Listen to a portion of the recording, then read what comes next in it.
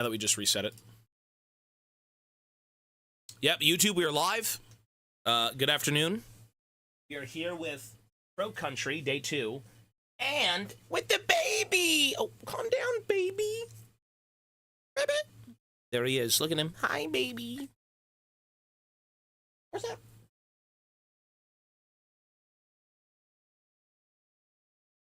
Want to go see Mama? Here, let me go bring Mochi to Mama. Come on, Mochi. Go!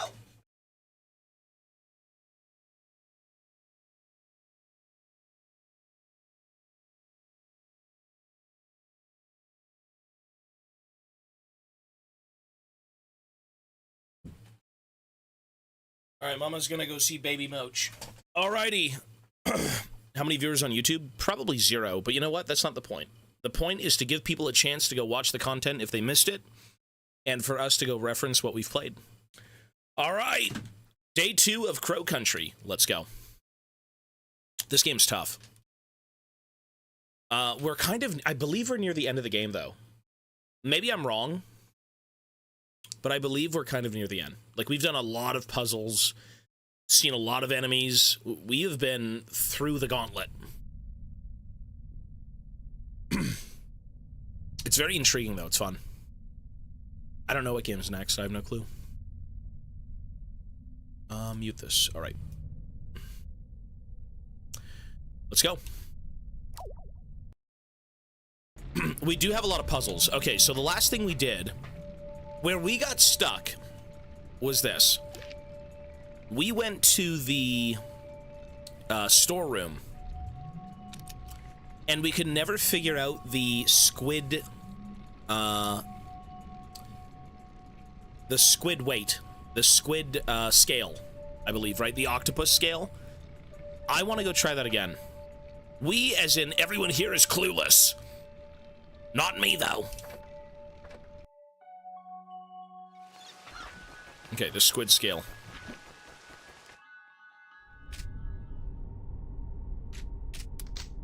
Ooh, Magnum.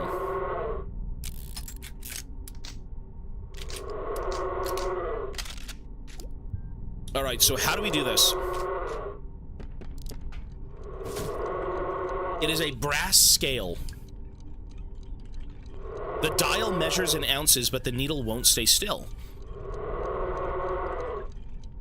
There's a metal octopus sitting in the tray.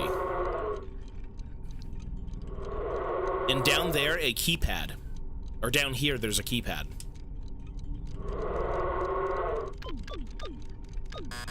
We're not sure. 1 sec.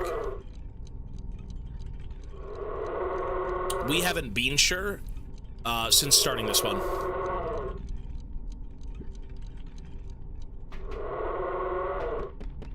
You know, I think it may be best just to come back to that, to be honest, instead of trying to, like, finagle it. Because I genuinely don't know. Okay. Shit.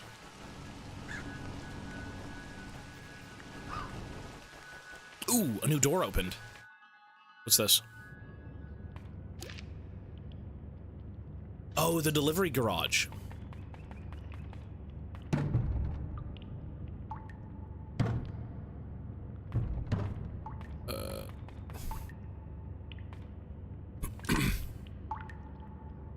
I noticed there's an elevator behind the large crow. Does it go anywhere? Does anyone use it? It always seems to be powered down. I figured it was broken, but someone said there's a switch in the crow's office that turns it on.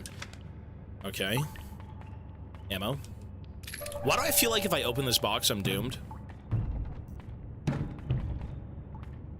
Yeah, I'm gonna pass for now.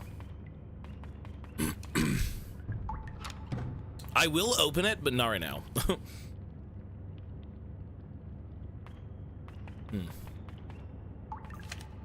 Okay, I think I figured it out. Bronze key, crank handle. I can't speak, hang on.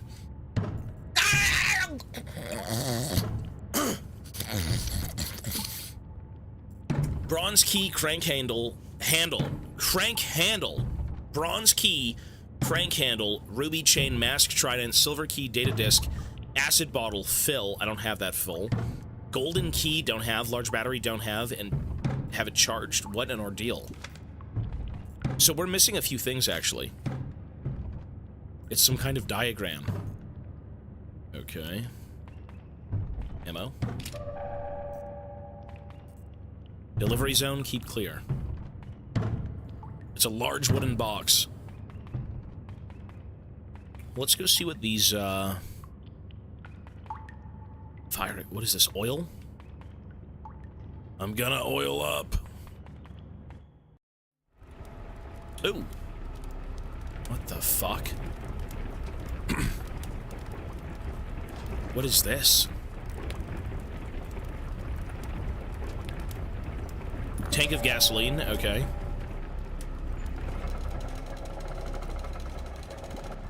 That is not a box of handgun ammo, that is a bomb. It's just a bunch of flickering numbers. I can't make sense of any of it. What the fuck is this? What are we doing? Crane. It's hauling something out of the ground. It's a crane. Yeah, okay. Something, there's like a liquid in there. Oh, it's gold. Isn't it gold? This is the gold. Yeah. Okay. Right. It is just another part of the process. You know what? Let me go save, and then let me open that, okay?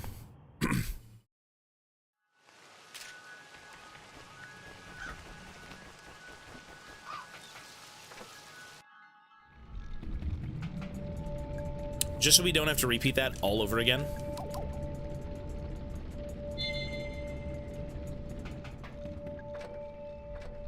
The alerts are off, we're good.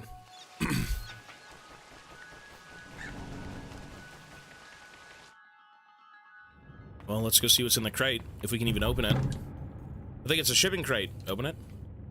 Maybe I shouldn't open it. Oh. Julie. Hey, kid. Julie, what happened? I'll tell you if you help me out of this thing. Help her out. Of course, let's get you out of there. First, thank you, man, for the 44. Okay, Julie. It's a large wooden box. Examine. It's full of soil. Look closer. Soil and rocks. I don't get it. Thanks for the help. How did you end up in that crate? Some guy grabbed me from behind and threw me in there. Some guy? Who was it? No idea. Didn't see his face. He had real sweaty hands, though. Oh, gross. Yeah, not especially an enjoyable experience. Yeah, not an especially enjoyable experience, all told. I wonder if it was Marvin. He looked like he had been kind of sweaty. Marvin who? Oh, nothing, don't worry. Just thinking out loud. I'm just glad you're safe. Yeah, listen. That's twice you've helped me out now. Let me know if there's any way I can return the favor. Alright, thanks. Will do. Anything I can do for you? Not right now. Thanks, though. Alright, you know where to find me. So, if we need help, we've got Julie now. You know, we never helped the police officer. I feel bad. Was it, you think it was the cop? Fuck that. You know what? We haven't helped the officer. I'm thinking it might be the officer. Maybe. I mean, it just seems so weird that he'd be there, right? On a bicycle. Like, everyone just seems to be at the park for some reason right now. Like, we've got the mystery of the gold and the land and all that stuff, and not everyone agrees with, like, what's been going on here, so people are probably trying to cover up loose ends. Or maybe get their share of, like, the loot. Turtle, thank you, man, for the 6 months.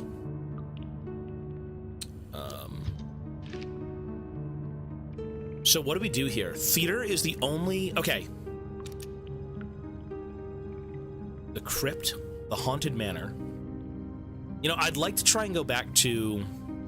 There's a lot of treasures here, right? I don't know what to do in the theater just yet. I think I need more acid, which means we have to go downstairs, if I'm not mistaken. All of these other hidden areas seem to be loot, like the X's on the map. Let's go downstairs.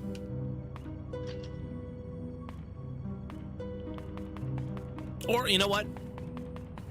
Let me go save again. And I'm gonna try and sprint for the upgrades and just see if I can actually make it work without dying. It's a bit of a turn though, for sure. But I don't think I could really make it across the map without taking shit tons of damage. I know the manor itself, like the haunted manor where you have to ring the bell with the owl. If I do it 8 times, I believe I get the Magnum upgrade, which I don't really use the Magnum, so it's not that big of a deal. At least not yet.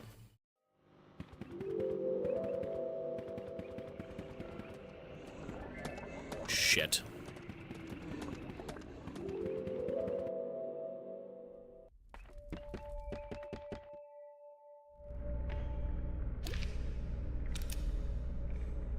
Okay, so I want to go down there. So into the theater and then through.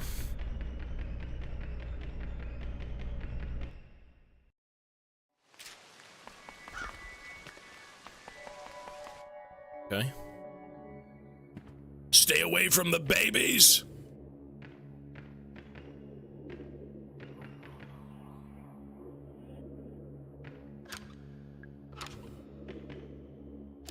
Now, see, there is an unsolved puzzle in the theater.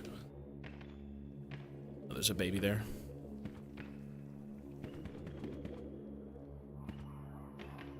I believe it has to do with this. It's full of water. I'm thinking the acid. There's not enough acid in the bottle, so how do I get more? We have to find it, right?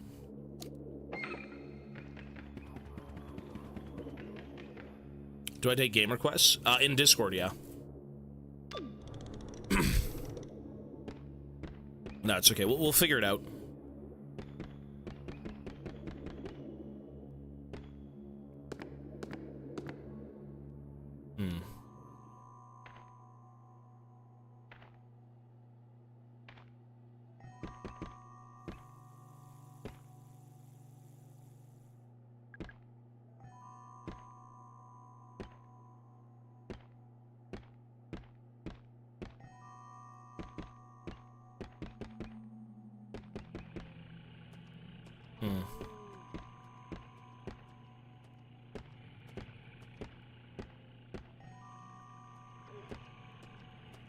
I don't want to waste ammo. Come on, you big spiky bitch. Let's go. Ooh.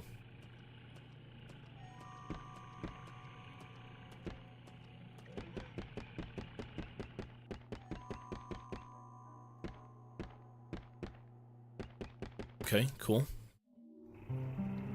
Oh my god, they're in here now. Oh my god. Oh! There's something in this room. There's treasure. But how do I get it? Cage? Didn't we get that treasure?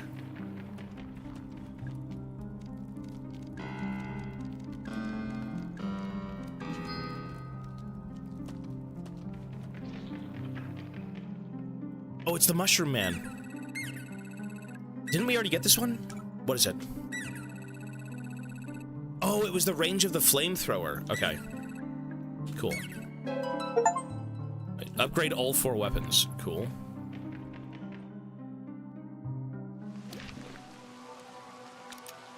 So the other upgrade is right here.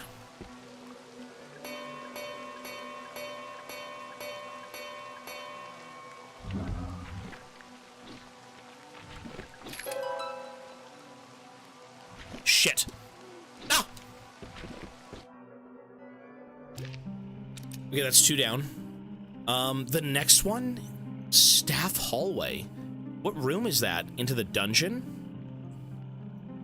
There's one in the crypt, and that has to do with the dead girl's gravestone, the enclosure, the tomb. Okay.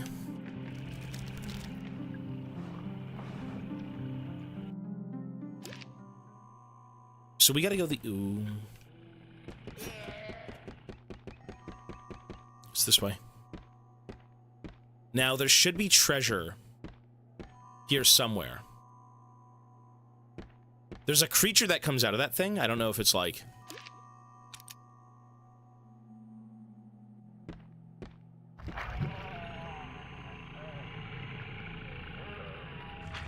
Do I have to kill him, maybe? This is the right way. You can see that there's an X right there.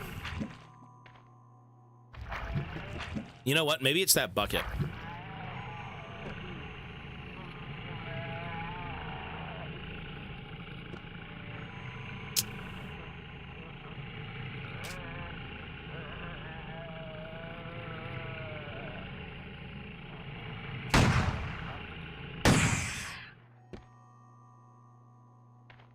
What a fucking waste. What a waste. Fuck! Whoops. Okay. Is it really not in the bucket? So I lost 2 bullets, and I also lost a grenade. But it's somewhere in here.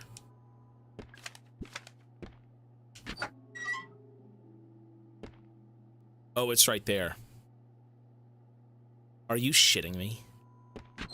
Are you shitting me? So we have to literally go around and go through the dungeon. Are you shitting me? And it's just, what is that, Magnum ammo?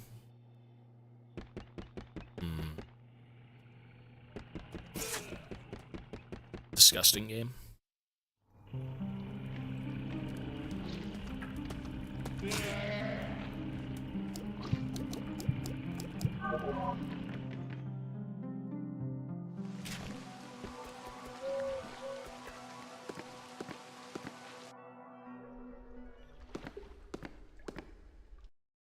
You know what?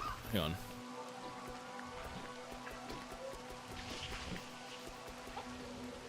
Fuck! Oh!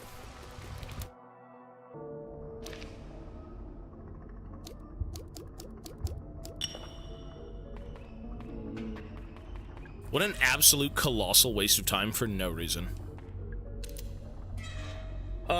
The other one I can maybe get to is the crypt, but the crypt is, not fun.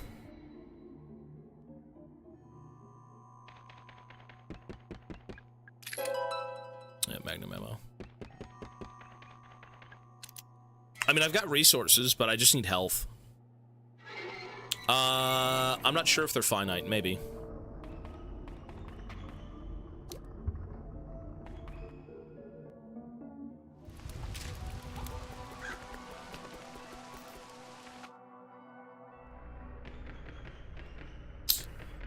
I don't even want to save, because I'm so fucked on resources, I'm kind of scared to save.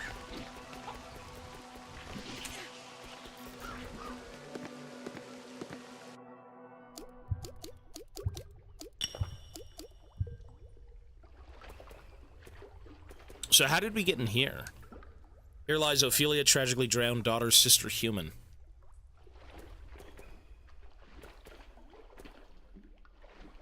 How do we get in there?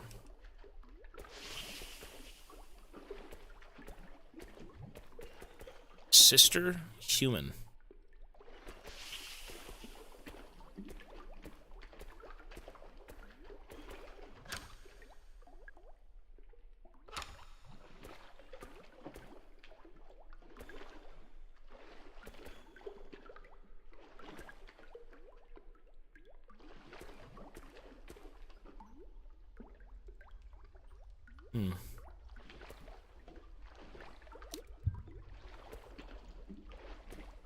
I think it had something to do with the power.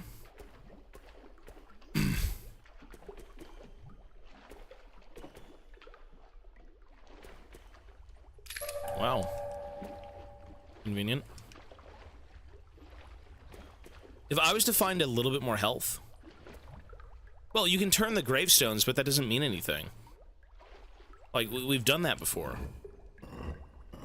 It doesn't do anything. Human. Like... Sister, human. Fuck does that even mean, human?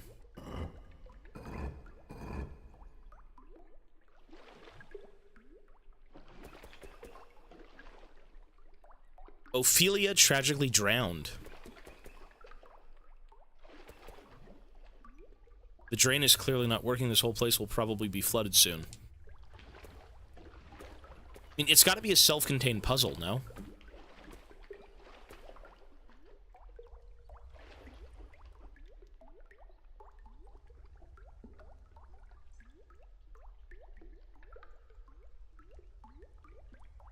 Well, their noses are red, but, like, I don't think that has anything to do with it. Why would that matter for something like this? If that's the case, that's really stupid. No, it doesn't matter. No, it means nothing.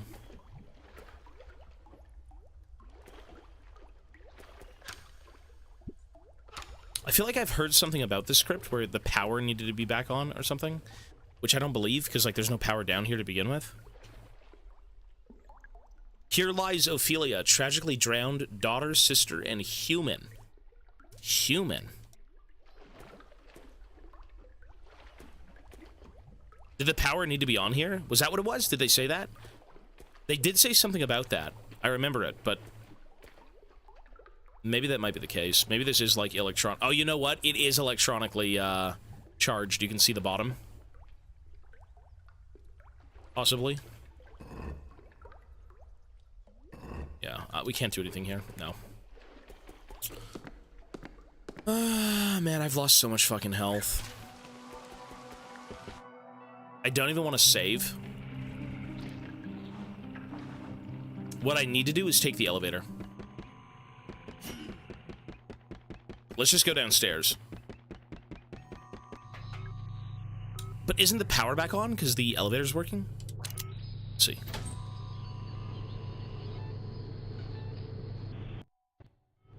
Mob was playing the piano. Oh god, we're in the labs. Ooh. Fuck, there's so many of them. Oh my god.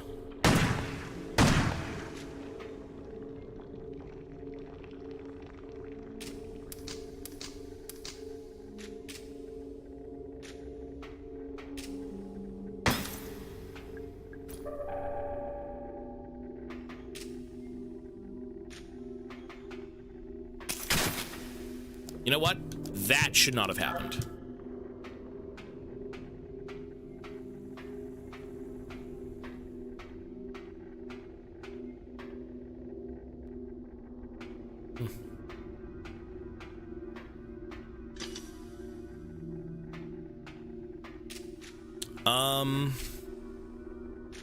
Do they respawn?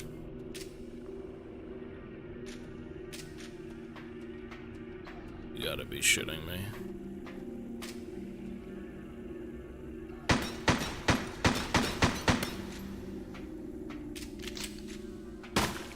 I believe they do, yeah.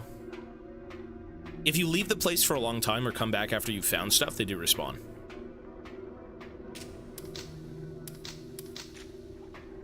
Magnum. Whoa! That's good!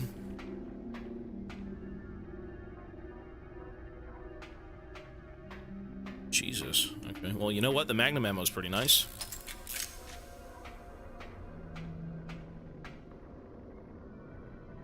It's a large hole. It could fit in there. Roll through. It could fit? You mean me?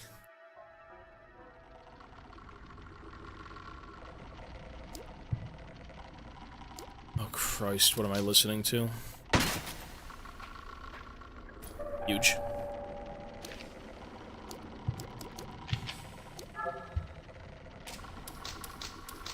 Okay. I've got the Magnum! Back the fuck up! Looks like some sort of high-tech lock. Press a button. The display changed. 7. Okay, some Predator stuff, alright.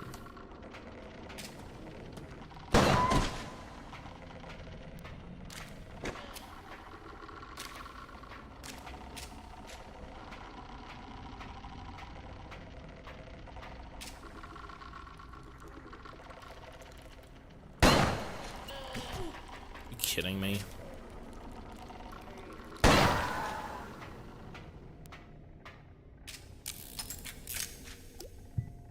Oh man, I'm not good with saving ammo, am I? Or health.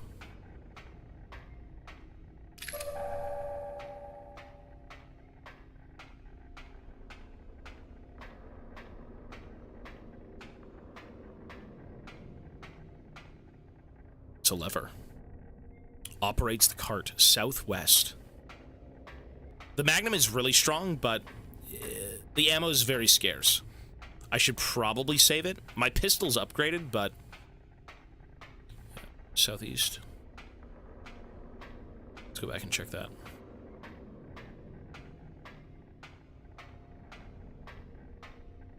So what did this say? I can't get into the pipe. This looks like some kind of high-tech lock. Press the button. The display changed. Press it again. The display changed. Press it again. It keeps changing. Okay. Leave. I have no idea what I'm doing. I might have to find a different way into the central area. Okay. Interesting. So this lift is going to take me up somewhere else, which we don't care for. I'm just going to keep going and see how long I can make it, and then probably have to restart the save. Like, I'm completely fucked. The crank operates the cart. Sure. Yeah, there we go, laddie. Lovely. Ooh, healing. But it's not real. All of the purple stuff is a bomb. It is not real, unfortunately.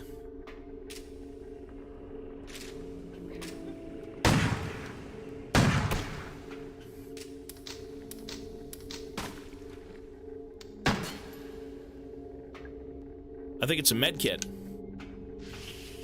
Oh my god.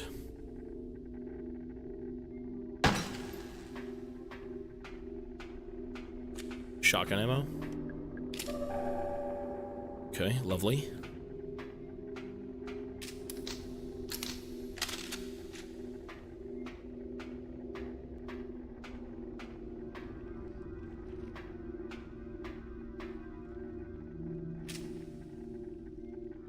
That's healing.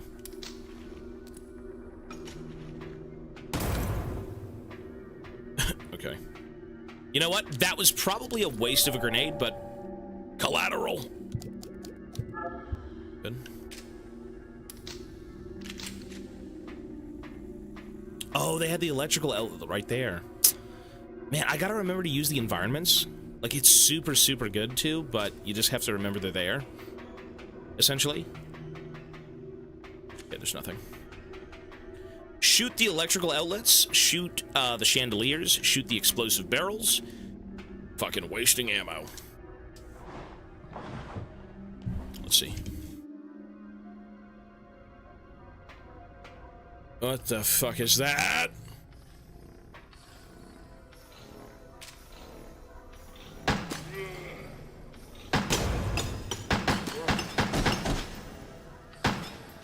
Cool.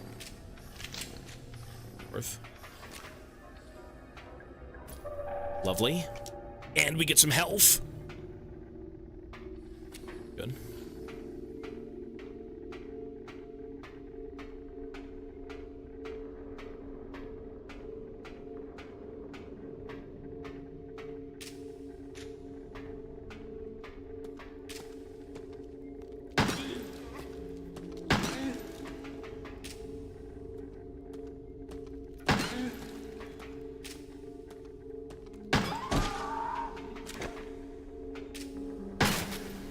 Even more health. Excellent. Okay. That's a break room? I think it's a save point, right? It is indeed not a save point. Oh, baby! Let me get some healing. Nice. This could be... handgun ammo. Cool. You know what? I think we're at a pretty decent point where we can maybe make a save and then play from here.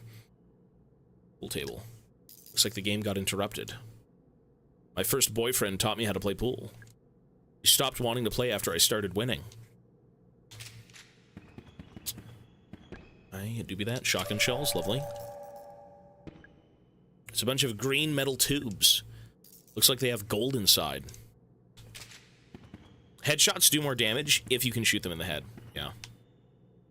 I've had a single bullet in this game one-tap a zombie. Notice board. It's a notice board. I can't remember the code for the break room security gate. I swear it had a 3, a 6, and a 2. And another 6, but I can't remember the order. I know I took the code from an old license plate, but it's gone missing. You know what? Is this the thing that we found earlier? Route access. The light turned green? I guess that's it. Okay. Oh! No! What the fuck?!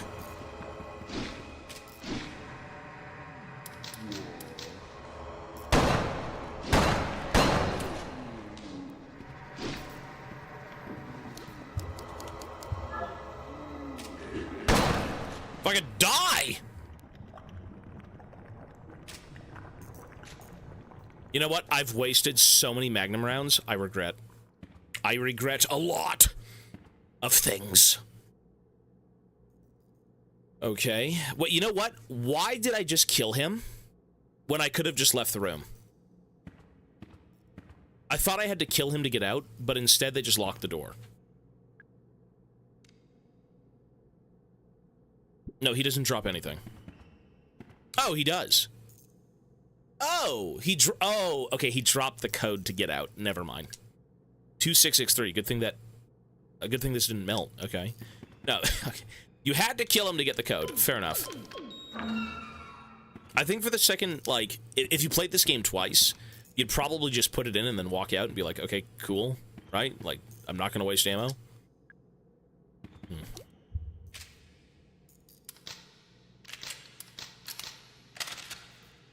Flamethrower. Let's do it.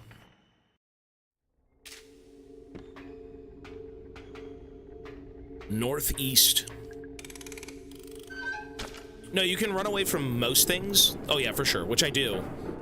I think for the sake of this area, though, you kind of have to kill them unless you want to lose health, because there's no room to kind of like get around them, right? We need a save point badly. Root.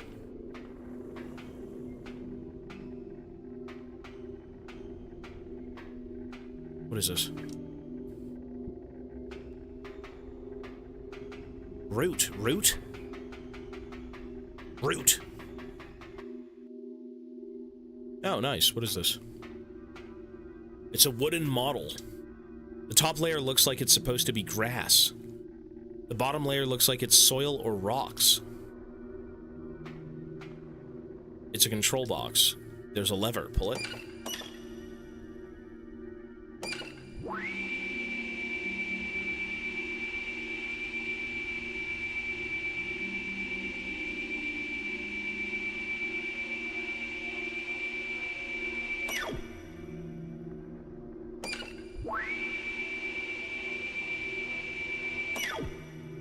Okay. It shows the outer underground area. Cool. That's useful. The outer underground area. Right.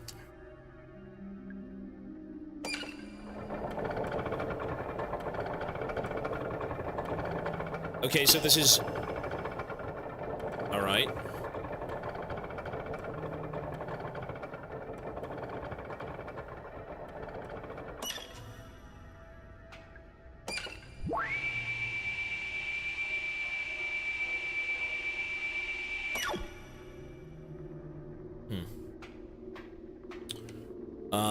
Interesting. Is that an antidote? Sure.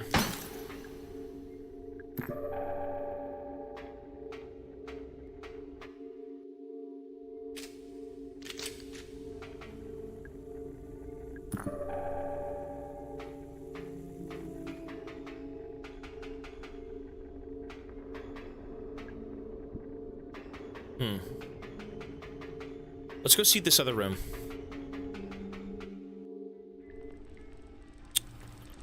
Okay. Shows the central underground area. Alright, cool. Fuck, what was that? So the central and the outer. Right. Okay, we've got two entrances. Oh, we're at the power generator. Oh, nice. It's a generator. It looks ancient. I wonder what it's powering. Turn it off? I have no idea how to turn it off. Okay. It looks fragile, though. Maybe I can just destroy it. Calibration Route 01 Sunday. Preserved for posterity. Oh, these are the roots. Remember they said they were chopping roots? And they left one of them? There were 5 roots, and 4 of them went, I think, or 6. 5 went, and 1 stayed. And you've got a guy watching over it entirely? That's kind of weird. Okay. Handwritten letter. Hey, Ed, did you get my rock shipment? Why don't you answer the phone? What's going on over there? Marv.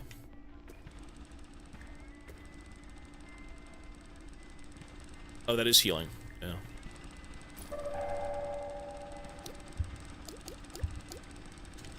You know what we need badly? Is a save point.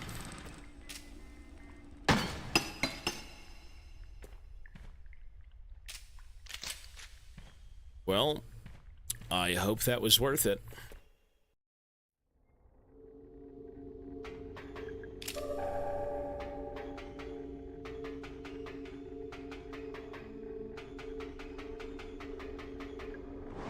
So we need to go through, we gotta go through this. What's this? Oh, we did not find... Oh! Oh! What the fuck? Okay, Marv?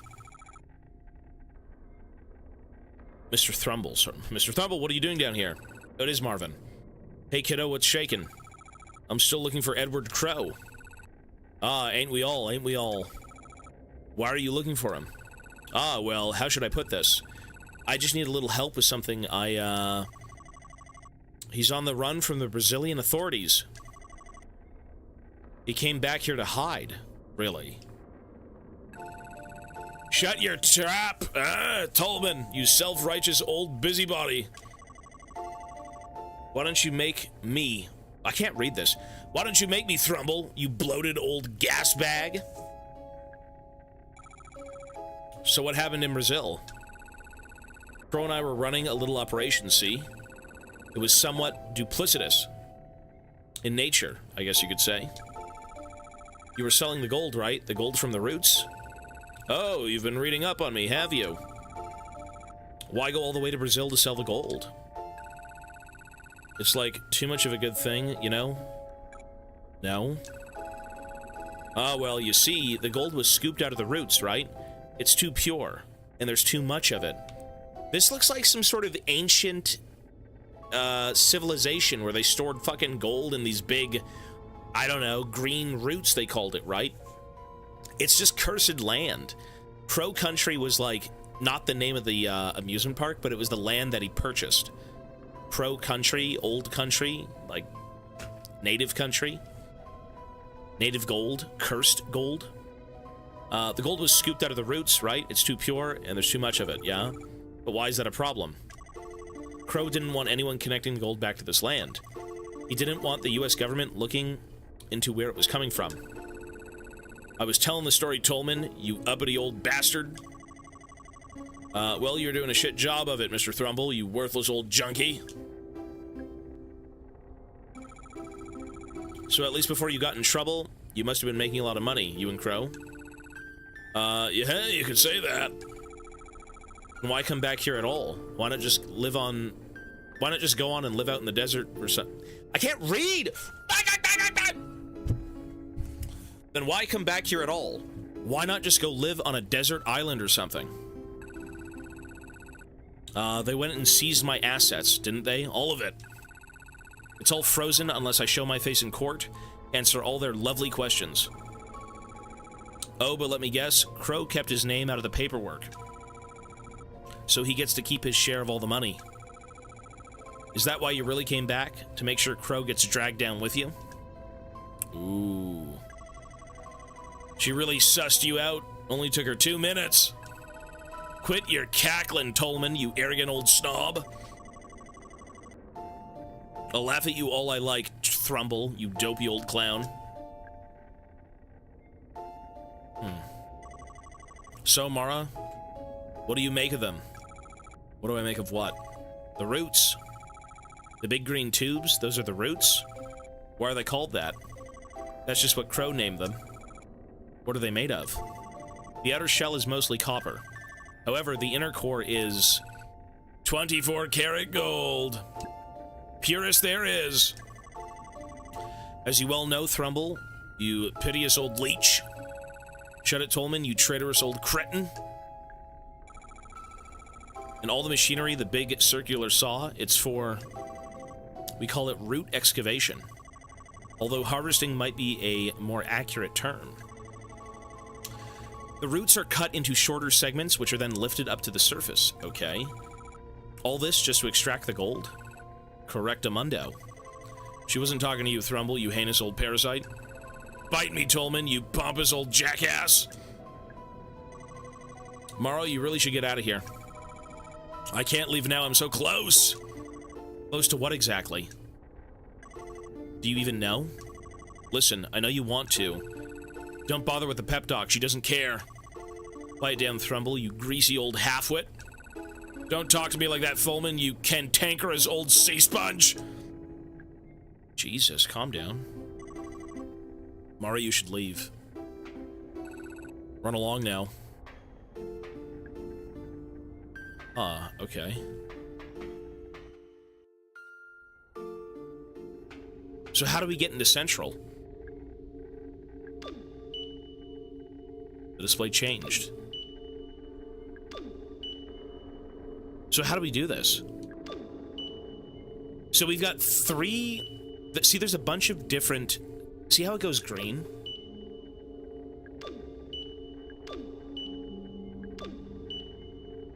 That's the most you're gonna get out of that, right? And then maybe the other one is, we gotta go save. I have to go save. I don't know where this is gonna take me, but I need a save room.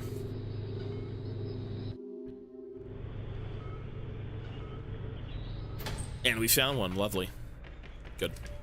We definitely save here. Good. So you know what? We did just turn the power off. And I'm wondering if now we can do the crypt problem and we can maybe go see his room, Crow's office? I think so, right? It looks open. Unknown door.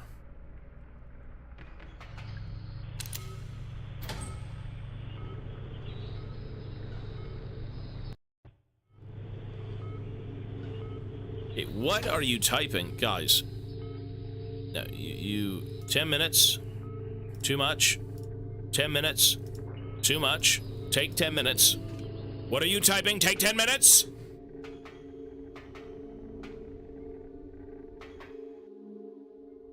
Ew, what is this? It's a machine. Oh, this is so gross. What kind of machine is this anyways? Maybe I could turn it on and see what it does. Sure.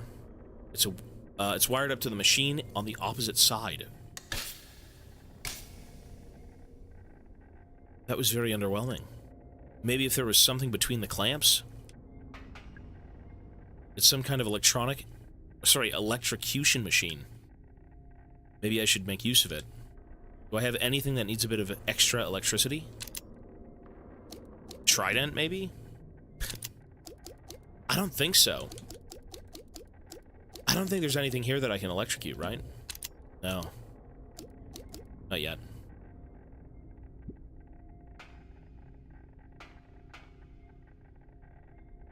I don't think the key really... You'd put a key in here? No.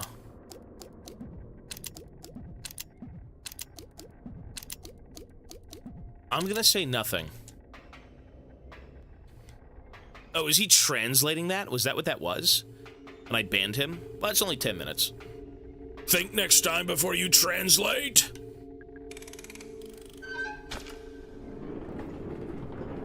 Listen, I don't know what that was. Listen, I saw some weird shit get typed, and you gotta get timed out. That's all I know. Keith Dub, thank you, man, for the 50. 50 months, sire. Aye, thank you, sir. We haven't been here either. What the fuck? It's a box of handgun ammo, thank you. Shotgun shells, thank you. I can't believe I missed these. It's a collection of video game tips. Oh, this is a save room! I'm so dense.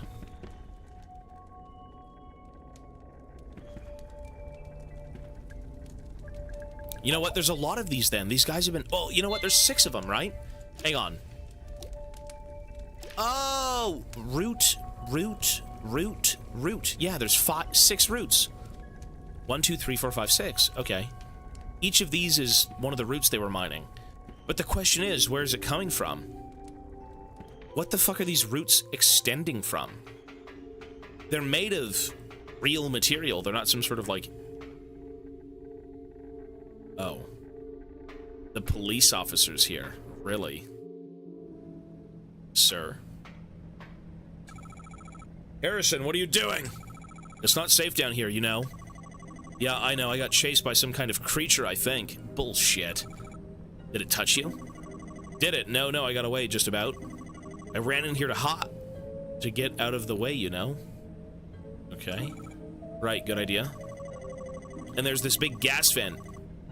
And I thought, okay, maybe I can just be of use. Maybe I can turn this off. Yeah, how's that going? Bad! I don't know how to do it. I tried, but it's too complicated. I don't get it. Hey, it's okay. I'm sure you can do it. I'll help you out, okay? I finally ran into Natalie. Really? Oh, you did? How did that go? Weird, she was acting weird. I think she might be ill. She didn't seem to want to talk to me. Oh? She told me I should just go home. Harrison, sorry, but she's right. You should. You're not going to tell me what's going on, are you? Ideally, no. Mara, I'm concerned for your safety. Don't be. The screen is cracked, but it still seems to work. Okay. Let's put the code in. Or the, data disk. Oh my god, what is this? It's connected to the massive gas pipe. You know, there is a gas wall inside the ocean area that I can't get through, and I'm assuming once we turn this off, it'll dissipate. Thick, smelly fumes are flowing out of it. Gas chimney manual override. The lever doesn't want to move. Total gas pressure must be at exactly 50 for successful manual override. Pressure must be at 50. Okay. So... Easy, oh, that's easy enough, sure. Exactly 50. Let's do 20. Let's do 9, so that's 29. Then... Fucking math.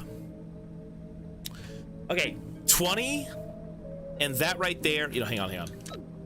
So 18, 19, 20, that's 27, 47, and then 3. Yeah, we're done. Okay, cool, done.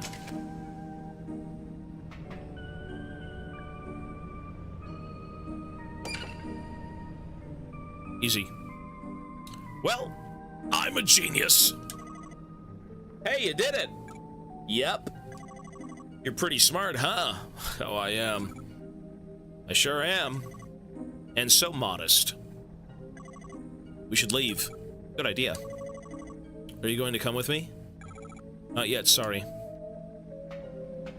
So smart, guys. That was the final brain cell in my head, yes. Is he actually gone, though? He is, yeah. Calibration route 05 Thursday. Far to go. Far to go. What was the other one called?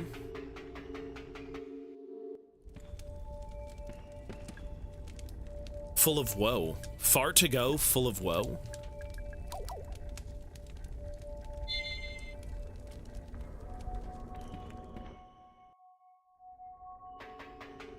Okay, interesting. So, now that the gas is gone, I can go back up to the, So the gas is gone out of that room. What about this one?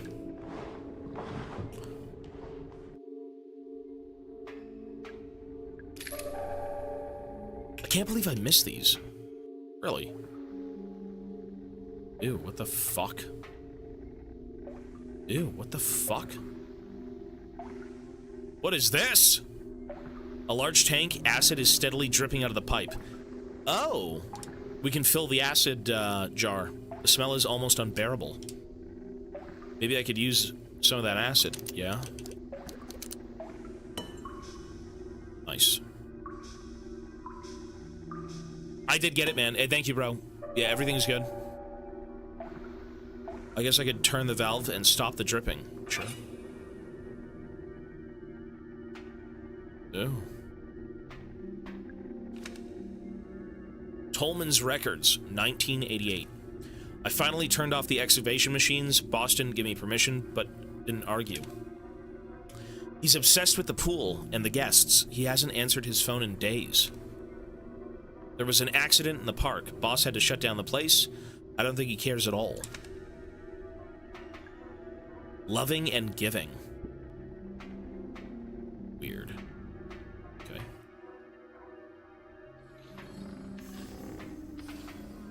Bottle of farts. What are you talking about, sir? You freak! Okay.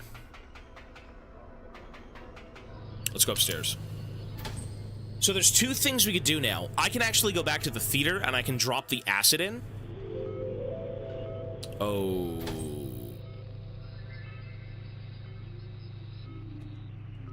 We're actually at the theater, so why not do that?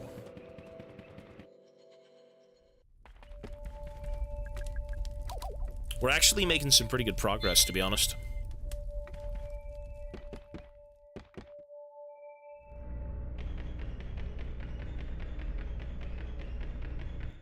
Okay.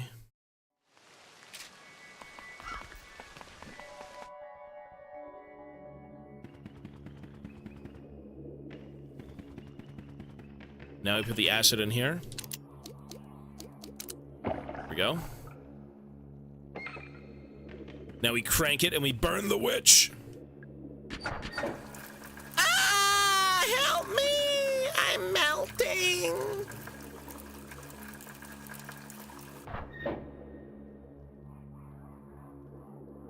What?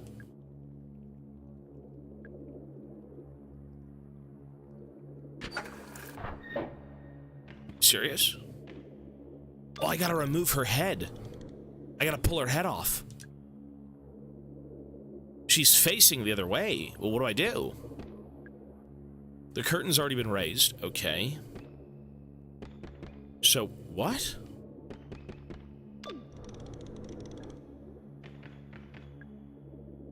Hello, thank you for helping me. I've never had, I can't read. I never had found that bronze key without you, okay? So, we need to get her head off. Obviously, the head that's wooden is being blocked, and the acid can't melt the body. So how do we knock its head off? There's something in here that I can use?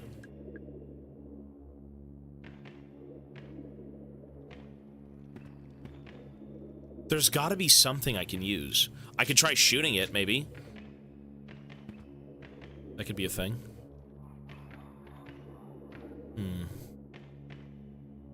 How much ammo do I have? Oh, we're way good. Let's try.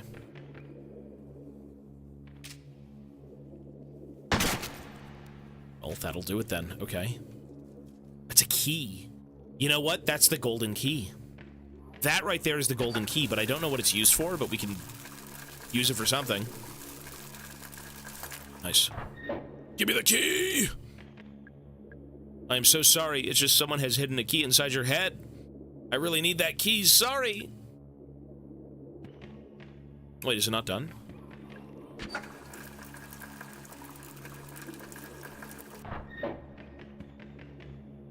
Wait. That should be enough. It's the golden key. I should be able to get it out. Ah! It's stuck. Pull harder. Golden key. Hasaki! It's done. I don't feel good about this. Okay, so now we go back to the save room, and we save. And then we try and get into... probably... Sec. Fuck off.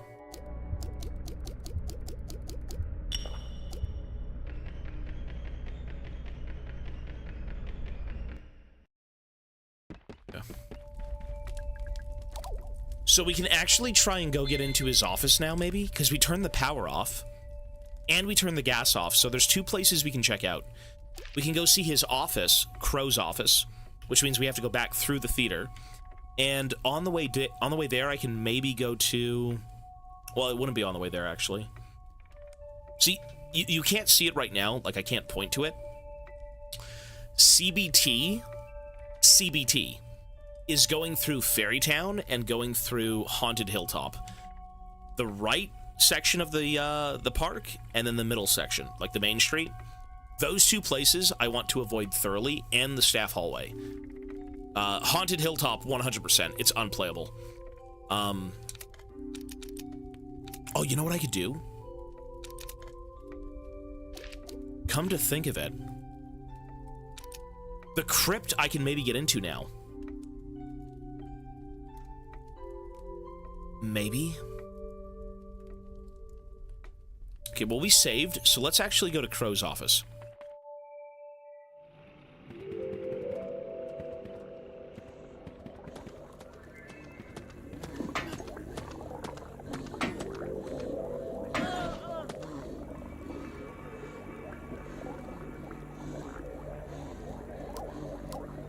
That's not even the right way, and I'm, like, mentally ill.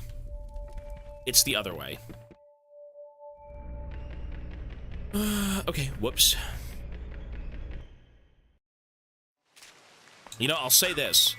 When things come together in this game, they feel good. They do take a while to kind of realize, like, oh, this is for this is for that, but when you feel it, when you know it, so good. It's very much akin to, like, how you felt when you've played, and if you've even played it, The Outer Wilds. Oh my god. Sure.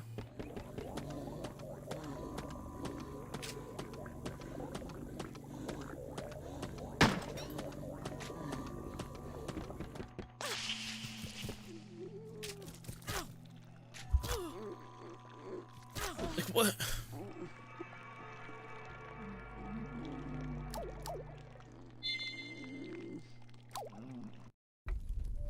Okay.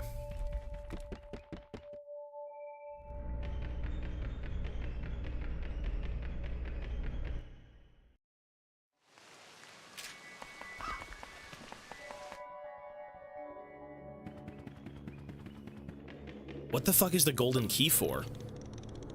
His office? Is that what that's for? I don't think I've seen a single door that even unlocks with, like, the golden key. Oh, it's gotta be this. El Crow. Oh, no. Golden keyhole. Right, okay. Let's go. Edward Crow. Look at this. Okay. Yeah, shotgun ammo. Oh my god!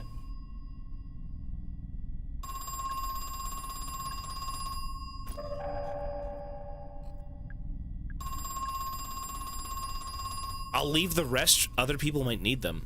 No, they fucking won't. I'm doing everything. Hello? You know, I never had a plan for all that gold. In fact, it quickly became a problem. We couldn't sell it, basically, not without arousing a lot of unwanted attention.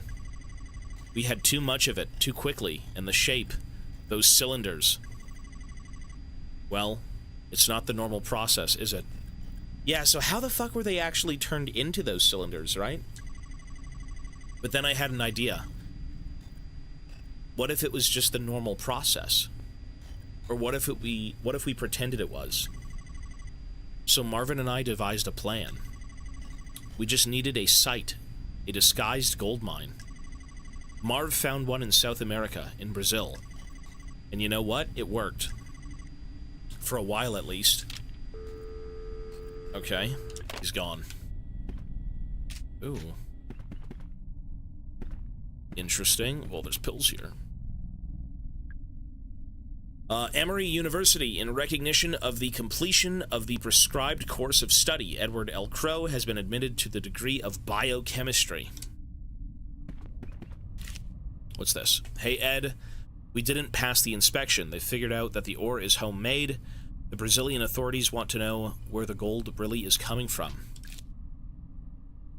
This is getting too dangerous. I'm coming back to Georgia. See you soon. Marv. Well, he wasn't lying. Okay. What's this? There's an electronic plant... I can't read! I think I'm having a stroke! I was gonna say planet instead of panel. There's an electronic panel. Okay. Control room, no unauthorized entry. Press the button. Oh! Cool. Control room elevator switch, number code. My first is in Grinner, but also in Goblin. My second is in Guest, but not in Puddle or Spindle. My third is in Lumber and Goblin, but not in Puddle. My fourth is notable only by its absence. I mean, he's been... Stay off the drugs. It's a slide projector. Okay, turn it on. Oh, look! Oh, these are the creatures! They're called guests. Oh, so these creatures are the ones that start appearing. Right, he said a few of them came from the pond. And then another one he had in a cell, right? He kept it as like something to interrogate, like a prisoner. Okay. Read the slide. So these are the ones that walk around. Emerged at 50% root excavation. It varies from specimen to specimen, but they largely retain a human-like appearance. Most distressing, they are capable of a limited non-verbal form of vocalization. So maybe they're actually sentient? Maybe this is like a race of being? Okay. The Goblin. Puddle. Emerged at around 80% root excavation. I pray this is my final entry, for I cannot imagine how anything beyond this point would be capable of emergence. The puddles experience widespread cell necrosis. They are quite literally melting. The Goblin. Emerged at around 50% root excavation. Despite their small stature, I've concluded that they are not infants. On the contrary, they may be a senior variant of the guests. Their advanced age causing a weaker genetic makeup, which has diminished their anatomy upon emergence. The Spindle. 60% emergence. Well, emerged at 60% root excavation. Much of their muscle and fat is missing, but their bones have become elongated. However, the bone mass is spread more thinly, and consequently, the bones are brittle. Additionally, without sufficient flesh as cushioning, their joints are weak. The Lumber. Emerged around 60% root excavation at the same time as the Spindles. Here, the opposite phenomenon can be observed, as the Lumbers are stiff and stout with excessive muscle and fat. Perhaps this could explain why the Spindles have insufficient flesh.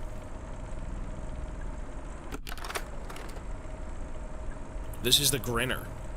Emerged at 70% root excavation, the form is bipedal, but other similarities to a human body are quickly disappearing. In terms of anatomy, each specimen is vastly different from the next. Okay. Puddle. Guest.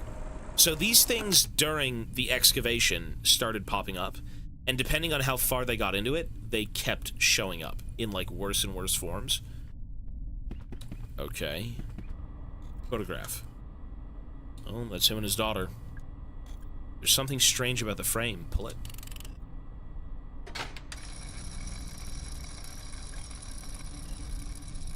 Oh, nice. Wait, what the fuck? Television? Every few moments, something flashes up on the screen.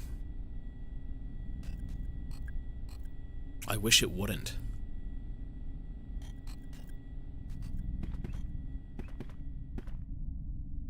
It's a wooden crate, more gold ore. Okay. Interesting. This is creepy. Oh, okay. Medkit.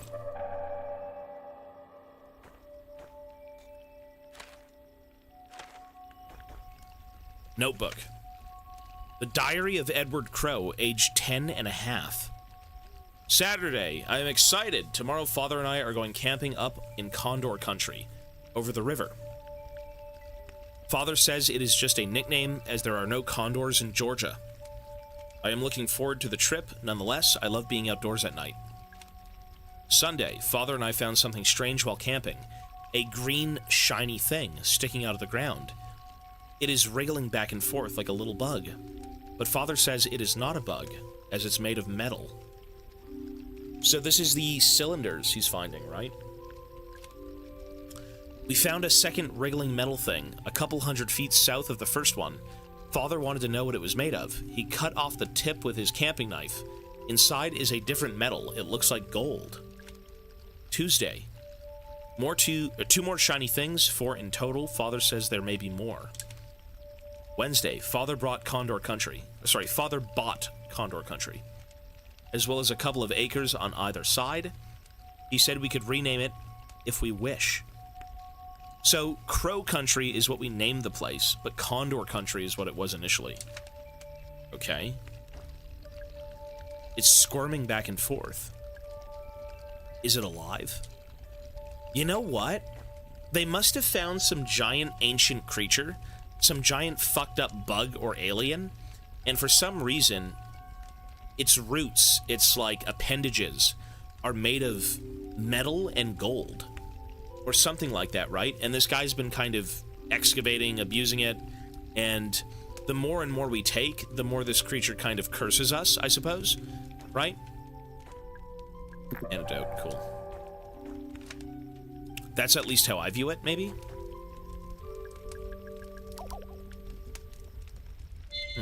But it seems like whatever this is, it's alive. You can see it wiggling, right? It's always the money. It's the exploitation. Oh shit. Hello, ma'am.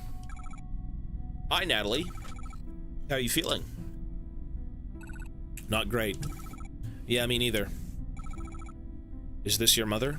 Yes. She died some time ago. I'm sorry. It's a beautiful statue. It's solid gold. Yeah. It must have been very expensive. Your dad really spared no expense, I suppose. Or I guess. Did you find him yet?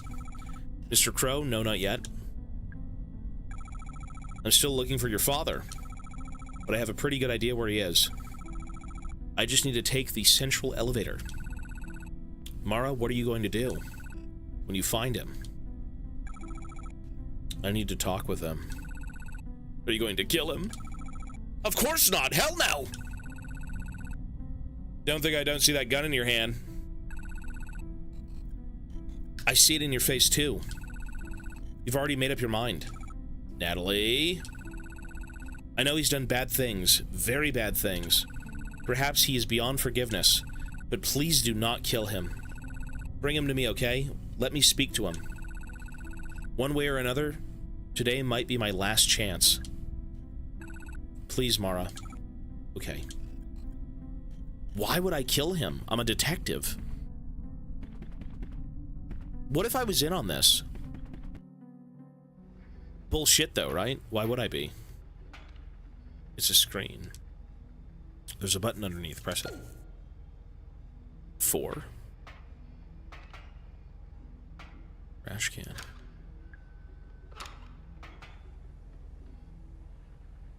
What the fuck is that?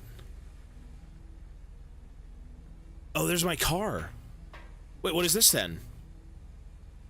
Okay, so he's been watching me the whole time, right? It's a video feed from a security camera. Wait a second, that's my car! Looks like Arthur's still inside. Talk to him. Arthur! Can you hear me? Mara, is that you? I can't see you. Where are you? I'm in a control room. A control room? Is it cool? Yeah, it's really cool. I'm jealous. You got to go on the real adventure. Arthur, how are you feeling? Not great. Just stay there, okay?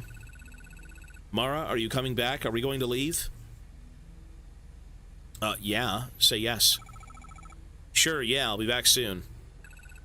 Okay, good. Why do I feel like I'm maybe the villain? You know what I mean?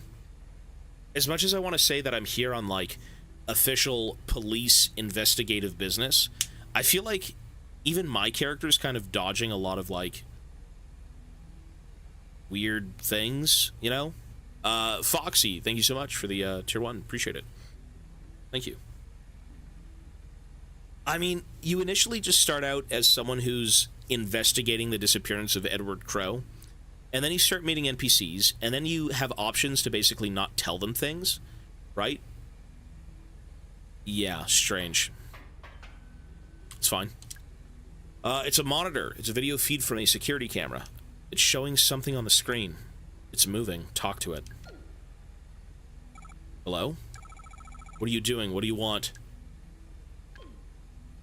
It did not respond.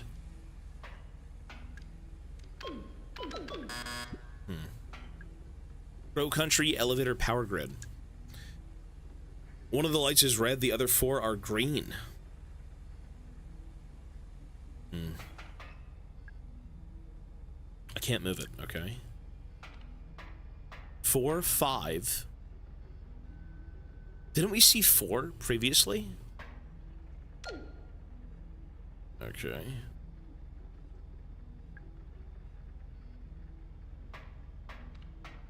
4, 5, 1? 1, 4, 5. Was that 1, 4, 5? 1, 6. What? 16? It keeps changing, though. Finally, I consider my favorite pirate. Hey, thank you so much. Hey, you know what? It's never too late to subscribe. I do appreciate it. Thank you. It is never too late. 16461. 1646. 1646. 164611.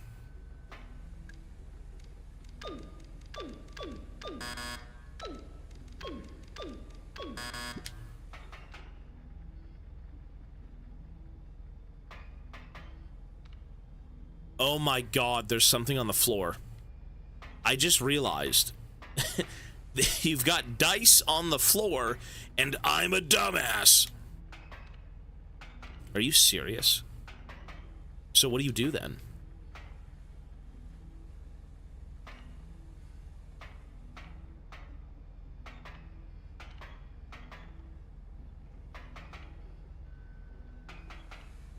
So what does that even mean? Whatever this is in this room, by the way. There's no reason it wouldn't be.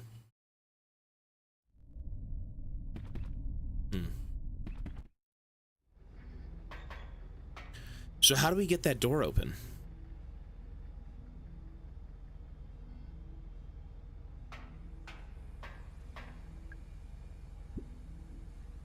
Well, I'll say this. We know a little bit more as to what is going on. Let me save.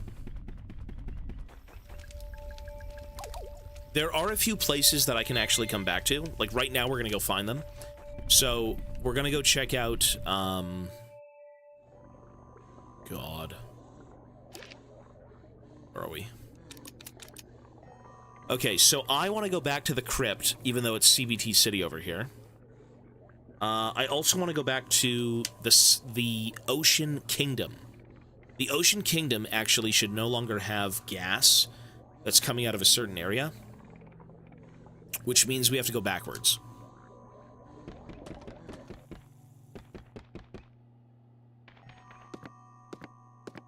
Dice facing in order? Well, we'll come back there. I'm not sure yet, but we'll be back.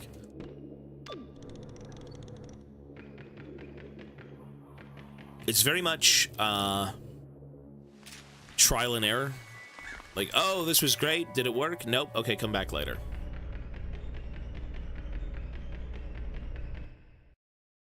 Good.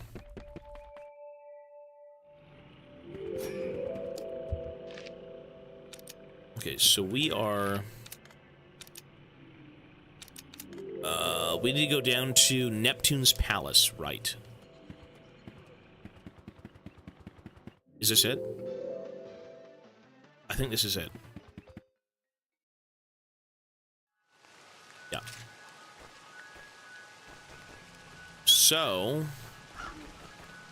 Fuck. Right here. The Seven Seas. Ah, so this is what was gassed off initially. Okay, interesting. It's a wheel. We can turn it left or right. Doesn't do anything. But it's a nice feeling, having the horizon stretching out in front of you. Ooh, that's healing. Lovely. It's a treasure chest. Aye, laddie! Oh, it's fake. It doesn't open. No! I'm feeling a very tangible sense of betrayal. You bastard. You know, there is another door right next to me. If I just go down slightly, I can enter it with the golden key.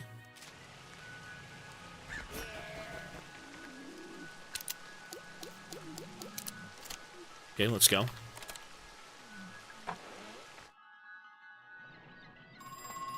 Oh. Hello? You're still alive. I know it's dangerous up there. A lot of them got out into the open. But I know you bought a gun. Sorry, but I know you brought a gun. Have you been killing them? The guests? They're in no shape to continue living. The ones that emerged more recently, even more so. As I continued the root excavation, the guests became even less, well, some of them aren't even bipedal anymore. So, the longer he continued the excavation, the more they deteriorated. So he basically... And, you know, at one point they even spoke, he said, right? They mumbled and said words. Ineligible words? Not eligible. You couldn't understand them. And... what that means, though, exactly, I'm not sure. It seems like all these creatures were kind of like... part of this entity, this big creature down below. And in stealing from that creature, from this entity, this civilization, whatever it may be, he's been killing them. So if anything, they feel more like victims, right? They're not just like abominations, they're actually sentient creatures. Some of them aren't even bipedal anymore. It goes without saying that we cannot let them leave Crow Country. We cannot afford to let them infect anyone else. Maybe I'm wrong, though. Who knows? What are they? Who are they? They are irreversible. Okay. Pizza. I wonder what's inside. Maybe some ammo? It's pizza. Touche, pizza box. I'm not hungry enough to eat this.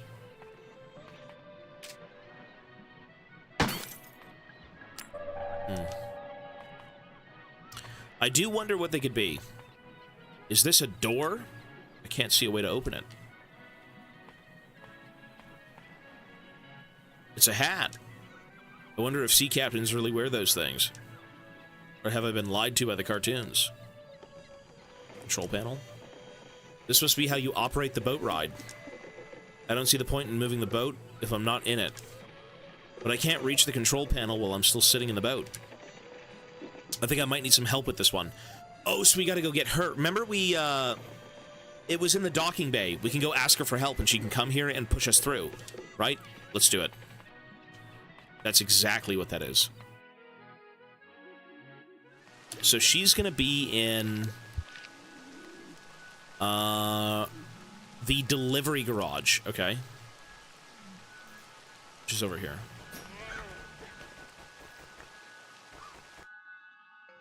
Is it here? No, it's down. It was the door that I just was next to.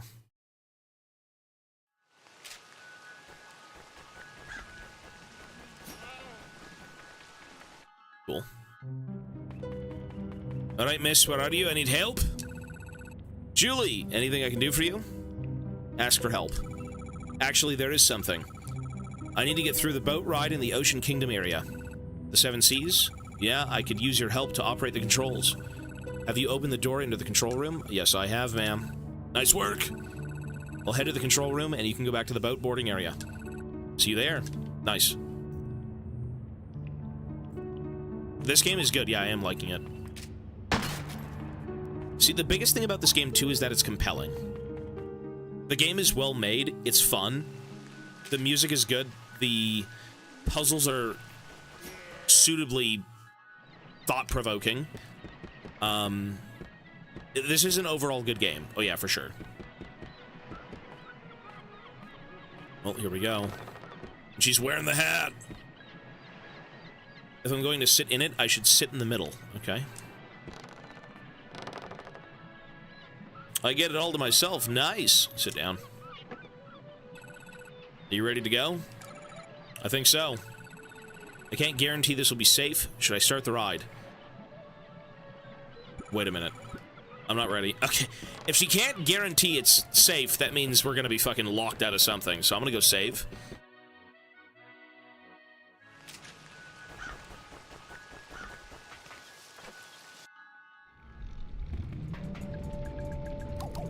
So the question is, before I take this ride, which I'm not sure is even the right call right now, what more could I do? So... Oh, you know what?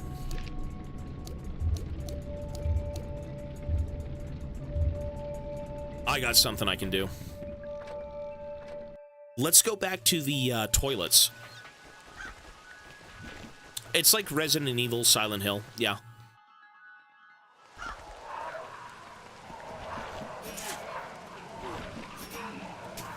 Okay. Thank God I saved.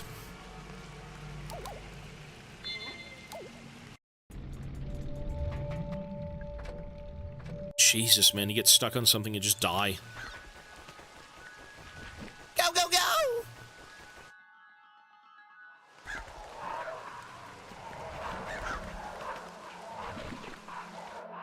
I'm thinking I can use the acid.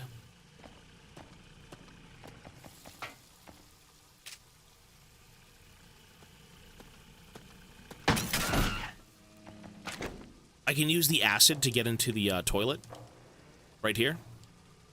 There's something in there, but I can't get at it, okay? It's blocked by a pile of old bones. Use item. Acid. Nice. Good. Man, that's a really late game thing, eh? I think the bones are melting. Flush the toilet. That's gotta be decent. What is that? Magnum ammo. Ooh. You know what? I've wasted a lot of Magnum ammo, and I regret it because this shit is rare. It's gotta be... Whatever we face in the endgame will most likely not go down easily.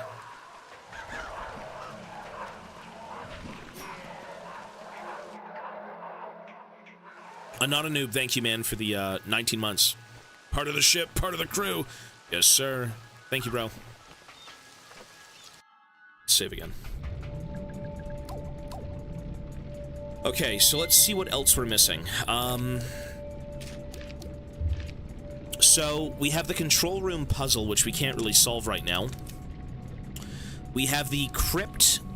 So we've got the storeroom and the crypt. I don't know what to do in the storeroom. It has to do with a scale, with a squid. And for the sake of the crypt, it was in part to the electricity, but I think I also have to kind of drain the water. We could try it. I could just run over there and see. So Vivian, peace, bro. Have a good night, man. Oops.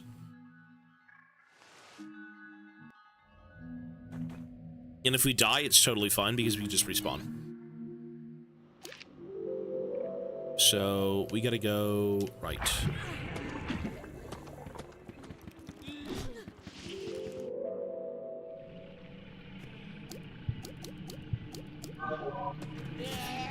I just want to go see what's up here.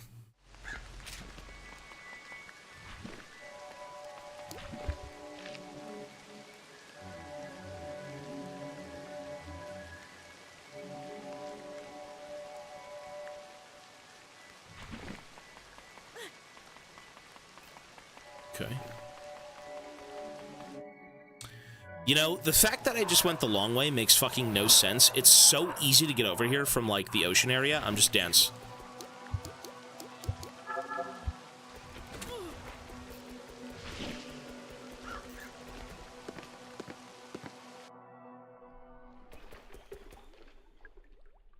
can't get in yet.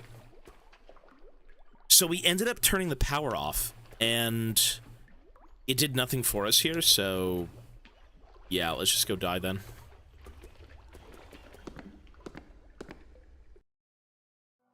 Sure.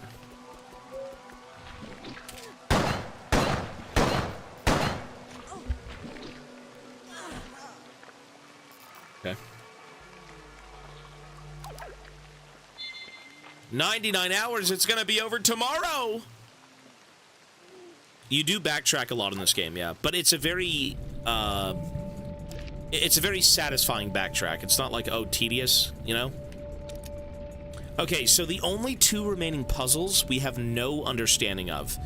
I don't know how to do the storeroom one, that's right in front of you, right there, the X, and I don't know how to do the crypt.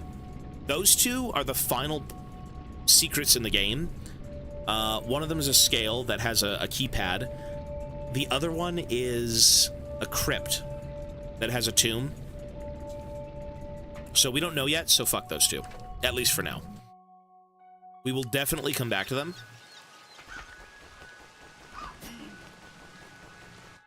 Cool. Alrighty, I'm ready, miss. Let's do it! Let's do it, ma'am. Let's go through. Aye, are you ready? I am. I can't guarantee this will be safe, so should I start the ride? Yes, let's do it. I wonder what's up here. Maybe Santa. Santa.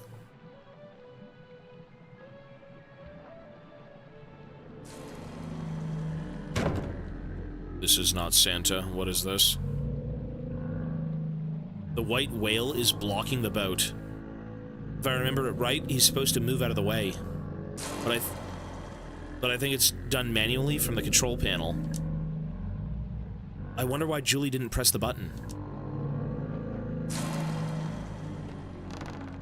Okay. Because she's fucking in on it! Or maybe she's dead. It's a control box. Okay.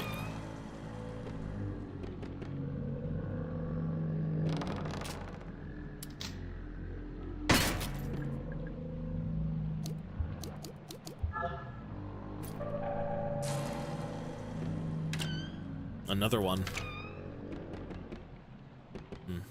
Switch. The biggest, most ornate switch I've ever seen. Pull it.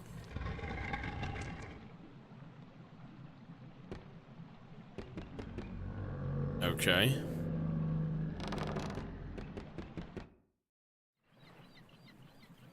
Julie? Blood.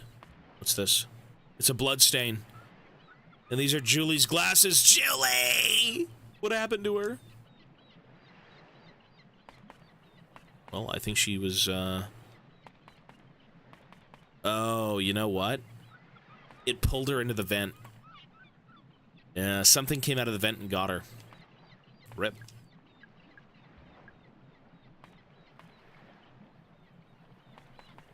Okay, what are you typing, brother? That is weird. Thank you, though, sir, but that is a little bit weird.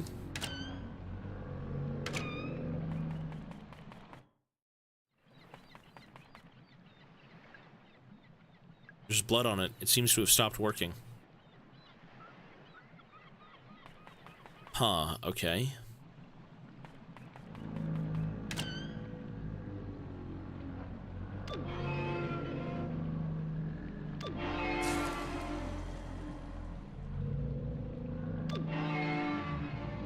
What am I listening to?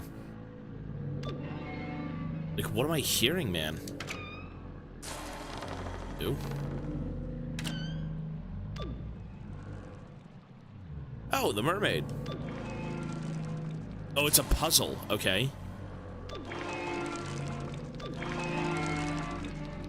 So how do we get through this?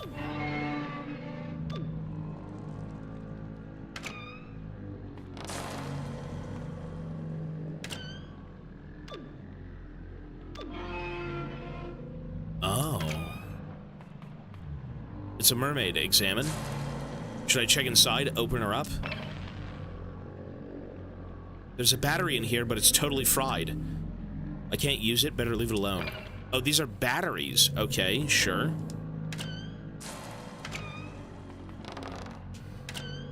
Let's see what the other ones have.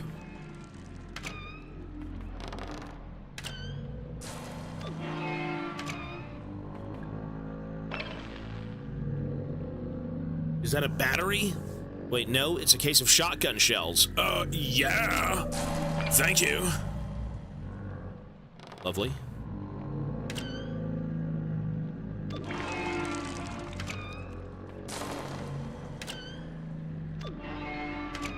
Cool. There's a battery. It's in fairly good condition. Take it. Large battery. Okay.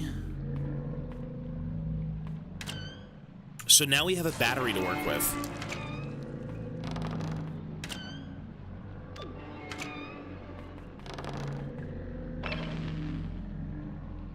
Nothing.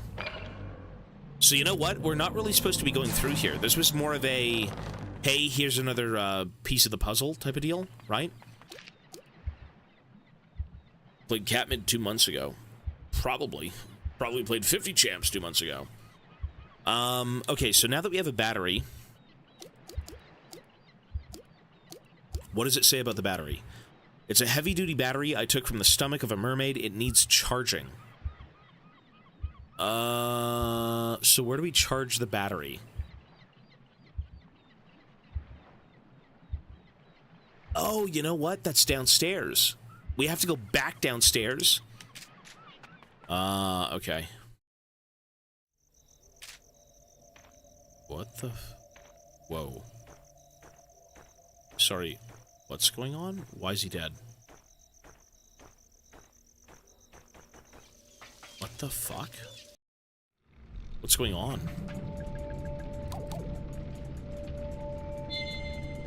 Surf and turf. Seafood is good. I mean, grilled meat is also very good. Wait, what's going on here? Is everyone sleeping? What's happening? What is this?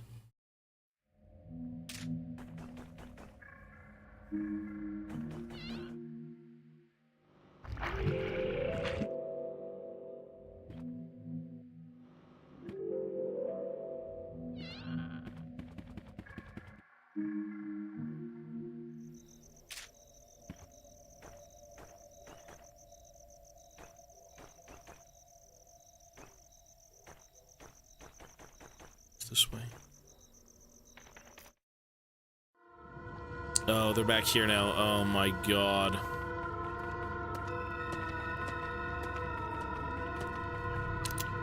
Okay. It's gone to shit! We have to go downstairs. Man, we're gonna have to shoot our way through, aren't we? The electrocution machine. Another puzzle? Really? So go right.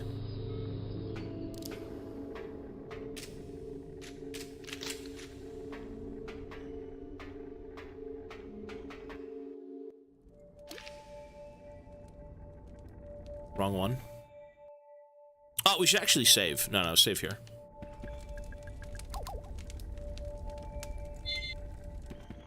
Okay.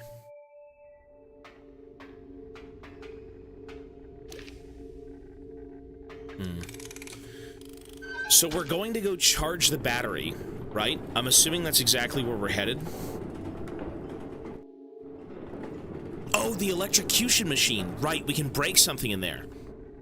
Oh my god, what is this? Oh my god, okay.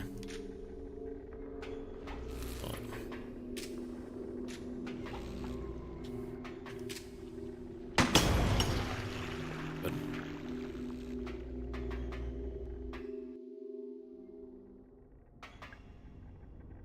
It's some kind of electrocution machine. Well, we're gonna charge it here is what I mean. Okay. Good.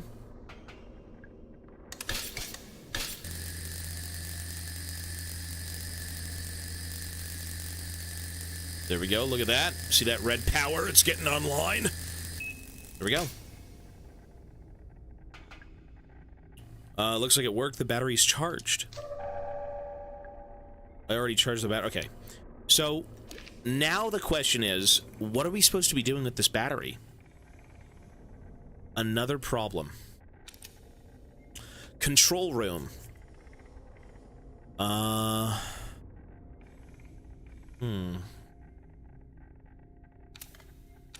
What a very cool map. Like, legit, look at this. You can see where all of the elevators are, so, like, if I want to go back to, Crow's office, we have to take the northeast elevator. Right, top right. Clean. So where do we take this battery?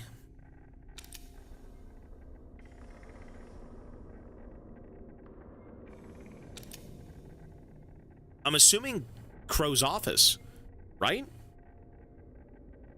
Is it? Or is it the staff room? The break room? No. There's nothing in the break room. Was there?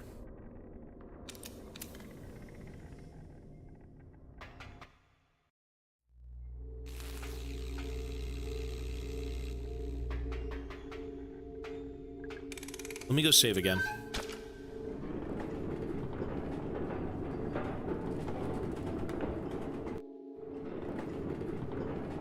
I don't think you pass it by this puzzle.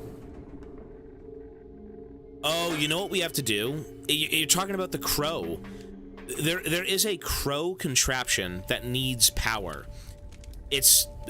yeah, we have to move the crow around.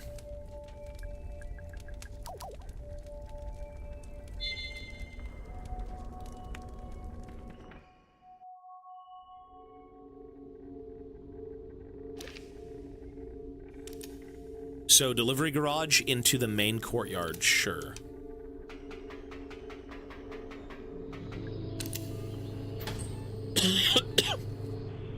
Quick update as to what games are coming up. I don't know yet. I could say this. Well, hang on one sec.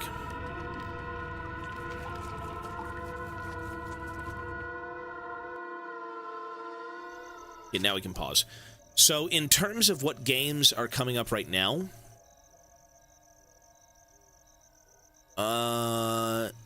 we don't have any in particular. We're pulling them from the main games list, because we did pretty much beat all the October games that were locked in for one tier.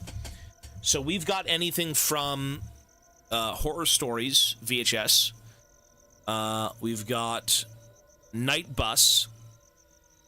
We've also got The Cabin Factory. We've got The Mortuary's Assistant. We've got Labyrinth of the Demon. Dusk and Forgive Me Father 1 and 2. I think Conscript, maybe? Stuff like that. Jokerims, thank you, man, for the 13. Appreciate it. No, whatever games are locked in is what we have to play. I do have to add new games for a new sub-goal, but we're not sure yet. You know, if there's any game... Inscription could be on that list. Yep, yep. Any sort of weird Halloween-y October games, you know? So, if you've got any suggestions, again, post them in Discord. Are they sleeping? Like, what is going on? And we still do have to add a new tier. So, yeah.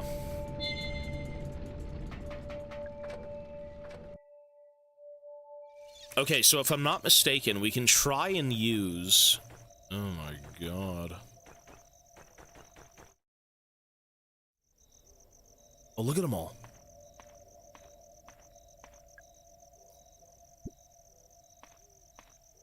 Why are they all knocked out? No! What the fuck? Oh, they're dead. Who's got the gun? Someone just shot a gun. Did you see that?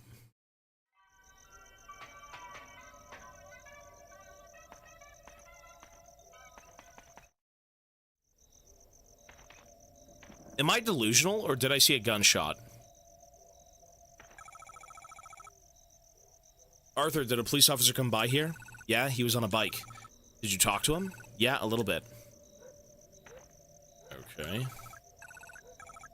Did I just see a gunshot, or am I delusional?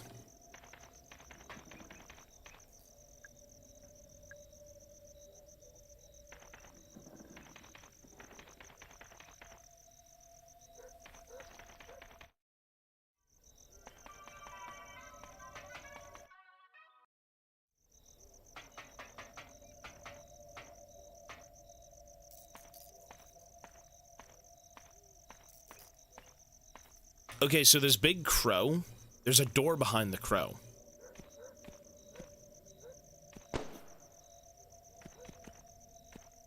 Am I fucking delusional, or am I being oh!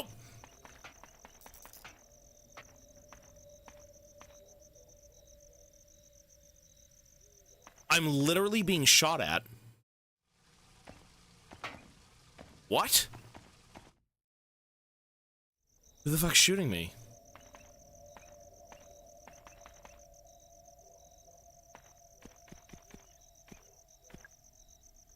Okay, move the panel. Go. Pro walking sequence. It's out of power. So how do I... Yeah. Who the fuck is that? Pro turntable control. Oh, there we go.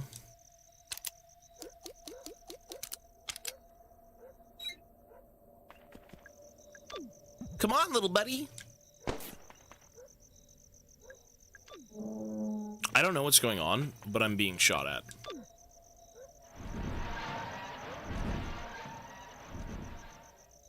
I'll have fun. And just like that, he walked out of my life.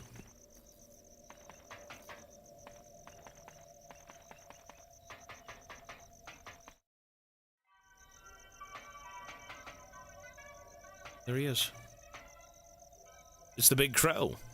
He's making his way out of the park. I don't blame him. It would be nice just to walk away.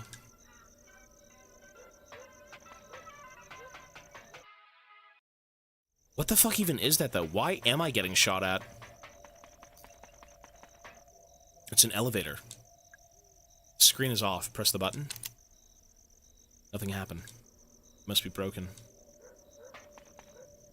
You know what? That's the central elevator. So that is the elevator right there. See that black square? That's the elevator. So what are you supposed to do now? We've given it power. No, he won't go back. I don't think it matters. Oh, wait.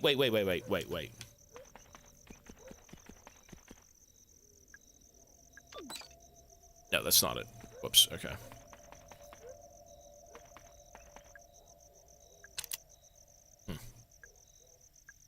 It must be broken. So what do we do?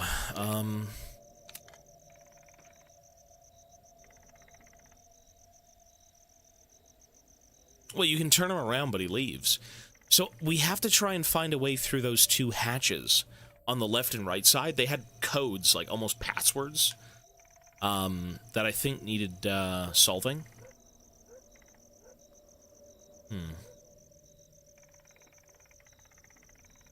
Well, you can't turn him around now because he's gone. He's completely gone. Like, he's not coming back. Yeah, I don't need this anymore.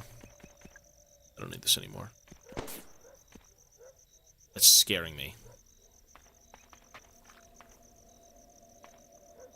Someone is actively trying to kill me. Right? All of those traps around the park, same deal. So where do we go, though? We can try the control room again, maybe? What could it be? Let me go save.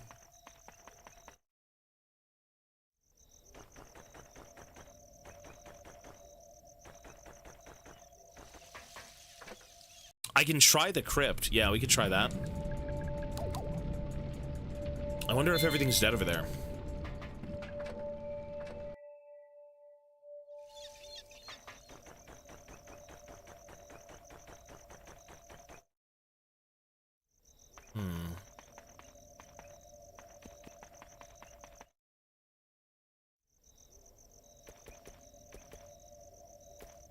They are. Wait, everyone is dead now. Everything is gone. This is still not opened. Okay.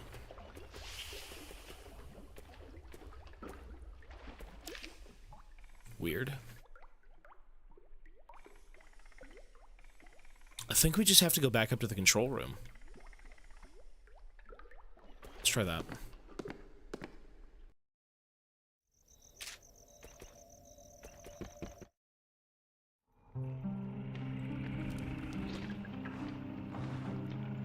So traversing outside seems to be...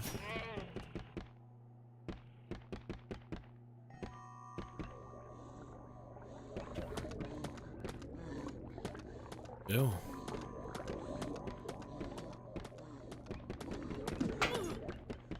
Whatever. I don't think that's gonna work. I don't think I could have pointed to it. Let's see. Pro Country Elevator Power Grid. Oh, we have to shift the power. One of the lights is red, the other 4 are green. We have to shift the power to the main elevator. Those are the 4 elevators, right? Yeah, okay. We have this, and we have this, and we have this, and we have this. We need to figure out the code. But what could they be?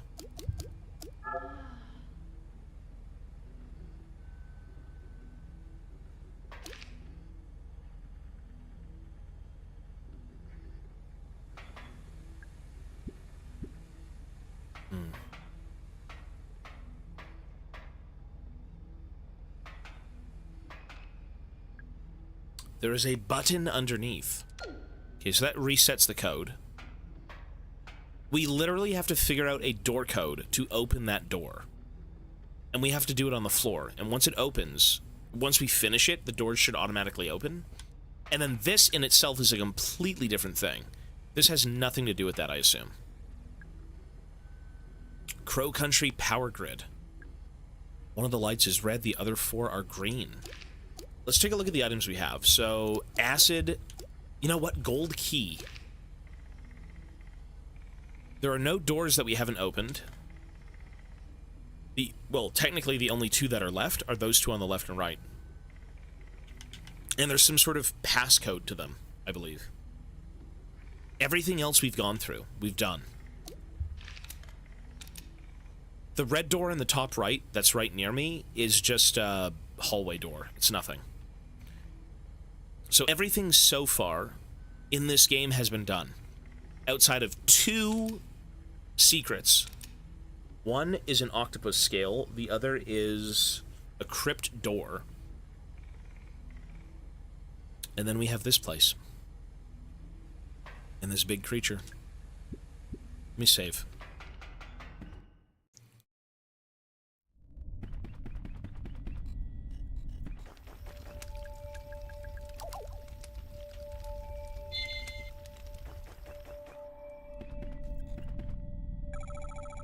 Why don't you come with me? No. I don't want to know what's down there. I'll wait here. Yeah, that's the underground map. That exactly right there is the underground map. We have to make that middle one work, though. We have to turn the power on for the middle elevator.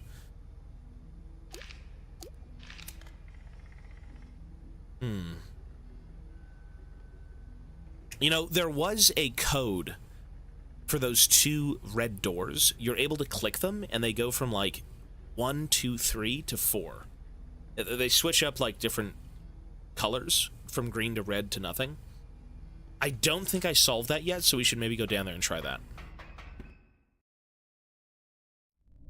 Let's do it.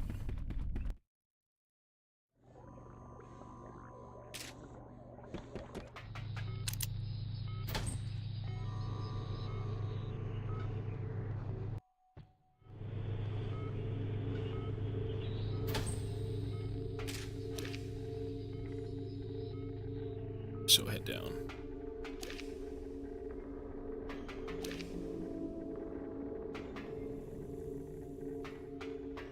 Okay. So how do we do this? We're pretty much in the end game. in terms of, like, figuring out puzzles. I assume. We seem to be. And we went the wrong way. But you know what? That's fine. What about the break room?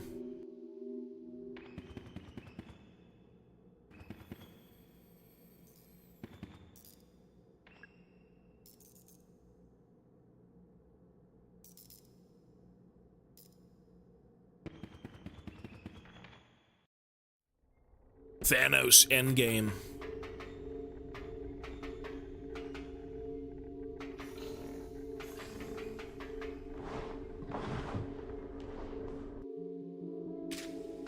Okay, so here is one of those doors, right?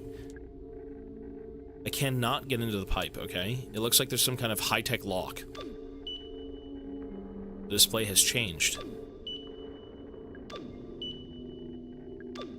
I think we have to make the left and the right one green and the middle one empty.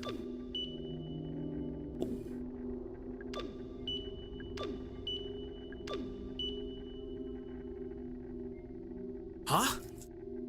Surely that would be it, no? And then we have to do the other one as well? I'll have to find a different way into the central chamber.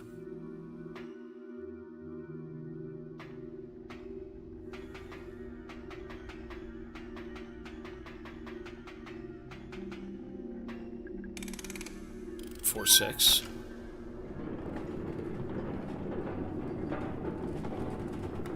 Let me just go see this one. I mean, they do show you weird numbers that are kind of, like, disjointed. Right? I'm not sure if that has anything to do with it, or we're just trying to, like, match up the greens. Maybe it's this. I mean, fucking... Fuck! Oh my god, whoops. Fuck! I'm losing to nothing!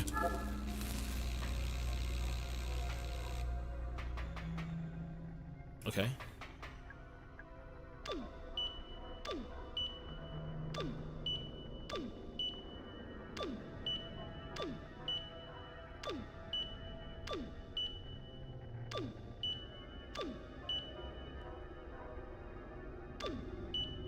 You know what? I'm assuming we have to line them up.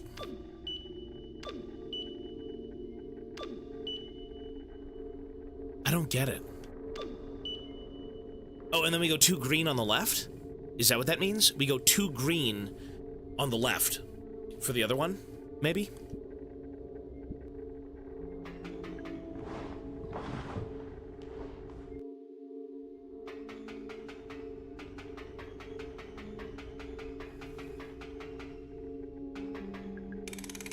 I can't believe I just lost, like, 20 health. 20 different bouts of health, god damn it! Whoops. All of my medkits that I've been hoarding have been gone. They've been eaten up by the sands of time!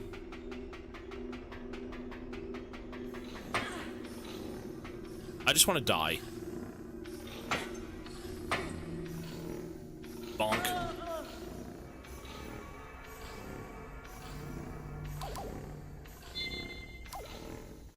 Fuck that. Okay, so nothing has changed. We still don't know what to do. I need to find another way into the central area.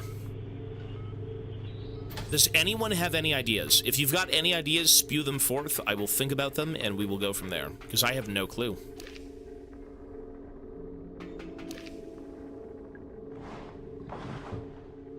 I do assume, though, that it has something to do with getting all of these greens correct.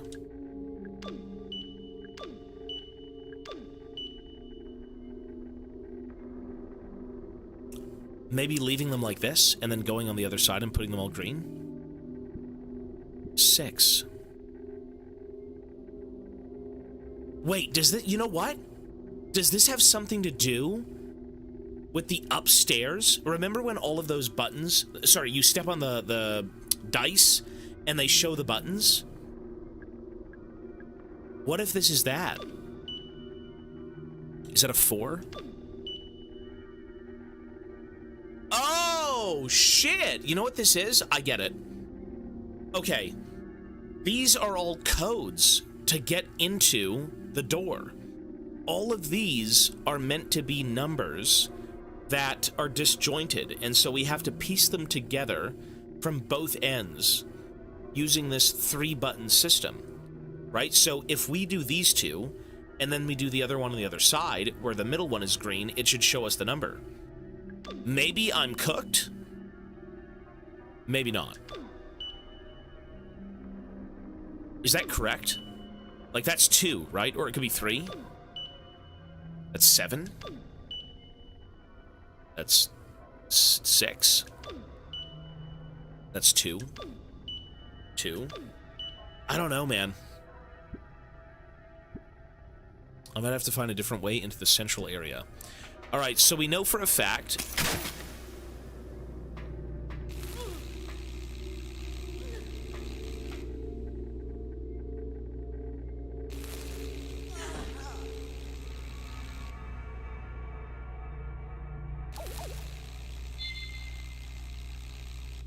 We had some very generous people come through. It went from 2 hours to 107 in 1 second. It was quite something. Well, not 1 second, but, you know. Alright, so what do we do here?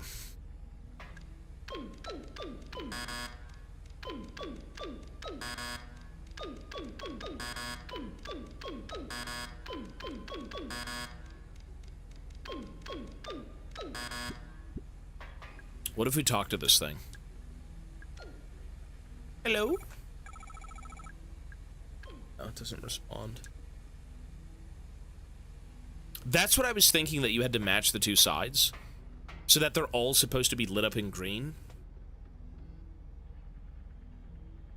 But there is one side that's all green, and the other one's all blank, so I'm not sure. Wait. What if we have to do the code up here and then go downstairs and enact those numbers? Right? Does that make sense? So, like, what if we put a 5? Then we have to go downstairs and try and create the 5 to get in? Does that make sense at all?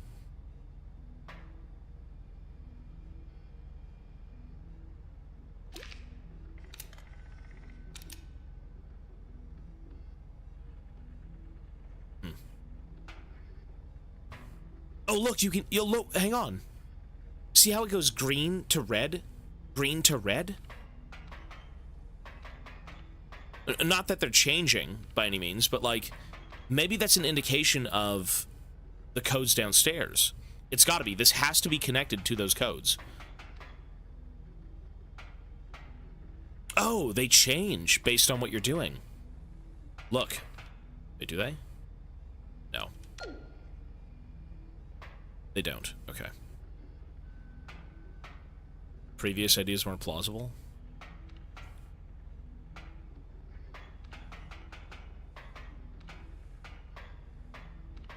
I genuinely don't know.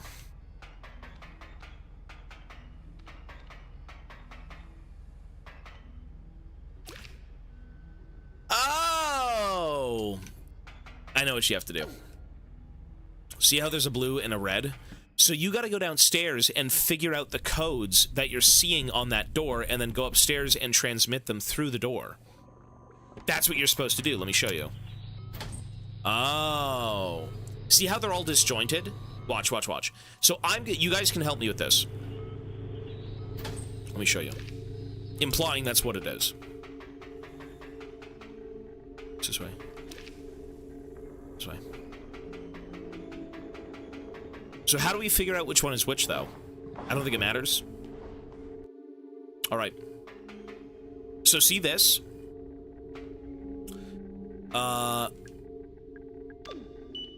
Let's reset it to 0.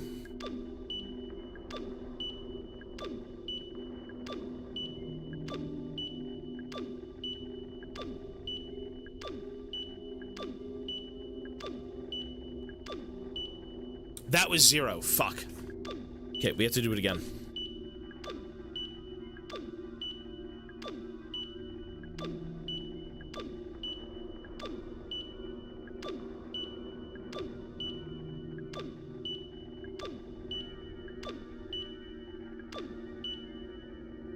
Okay, 0 is 7. Is there a 7 in that room? That doesn't make any sense. 0 might not be 7. No, no, no. This could be something else. So what does that look like to you? An 8? But there's no 8. What?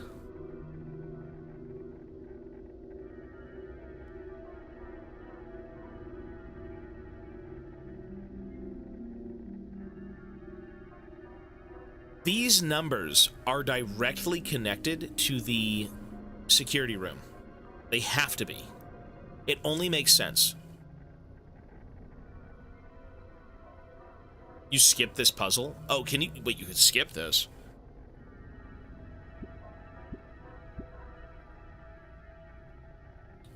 Basically, what this is you're trying to figure out the numbers that go into... hang on.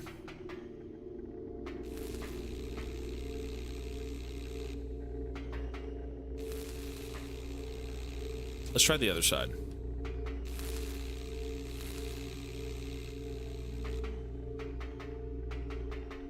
Go.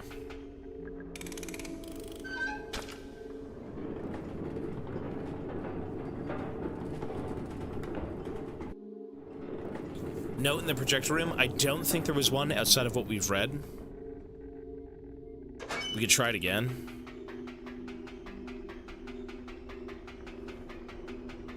Okay, here we go.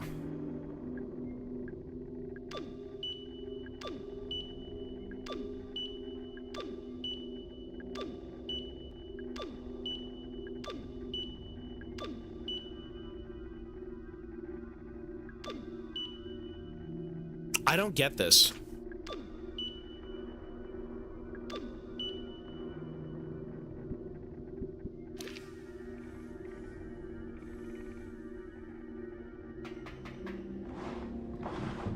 What about the 3 green on this one? You know what they are?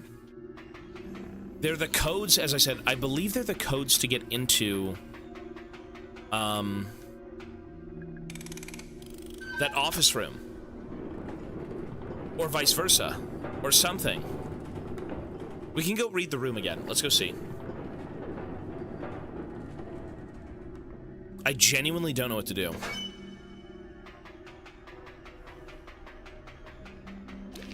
Okay. I thought about making the numbers. The issue is you can only flip through them on both sides. You can't activate anything. See if there's any notes here.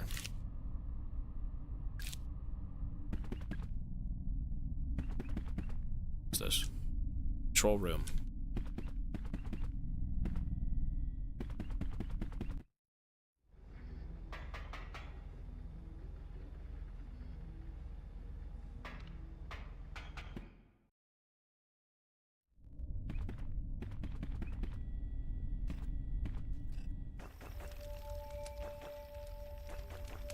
Yeah, I don't think there's anything.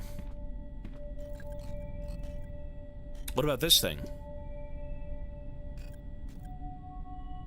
TV.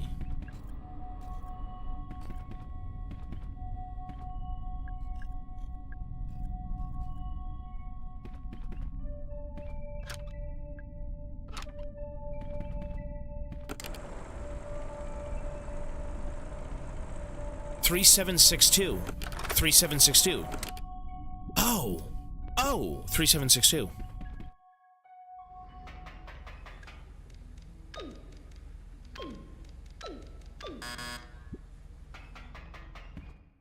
There are case numbers. Maybe you have to do them in order?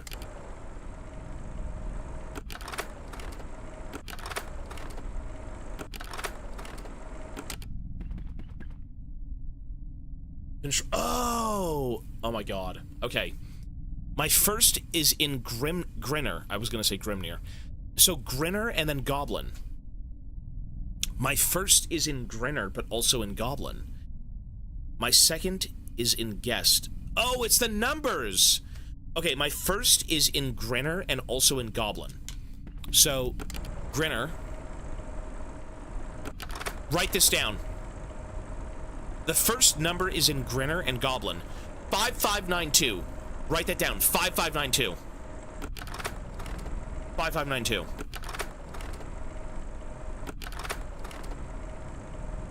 Nine. Okay, and then type Goblin 9. So the Goblin is 9. Okay. My second is in Guest, but not in Puddle or Spindle.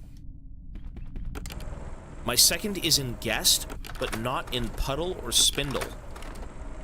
Okay, Guest 3762. Write that down. 3762. These are all separate, disjointed things, by the way. 3762. Puddle or Spindle. Okay, so Puddle. It's not in Puddle or Spindle. 3973.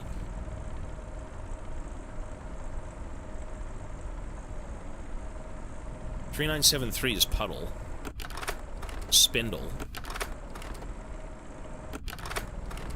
Spindle is 6413. So the number is not 6. It is not... Wait, what's the question again? My second is in Guest, but not in Puddle or Spindle. Okay, so the numbers in Puddle and Spindle do not go into Guest. So, Puddle and Spindle, what are those numbers? Can you type them out for Puddle and Spindle?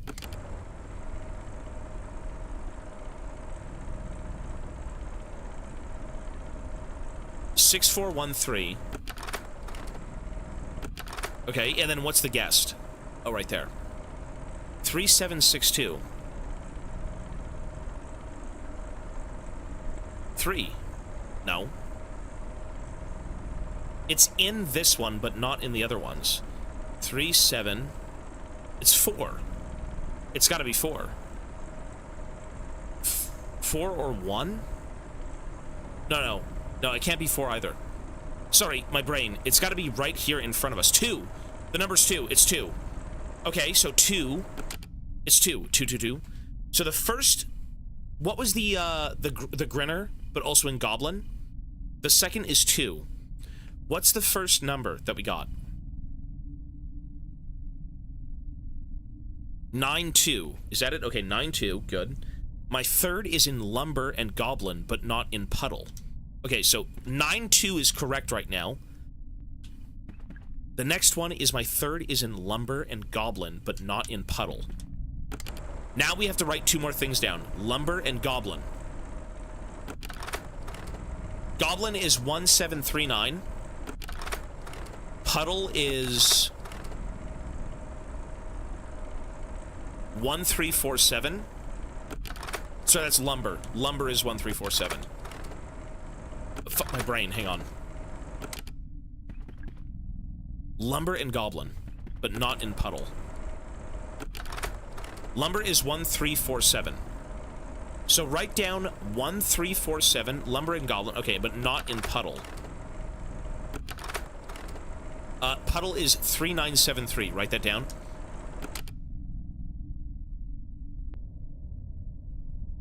.3973. That's 1. It's in... If it's in both of them, that's 1. It's 1. So 921.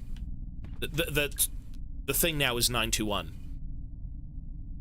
My fourth is notable only by its absence. So it's 921, and then whatever. It doesn't matter.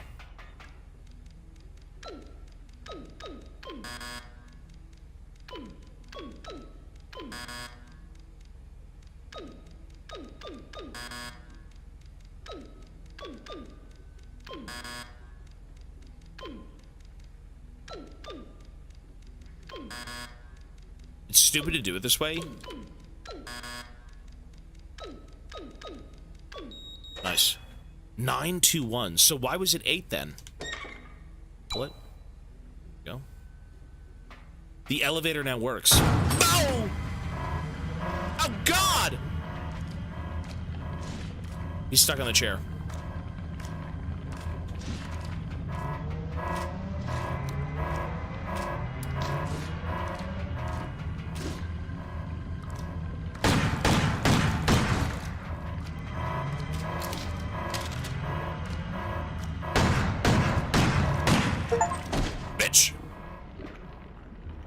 Defeat all the optional mini-bosses.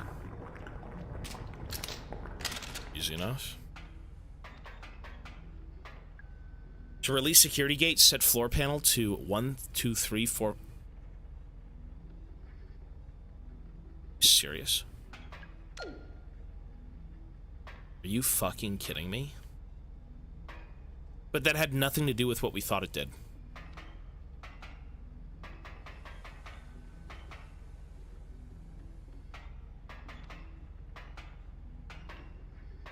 Okay. Cool.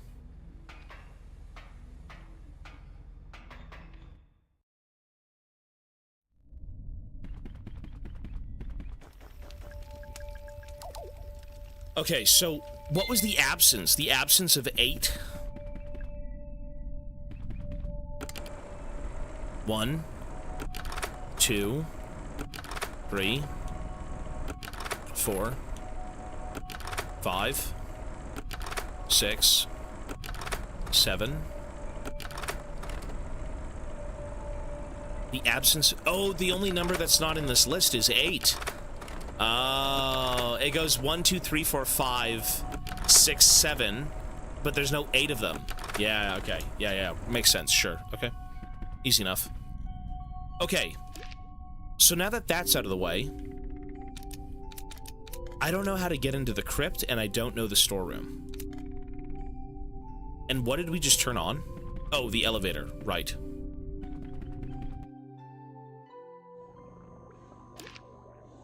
So where we want to go now is we want to go back to maybe Crow Country. Okay, before I continue this, what are the codes? Let me ask you this. If I ask the codes for the left and right door, is that spoiling it? Because those 2 ways in are supposed to be an alternative path to what we had done. I assume, right? It's either you can figure that code system out, or you take all of these extra steps and kind of get the middle one working.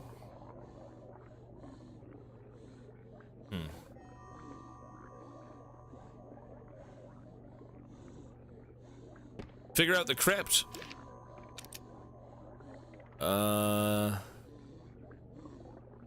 Let me make it to Main Street first.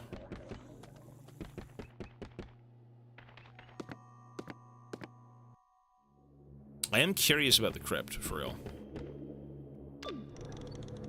The crypt is, like, incredibly frustrating.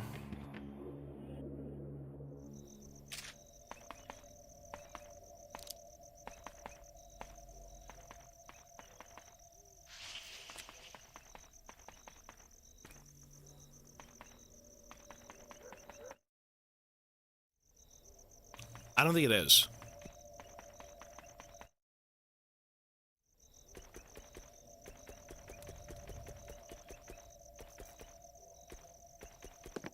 It has nothing to do with the names. Here lies Ophelia, tragically drowned, daughter, sister, human. Human?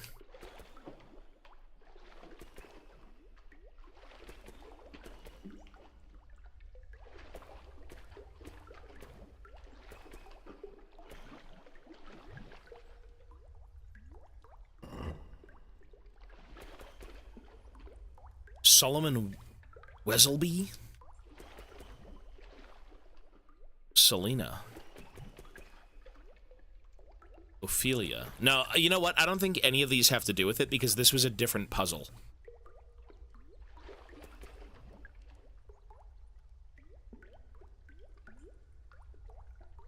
Oh, wait.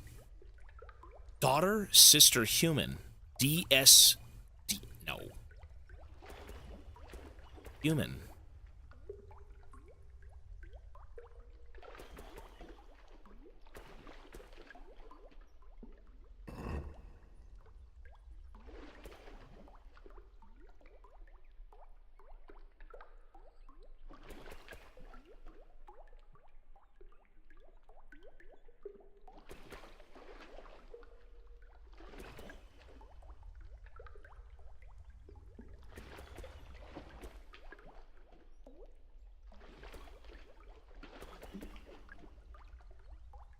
Here lies Ophelia. O-D-S-H? O as in, is there one? O? O? No. Here lies Ophelia, tragically drowned daughter, sister, human. Yeah, the first letter of these is for the compass, but that has nothing to do with this. That's a completely different puzzle. Because we did this puzzle ages ago, right? Norbert Easley. What do you do? Norbert Easley.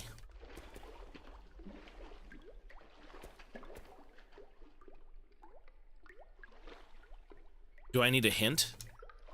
Let me ask you this. Is it in this room? That's all I want to know. It's not. Okay.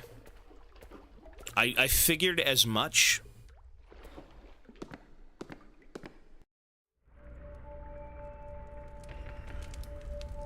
Yes, it is. I don't think it is. We've literally tried everything in here, and this first puzzle on the ground, we know has nothing to do with this. It's just, it doesn't. It just doesn't.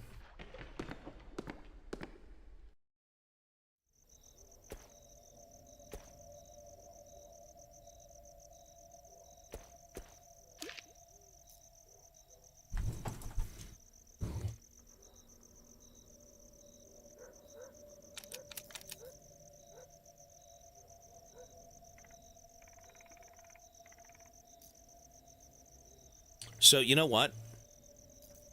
I'm missing 2 puzzles right now to finish out the game's puzzles, right? We're missing the storeroom, and we're missing the crypt. Are these 2 separate things integral to the story at all, or is it just kind of a fun bonus? Because I think it's a fun bonus, right? That's the idea?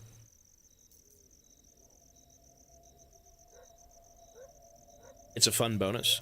No, that puzzle is nothing. Those things on the ground have nothing to do with it. Okay, how about this then? Where should I look, maybe, for the crypt? Since it isn't really anything, like, story-related, we'll do them, but where should I look? Without spoiling it, which area should I try and look in?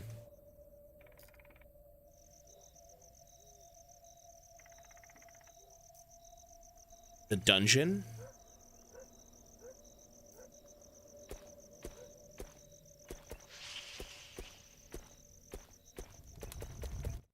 Nose? The hell you want about nose, son? Human. The deadly mermaid. The big bad wolf. The violent cyclops. The deceptive serpent. Human. Oh my god, are you kidding me? Are you kidding me? Are you kidding me? Are you serious? Oh my god. You can't be serious. Are you kidding me? Wow. That's CBT. What? I would have never gotten that. I would have never gotten that. That's insane. Looks heavy. Maybe I shouldn't open it, woman. Come on, let's see it. Let's have it. There's a body. It's a beautiful woman. She can't possibly be real. Look closer. It's an incredibly realistic wax figure. I should leave it alone. There's a drawer built into the coffin. Open it. Ophelia Pike, Atlanta Westview Hospital, nurse ID number 0629681. First Aid Handbook, 1987. There's some good information in here. I should be able to put it to good use. Improved medkit. Whoa. That's a pretty good bonus, sure. That's crazy. You know what? I guess if you thought back to, like, when you opened up all the cells and they had it in bold letters, Cyclops, Mermaid, Wolf, then you'd think, okay, sure. And then you see that, and it's like, human. So you go back and say, 2 arms, 2 legs. Oh, wow. That's a very good puzzle. That's crazy. Okay. So finally, the only one I'll ask about now is the storeroom.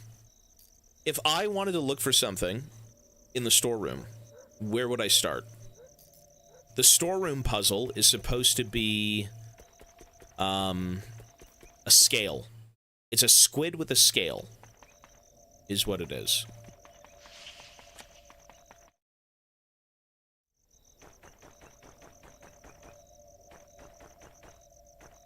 The fun facts game? Oh my god. Because it's a squid. Oh. Are you kidding me? It's really... okay.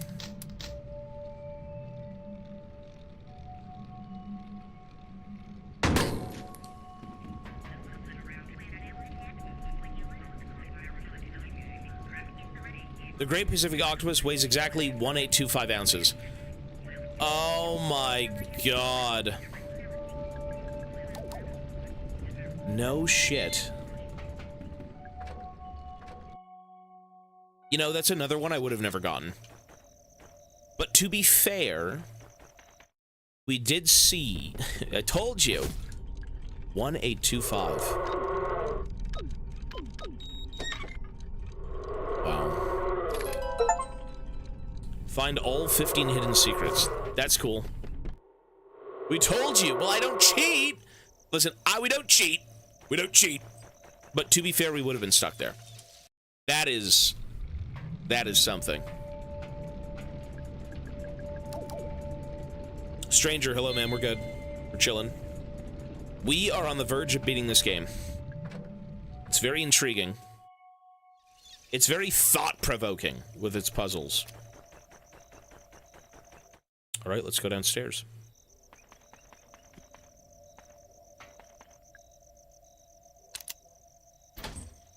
Here we go, folks.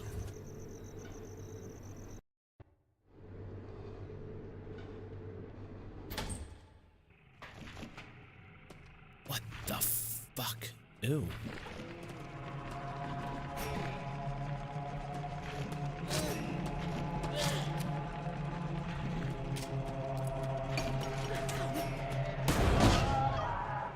God damn! Okay. Well, never mind. 20,000 Leagues Under the Sea was written before submarines existed. Is that true? Yeah, we gotta grenade that. Thank God I have one left. Granata!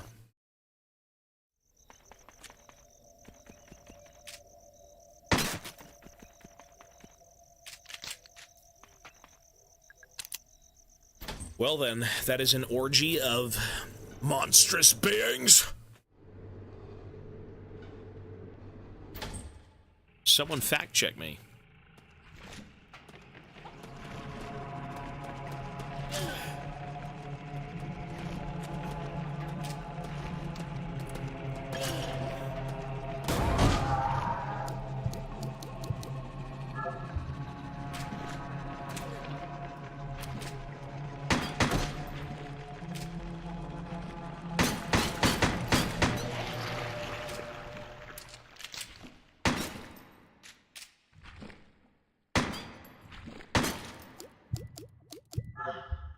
Okay, Jesus.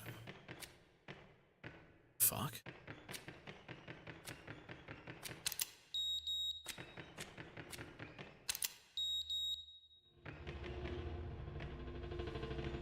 So what are we doing down here? Let me reload all my guns before I go in.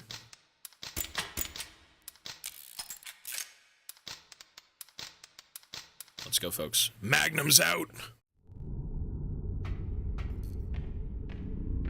Oh shit! It's the officer! I knew it. I knew I had to lie to him. What a piece of shit. I knew it. Oh god, it's Harrison. He's dead. He must have been attacked by those... Wait, no, he was shot. Oh, it was the guy who was shooting at me as well. Harrison? I'm so sorry. Harrison James. ID number 05061. Date of birth January 12th, 1965. Wait, he wasn't a bad guy? Firearms expert.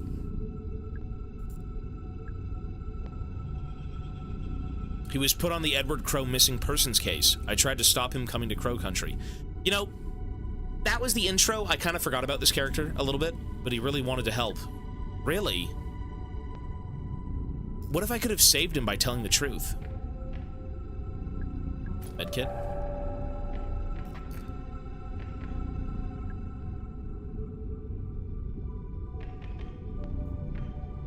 Well then, let's go. Just a grubby old sports bag. It seems familiar somehow. There's something in there. Isn't that Marvin, right?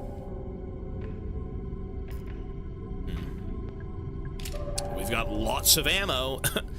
Okay. What is this? What's going on? What the fuck is this? The mining lanterns are really old and need replacing. Any kind of spark tends to set off the oil that's trapped inside. If that happens, just give it a whack to disperse the oil. The flame should go out.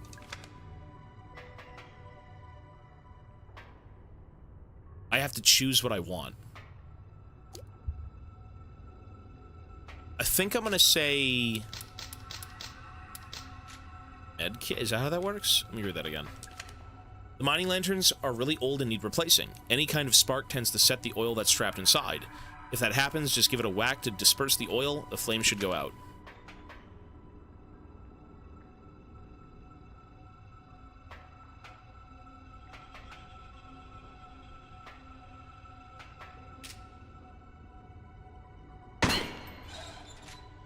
Oh.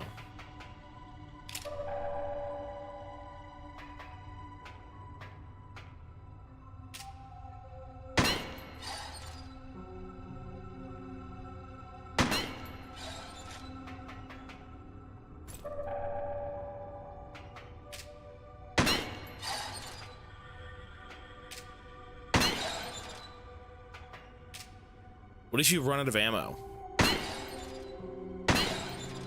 Like, I'm serious. What if you run out of ammo?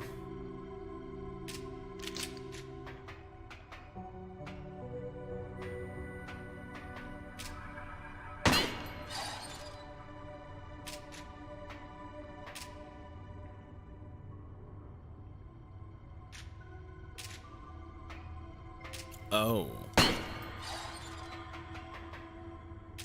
I'm so stupid. How fucking dumb am I? I'm a dumb motherfucker.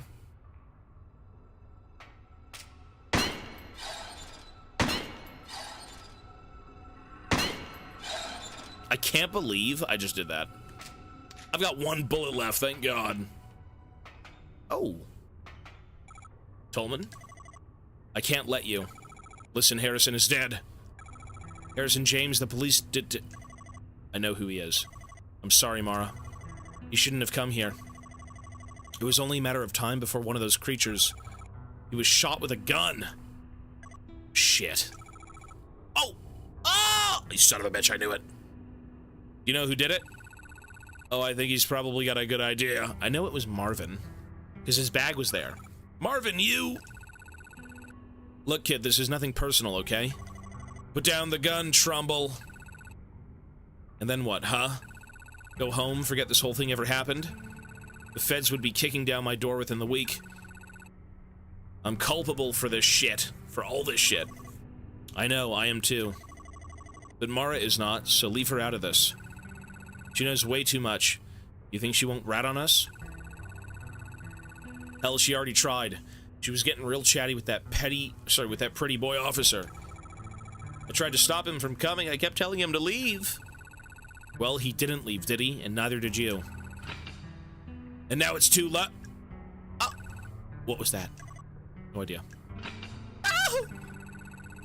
Bullshit. If this is some sort of trick, I ain't... Ah! You know who this is?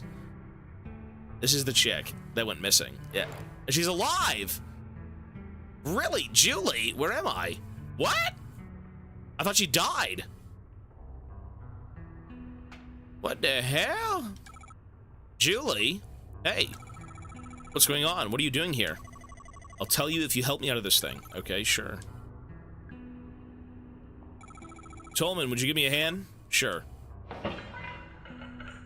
Well, she's alive. Okay, then. I thought she was eaten. Julie, I thought you'd been... I mean, I came out of the boat ride and you were gone. There was blood. Something dragged me backwards into the vent. What was it? Whatever it was, there are several more of them hiding out in the pipes. It's pitch black in there, but I could hear them, smell them. And what, they tried to kill you? No, mostly they just spooked me. Sorry, they shook me around, made a bunch of noise. Shouting, weeping, moaning, whatever you'd call it. Sounds about right. What do you mean? They're angry, but they don't want to kill us. So they're the victims, right? They're trying to communicate. What? Well, we knew they tried to communicate because of the, there was a bit of text that basically said they made sounds. We couldn't understand them, but they tried to, like, moan and do these different things. Okay. Mara, you haven't introduced me? Oh, right, sorry. Julie, this is Tolman. He works for Edward Crow. And Tolman, this is Julie Barron. She's a lawyer. She was hired by the Marshall family, Elaine Marshall's family. I see. What are you two doing down here? Someone's been killed. Shot. A police officer. Goodness me. Tolman here was just about to go deal with it, weren't you? I'll come with you. I have experience with this kind of thing. Good. Okay, thanks. Mara! Something else. Natalie Crow is waiting in Edward Crow's office. Would you go see how she's doing? Crow's daughter? Sure, of course. I'd love a chance to talk to her, actually. You're not... One last thing. Arthur Mole. He's out in the staff parking area in my white Fiesta. Would you go check on him, too? I've left him alone for way too long. Of course, we could do that, too. Thank you. Mara, what are you going to do? I'm going to do what I came here to do. We'll be waiting by your car, okay? Okay. Thank you. Come along, Mr. Tolman. We've got lots to do. Mr. Edward Crow. Here we go, folks. Held in place by two chains. Unhook it.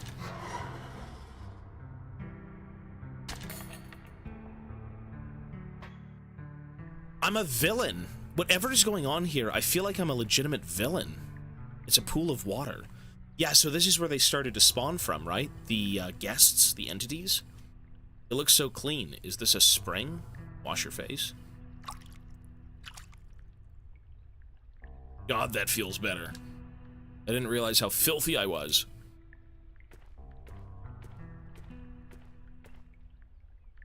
Let's go down. Well, here it is, folks. Whatever's going on. Shit. She's a freak.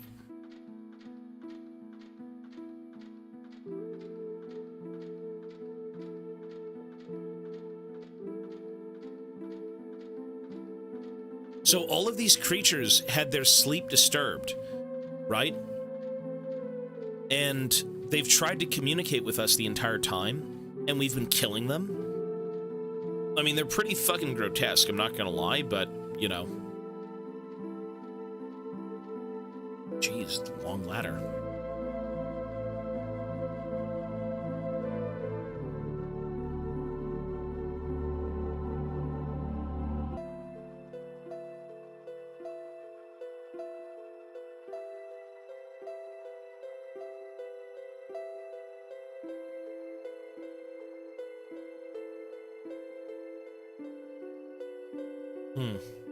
So what does it all mean? What was Edward really doing? Oh. What the f... Telephone. It's been left off the hook. Photographs. Photos taped to the wall. Natalie Crow, Edward Crow's daughter. Tolman, the engineer, Crow put in charge of the root excavation. The next one is a photo of me. When did he take this? Julie Barron, the lawyer, hired by Elaine Marshall's family.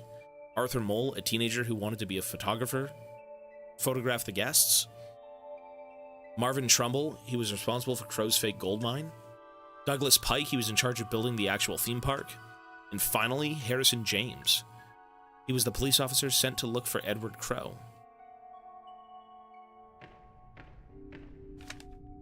Someone's written something here, but I can't make sense of it. It's nonsense.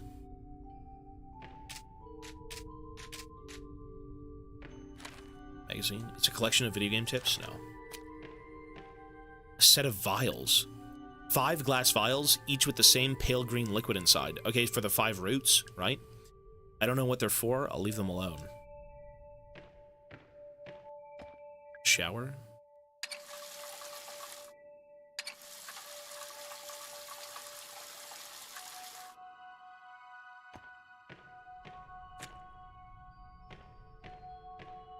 I just washed out the dye in my hair.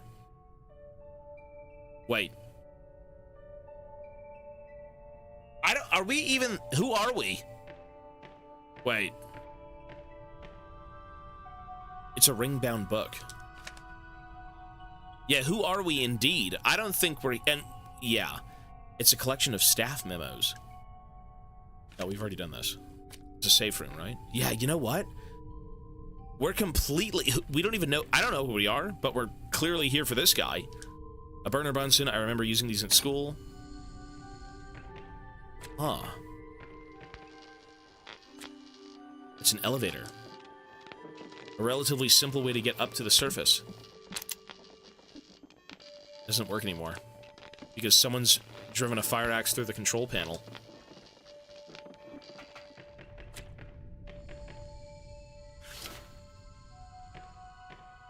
Oh, a hazmat suit. This is where Crow must have been sleeping. The sheets are stained with blood. Microwave? Med kit? Sealed envelope for Natalie. I won't open it. A hazmat suit. It's covered in a fine layer of dust.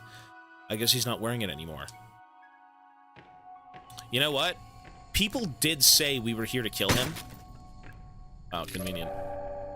People, you know, I'm here to kill... don't kill him, please, whatever you do, blah, blah, blah. I'm looking for Edward Crow.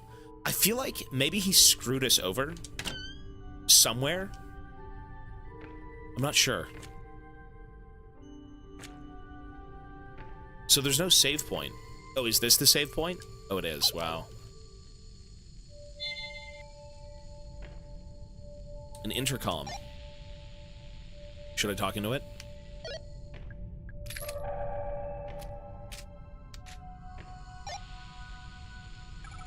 Mr. Crow? I'm here. I'm in your lab. Hello, Elaine. Open the door. Elaine? Wait, Elaine? Who's Elaine? Wait, Elaine? Who's Elaine?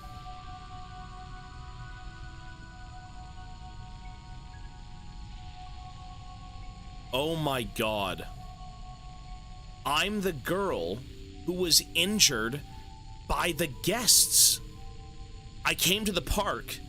That lawyer lady, the reason we've been helping her so much is because she's in charge of our case. Oh. No shit. No, Elaine didn't die. Elaine didn't die. Wait, really? Okay. I will. She doesn't know it's me because I dyed my hair. Yeah, exactly. Okay. But first, please pick up the glass vials I've laid out on the counter. Why? Please. Fine. So we've just come to get revenge. Is that really what that is? 5 vials, each with the same pale green liquid inside. These must be what Crow was talking about. First, I need to free up some space. I'll put down the other objects I'm carrying. I won't need them. I mean, okay, so we ended up coming back to the park that we got injured in. And it was a big cover-up, right? I took the vials left in their place, all the other items I collected. The police ID card I took from Harrison James, the bronze key given to me by the fairy, the crank handle I found in the safe, the ruby gemstone that was hidden in a painting of a demon, the chain I took from the neck of a mechanical swan, the mask I excavated from the block of resin, the trident I took from the witch's cauldron, the silver key that was hidden in Neptune's palace, the data disk I got from the change machine in the arcade, the acid bottle I took from the cell in the dungeon, the golden key I found trapped inside a fairy's head, and the battery I pulled from the stomach of a robot mermaid. Good times. Oh. So, was it really that bad that we have to come back here? Like, and take care of this guy? Mr. Crow, I have the vials. Open the door. Stand back.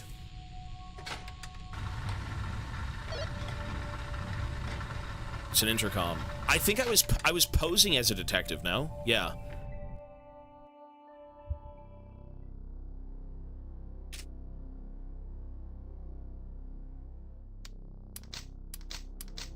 I've got 7 Magnum rounds.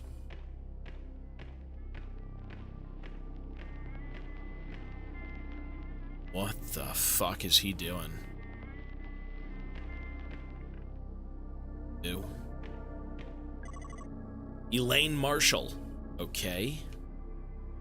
He's got like a mechanical heart? What is this? Edward Crow. How long has it been? 2 years? We've never met before. No, I mean, since you became infected. 2 years? 2 years since I shut the park. I'm glad you came back. Why would you give a shit? I would offer you a drink, but... What are you now, 18? Not quite. And yet you made it all the way down here. You're clearly very stubborn. That's good, it gives me hope. Hope? Tell me, how are you feeling? Bad, tired. They can't get rid of my infection. It's been getting worse. Of course. I must say, I'm relieved that they let you out of the hospital. Sorry. I must say, I'm relieved they let you out of the hospital long enough to... They didn't. I escaped. You really are determined. And all this because you want to kill me, I assume? No. Maybe she wants answers. I came because I want to tell you something, face to face. I need to know. Go on. Mr. Crow, I'm going to die from this infection. We tried everything, nothing works. It's going to kill me, okay? That's sad, that's awful. But I didn't realize you have it too, the same infection? Of course. Anyone who has been exposed to the guests will have it. Naturally, I was the first. When the first guest emerged from the pool, I tried to help him. I put him in a holding cell up in the ground level so we can monitor him more easily. The holding cell, that's where I was attacked. Yes, bringing the guest up to the surface proved to be a mistake. But you look a lot worse than I do. I am simply further along. My continued exposure to the guests has accelerated the process. So he's turning into those creatures. Yeah, you can see all those boils and things all over him. Continued exposure. Your bloody escapade today, it may prove to have a similar effect on you. Oh god. It looks bad. What's it like when it gets that bad? I shall not lie to you. Elaine, do you remember when your family asked me to pay your medical fees?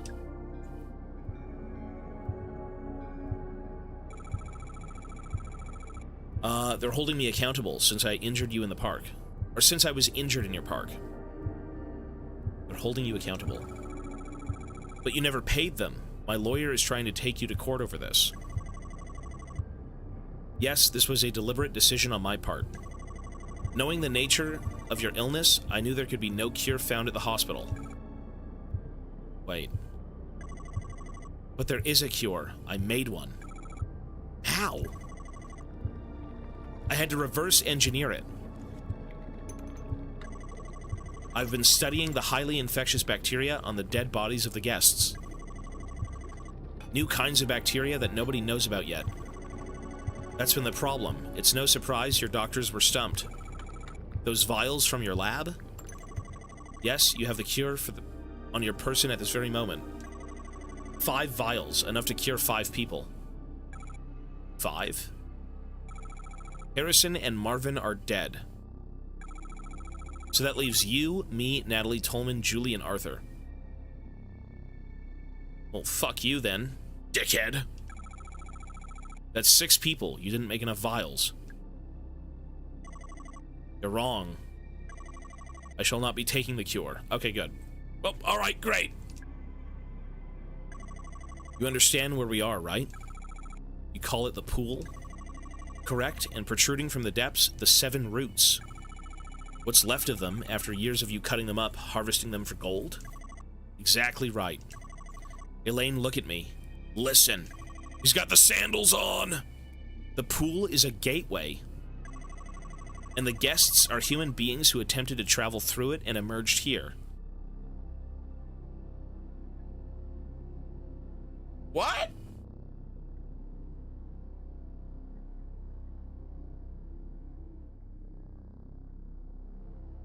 So, this is from a different dimension? So that means everything they've stuck through here, the pipes with the gold in it, all of that's been mutated as well. Okay. So initially it wouldn't be that. When they stuck it through the pool, it became that. Why do they look so... like, why are they messed up? Because I have spent the last 10 years dismantling the mechanism of that gateway. I don't understand.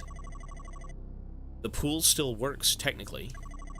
But thanks to me, it is severely malfunctioning. You see, the roots are a kind of calibration antenna, necessary to accurately and safely transport those who travel through the pool. Mr. Crow, where are they coming from? The guests. What's on the other side of the pool? You understand now how my excavations have been causing the mutations of the guests. Also understand the mutations have been getting worse as I cut down more of the roots. Oh, well, maybe I was wrong about that then. The beings that emerge from the pool now, they barely resemble humans at all. Most of them cannot walk, let alone speak. But that first guest who emerged from the pool all that time ago, he was the least mutated. Yes, Elaine, he could speak. Just barely. He told me who he was and why he had come.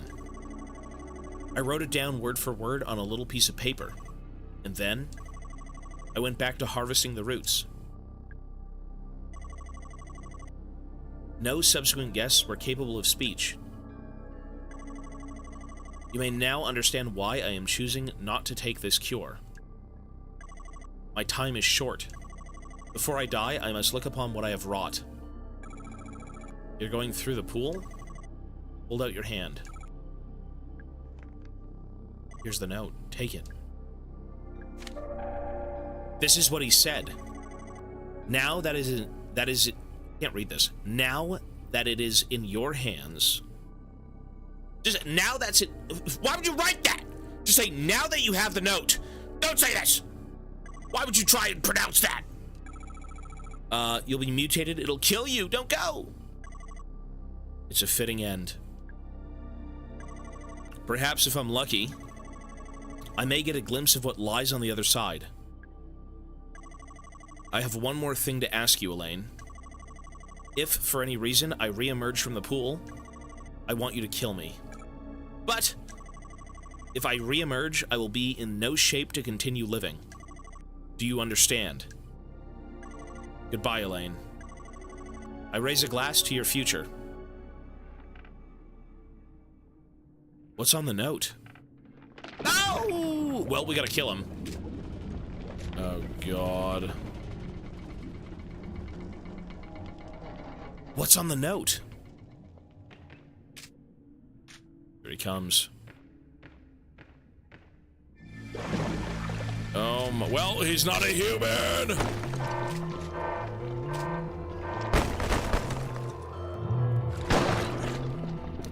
God.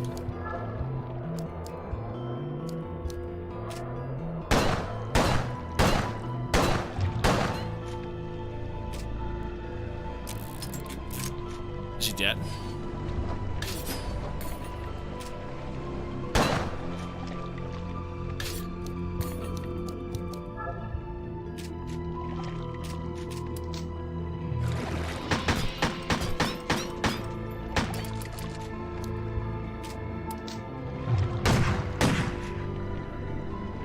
Okay.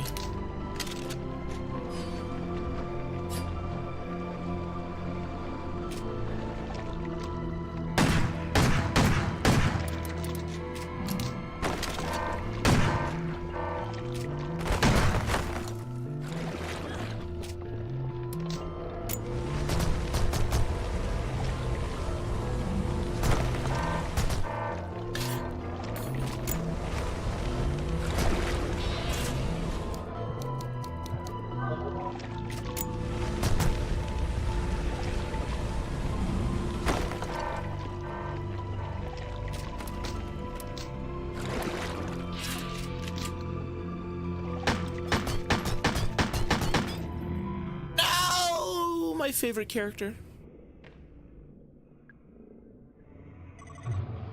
Elaine! He's gonna tell me what's on the other side. It's... Shut up. I don't want to know. Elaine, you...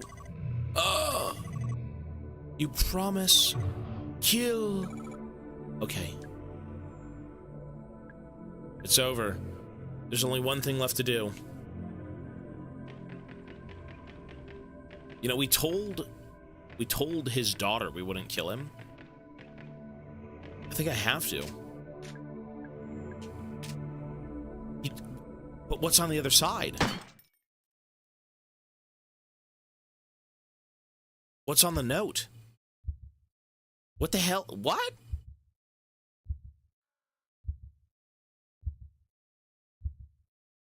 Daniel, thank you, man, for the 6 months.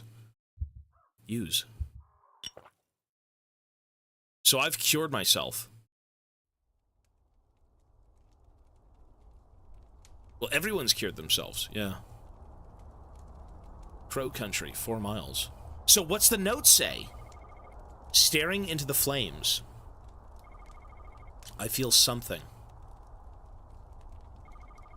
It's a curious mixture of hope and dread. Maybe everything will be okay.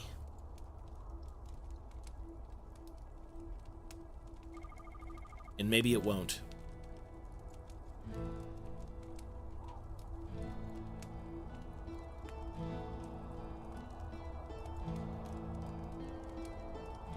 So this was really... What a strange game.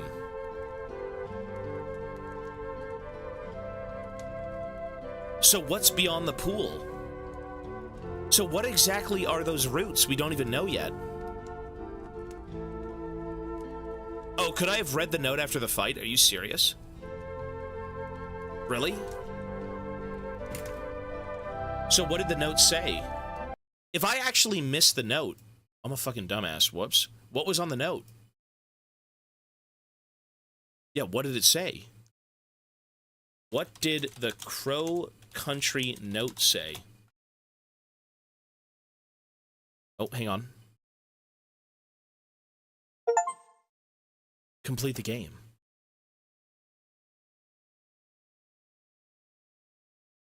Are you serious that I actually missed opening that? Well, I guess we're gonna read it now, but that's fine.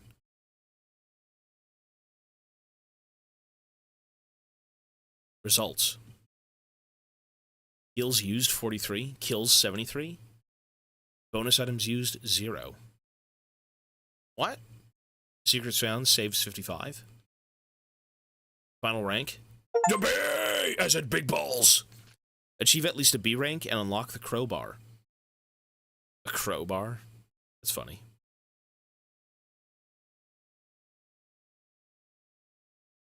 Okay, cool. Crow hat and crossbow. That's fun. I mean, I'm not going to play it again, but that was cool. Congratulations. Crow Quest. Crystal crows are hiding around Crow Country. Can you find and shoot them all? No. Wait, so what? Hang on. We have some gifted subs. Hold on. Gee, we got to talk about this game. And I have to see what's on that note. Mr. Mayo for 10 gifted subs. Thank you so much, man. Hey, thank you, bro. Been a while, sir. You are usually here. By the way, there's no beans. There's no chance of getting a bean. The beans have been eaten. They're gone. Thank God. But thank you, Mr. Mayo. Appreciate it, man. Let me give you a spin. Right, sir? Mr. Mayo always takes the spins. He always does. So before we do continue, because I'm sure people do want to know what the hell's going on. No more beans? Damn right. We ran out of beans. We'll see about buying a new bag, but my stomach needs to heal right now. But let's give you a spin, sir. Mr. Mayo, thank you, bro. You always take a spin, right? You want one? If not, that's fine. But, thank you, man.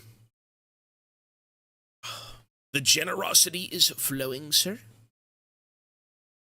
It's all positive for now, yeah. 25% got replaced, well, the negative plots are 25% now. Just for, it was supposed to be just yesterday, but I haven't been able to change it or get beans, so. All right, let's do it.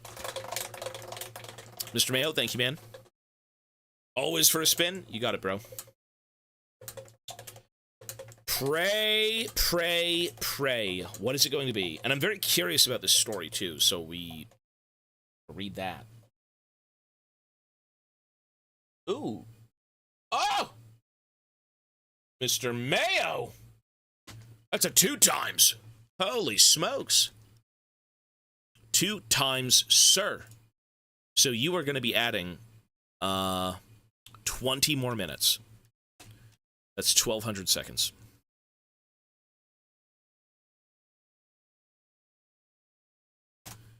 Mr. Mayo, thank you, man. 20 more minutes, that's 40 minutes total. Never lost! Lucky you. Hey, a few people have, Verez and Zito have been the most unfortunate people on that wheel. They've never won anything. Ever. Donos. Oh, Hubert as well. Hey, Hubert, thank you, man. Hey, you've been very kind lately with all the support you've given me. Thank you so much, dude. Hubert as well, on top of Mayo's 10 gifted, is a $10 donation, which I will spend. So let's do it right now.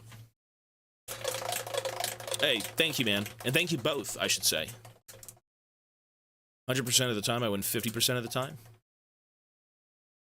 50% is pretty good, man. That is good, sir.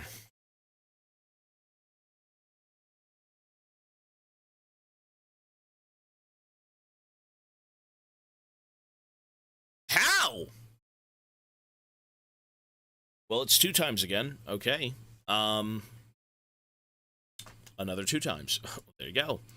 So that is going to be 40 minutes, which I have to add because donos don't really add automatically. Hubert, thank you, sir. That's 2,400 seconds. Well, there you go, sir. That is a big win. Very big win. But with that being said, thank you again, gents. And let us go back to Crow Country. And let's Google, what did the note say? Reading the note the crow gives you. Let's see.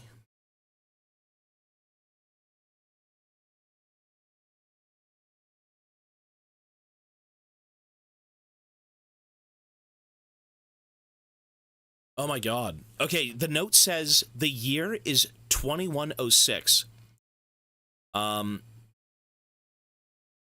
Uninhabitable, ruin. We come to 1988. Last chance. Warn. Stop the change. Stop and change. That's just what the note says. There's nothing else to it. So these people came from the future to warn us about how we destroyed the planet. And then, of course, this also pays... It's like the idea of us feeding off the land and not giving back to it, right? We keep taking and taking and taking and destroying. That's the idea of Crow Country, the land itself. They're kind of stealing from the earth, right? So that's what happened.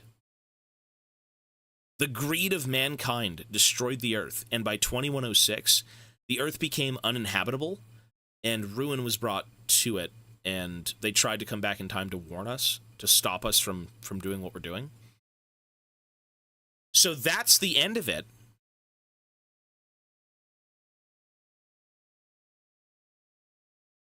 Interesting.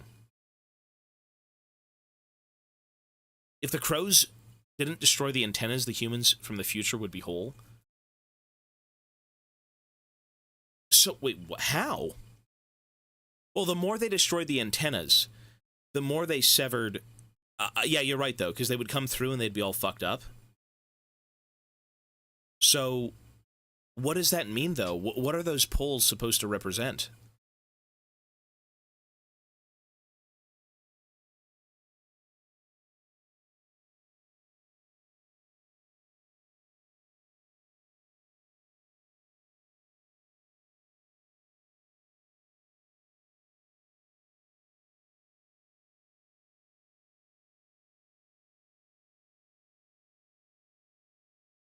Okay.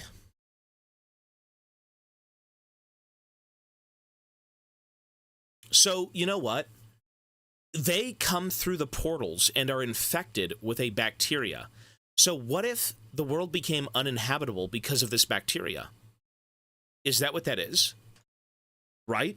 They tried to escape the future by coming to the past to warn us. But then how would we handle that, essentially? Right? I think that would make sense. But there's not enough, like, context beyond that. It's very open-ended because it doesn't explicitly tell you everything. It's just kind of up to interpretation. All we know is the humans traveled back in time. They have teleportation, the pool, something. And they were telling us that the year of 2106 was uninhabitable. But then 5 people have the cure.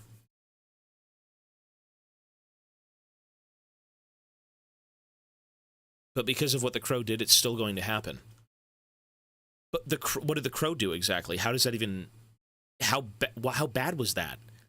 They started digging out all this gold, and they found a pool, which was basically a portal to another year, the future, and also back to the present, right? Or the past, you could say. And then he kept stealing from the future. Oh, could this be something like...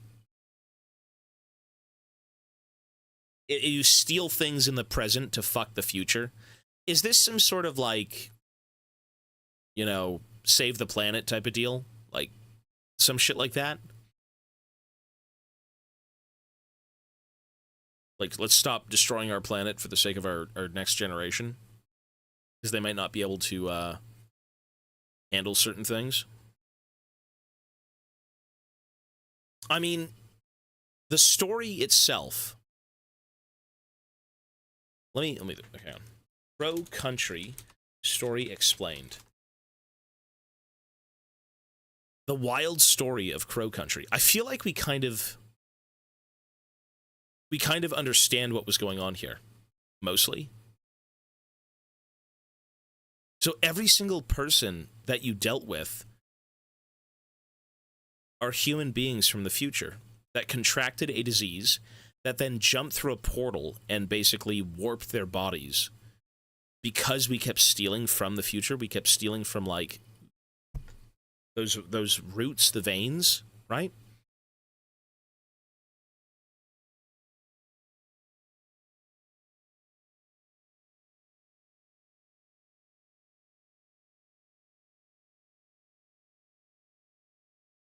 Someone did a story explained. What we'll do is still watch a video on this, but let me read this. The ending and lore explained for those still confused. I don't think we're very confused. Okay. What exactly happened in Crow Country? The Gold Rush. Okay. Everything begins with Edward Crow and his father. They take a walk in a national park and find a weird small tentacle that looks like a plant. Cutting it open, they discover it has gold inside. and that digging further, there are more tentacles to be found. These will be known throughout the game as roots. We did know that in the beginning, right? Well, not the beginning. When we go into Crow's office and we find that back room where it's kind of like his childhood memory, but made manifest. It's a room that looks like the Outback, and you've got like the little plants and all that stuff. Okay. Edward's father buys the land, and in order to conceal the excavations, Crow Country is built. Right, we know that. Eventually, Edward's father died, and together with his new associates, the Dig eventually finds a body of liquid where the roots emerged. This will be they excavated the place, they found a pool. Right. Crow and Co. buy an abandoned mine in Brazil to conceal the fact that the gold is coming from Crow Country, since authorities are getting suspicious. They eventually get called out as a fraud, since, well, it's evident the gold isn't smolten into tubes, and the geological data shows that it's definitely not from Brazil, right? However, something happens in the park that gives Crow Country the opportunity to close it down, or Crow to close it down. Beauty and the Beast. Elaine Marshall is celebrating her 15th birthday and her family at her favorite amusement park. She's a very good puzzle solver and a curious teen.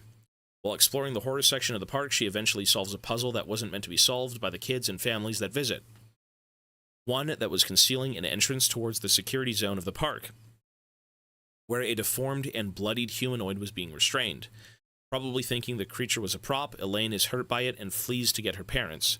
Not long after, she starts feeling very ill, and the doctors conclude she has an unknown degenerative disease that will kill her, and that, at most, she's got another 2 years to live.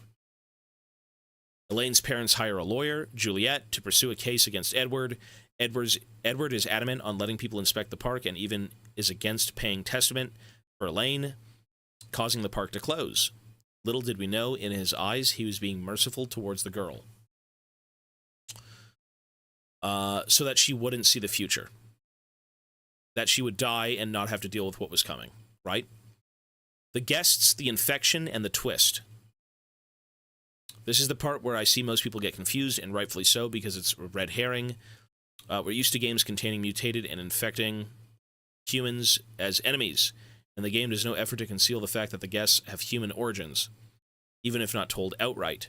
The hints are intentionally obvious, and the disease has spread is mentioned often. One day, a humanoid figure comes out of the pool. It's covered in wounds, sores, and growths. It stinks like a festering wound and howls and cries as it tries to move.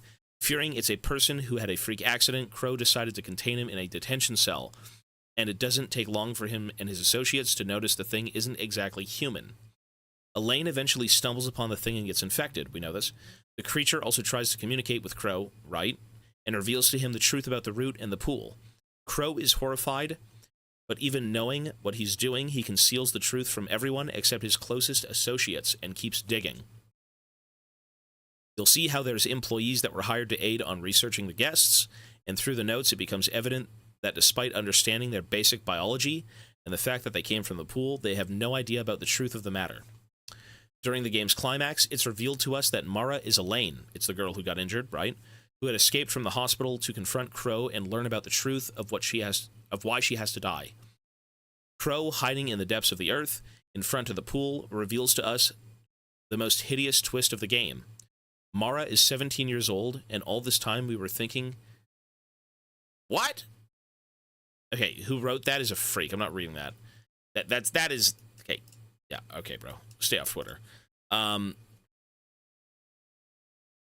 Weird. Okay, anyways, I'm not reading that. Also, the guests and humans use the pool as a portal in order to escape their future.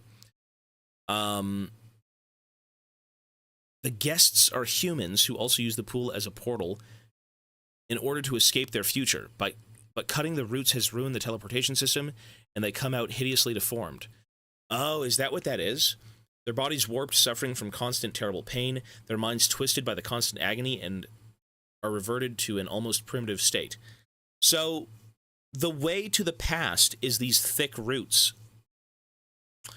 So, ancient humans discovered a way to go back in time, and the people of the past were exploiting those roots that contained gold, right? I assume that was like the conductor for that portal to even work. Okay. These humans come from the future. In about 100 years, our planet will become uninhabitable by a catastrophe. You know what's interesting? They did talk about, like, Hiroshima and the Titanic and all these other catastrophes, although that's not, like, world-shattering, but they're all bad. They needed to come back to 1988 to warn people about it and save our timeline. The roots were antennae they built to slowly extend from the pool like plants so they could send organic matter through it when the time was right. Usually, cables in our world contain copper, and gold is a great conductor, right? And in some places, people actually cut wiring to sell the metals inside, just like Crow. The more he cut the antenna, the harder it became for the teleportation device to work properly, and the guests became increasingly deformed, to the point the last batch are just amorphous blobs. The first guest was a messenger. The rest were probably recon teams, scientists, and even refugees. Crow might as well have doomed all the humans that remained from that timeline. Imagine the sudden agony expecting to emerge safely from the other side and instead come out with your body broken and injured beyond belief. The infection they carry won't turn people into guests, but cause their tissue to necrotize and grow tumors until the patient dies of organ failure. This illness is just a bacteria from the future that our immune systems aren't yet used to. If we're to travel to the past, it would likely be that we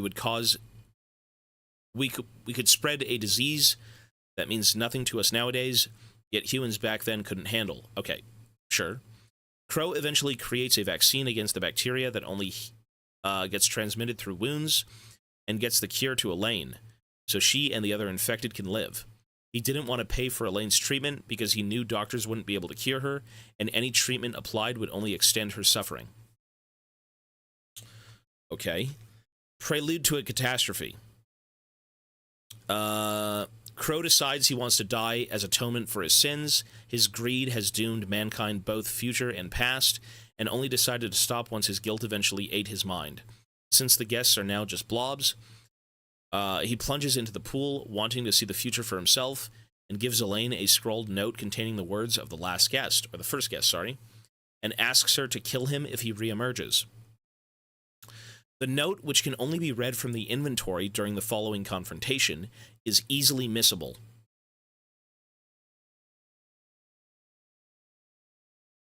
And contains the reveal of the guests being people from the future. This has caused some people to still have an unclear idea about the ending. I think it makes complete sense. Humans have doomed the future, and this guy fucked them over. That's it. Eventually, a colossal, mutated Crow emerged, and the portal finally collapses. Elaine fulfills her promise and ends his life, but not before Crow, still with some sort of consciousness intact, and reeling from the shock of what he saw on the other side and the evident infernal pain he's feeling, tries to tell Elaine what he's witnessed. Elaine doesn't want to know, asks him to stay quiet, and finally puts him down. In the end, we see her staring at the flames with the rest of the survivors, her save room quote now taking a new meaning, grim yet hopeful. From now on, with the knowledge she has, maybe things in the future could change and be alright, and maybe they won't. But what is this catastrophe? Well, as I mentioned earlier, the game gives us plenty of clues that become evident once we replay it with knowledge of the twist. This is an allegory for climate change. Crow represents the powerful people who are aware of our impending doom, but still choose to continue exploiting our planet because they know it won't affect them. Didn't we just say that earlier? Yeah. Even if the rest of the people suffer. The root being plant-like and found in a forest park is also an allegory for deforestation and of the exploitation of finite resources. Okay. Through the game, we see the number 2106 scrawled in blood and fluids. The more guests roam through the park, the more we see it. It's revealed that the guests aren't intentionally hostile. That's the year that they come from, that they're scrawling on the walls. We learn... Sorry, but the constant pain has warped their minds to lead them to act erratically. We learn this once Juliet is dragged into the vents. The creatures cut and bruise her, but eventually just retreat to the darkness to howl and cry. Have you ever felt a pain so big you only want to scream and punch something? Yep, they're also desperately trying to ask for help, both for pain to end and for the future. What remains of their consciousness still tries to warn us about 2106 by scrawling on the walls. the year where they come from, and when the Earth will become a desolate wasteland. There's plenty of more clues about the end of mankind, such as the guests lighting fire to a globe in the haunted house, Mara's saving spots all being fire-related, and animatronics such as the fairy talking about protecting the environment. Most importantly, 1988 was the year the Vienna Convention was held, where measures to protect the ozone layer and prevent global warming were set in motion. Laws that we know today were never respected. On hindsight, there's also winks, like how Crow suddenly stopped developing the future-themed areas. Right, okay. The unfinished Terminator Crow animatronic, logs mentioning keys becoming deformed when they go through the portal, etc. And then he says a few more things. He says, 2024, this game has a twist that made me truly disturbed. We faced the evils of bioengineering in Resident Evil and survived the twisted manifestations of human psyche in Silent Hill, but nothing hits as close as Mara's descent into the bowels of Crow Country. And the silly charm and humor of the first playthrough disappear once you play it again and understand the implications. I live in southern Brazil, it's winter here, and we have infamously cold weather during the season, reaching negative degrees. We're 30 degrees today, and the heat will continue until half this month, turning winter into summer with fresh wind. It's been the hottest year in human history. Honestly, I'm scared, and it makes me wonder if things will be all right. Maybe they won't. That, I would say that basically sums it up, and I would agree. I don't think I really have any questions, to be honest, as to what I just played. Does that make sense to everyone here? That's just it. Yeah. That's really just it. Pretty much. I don't think I could have spun it any other way.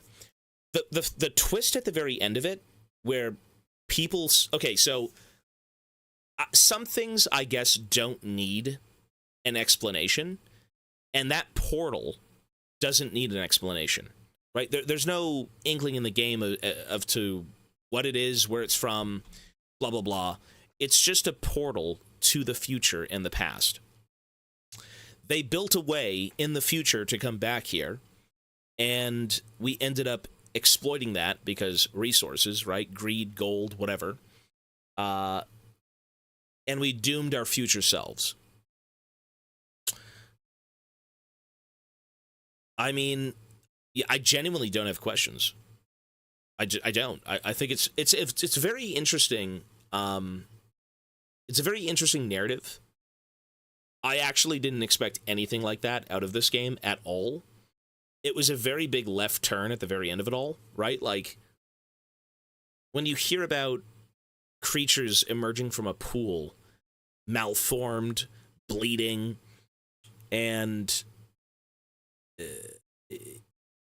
you think a million different things, especially for a game like this that's clearly inspired by Resident Evil. I had a few Silent Hill vibes kind of at the end of the game. You think more of like biohazards or some sort of paranormal thing, or something a little bit more recognizable, I suppose, because it's in the vein of those games, right? But I think narratively, even if we aren't given the answers, again, as to why the pool even exists, it's a pretty interesting topic, for sure. And I did like it quite a bit. I think the game was...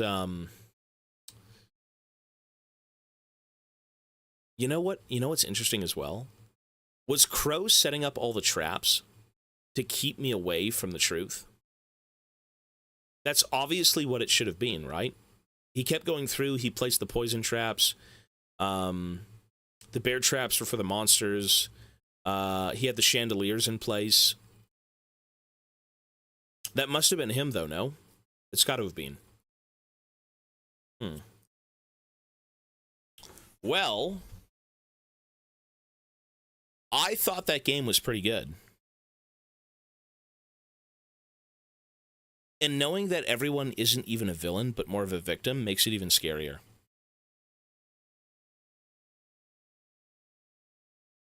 BMask recently put out a video praising this game.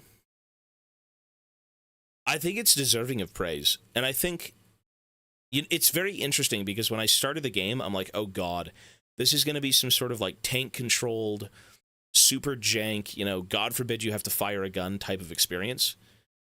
Kind of like the OG Resident Evils that this game is based on.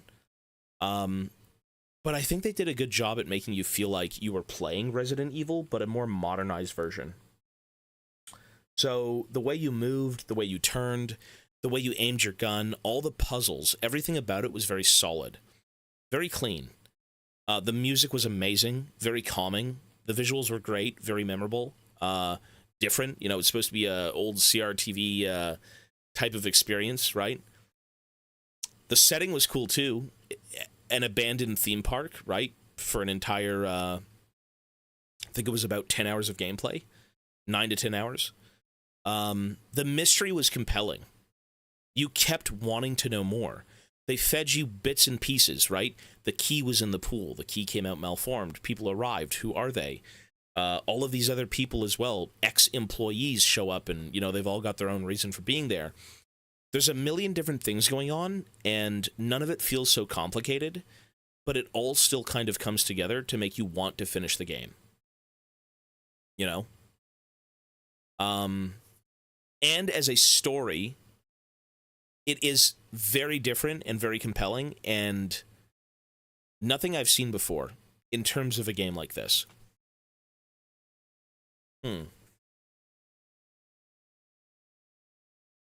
Not my type. I don't think I'd have fun playing it. The graphics were nice, but it didn't fit for me. It looked too childlike. No, this game was great. I don't know. I liked it. I think the way it was styled was charming as fuck, personally. Simple motivations can sometimes be the most compelling and effective. I think that's the best way to describe this game, is simple. It's simple, compelling, and you can kind of get it the first time around. The puzzles make you feel satisfied. They make you feel like a genius. You know, you sit there, you think of like what words are in front of you, what things are highlighted. Everything came together really well with this game. It's very, very solid.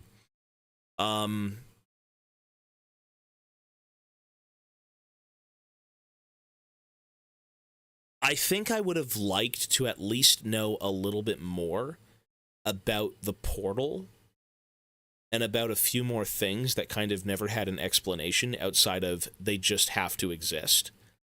But overall, this game was great. I liked it. And I think even everyone on Steam liked it as well. This game has, like, overwhelmingly positive reviews.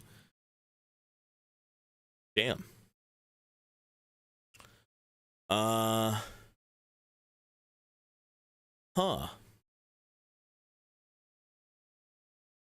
I thought it was a great game, man. The fact that you end up coming back to the park for answers, right? You're the little girl that ended up getting bitten. You got infected initially, was cool. Was it better than Rat 2's? Oh yeah, this is better than Rat 2's. In terms, I don't know, what would I really complain about with this game? Maybe the amount of enemies. At the end, it more of became just kind of like a circus. You had to just run away from everything. There was too much shit everywhere. Right? The puzzles were top-notch. The bosses were kind of mid. Yeah, well, this game never really... I would say this game never really took off in terms of combat. It was basically the entire... It was the same thing throughout the game, but more enemies. Right? And we were on the hardest difficulty.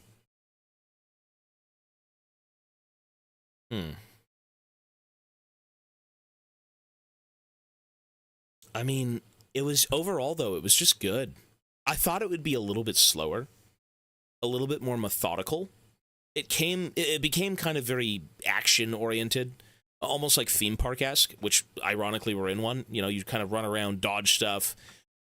You feel like you're kind of running the gambit from like place to place.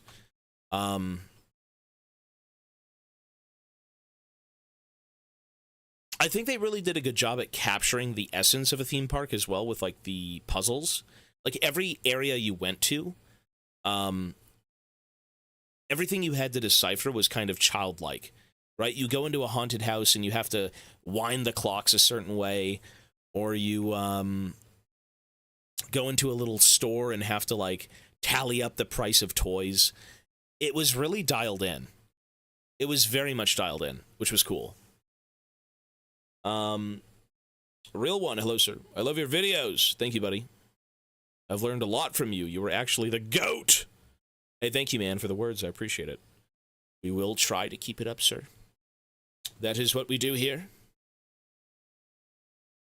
No, everything was very whimsical.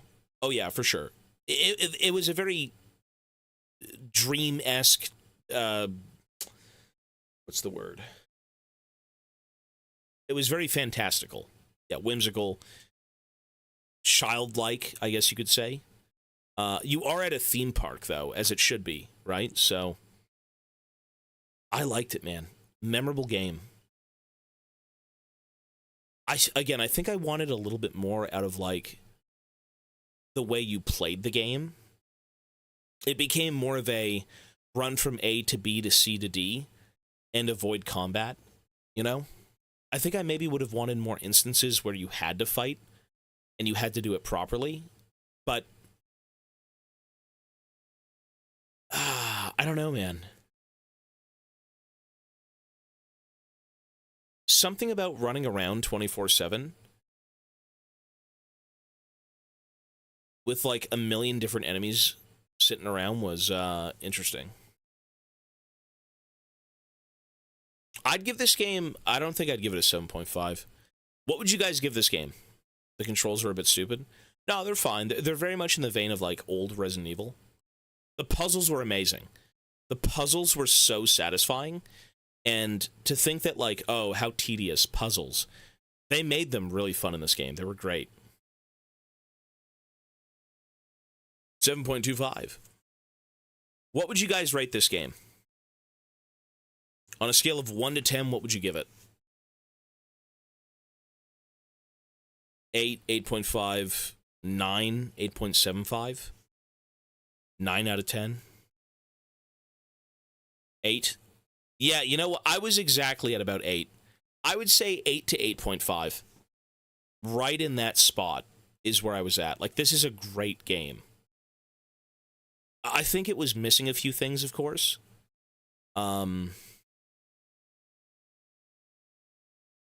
I guess for the scope of the game, adding anything else might have felt overwhelming because you have so many items. You have different, 4 different guns, different upgrades you can find. All the puzzles you had to kind of go back to. I would, I'd put this game at like an 8, man.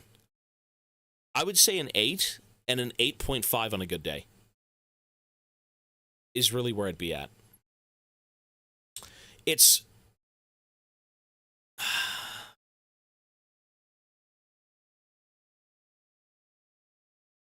It really does stand out. I'll say that much. It's familiar because it's banking on like, oh, Resident Evil, oh, kind of Silent Hill-esque.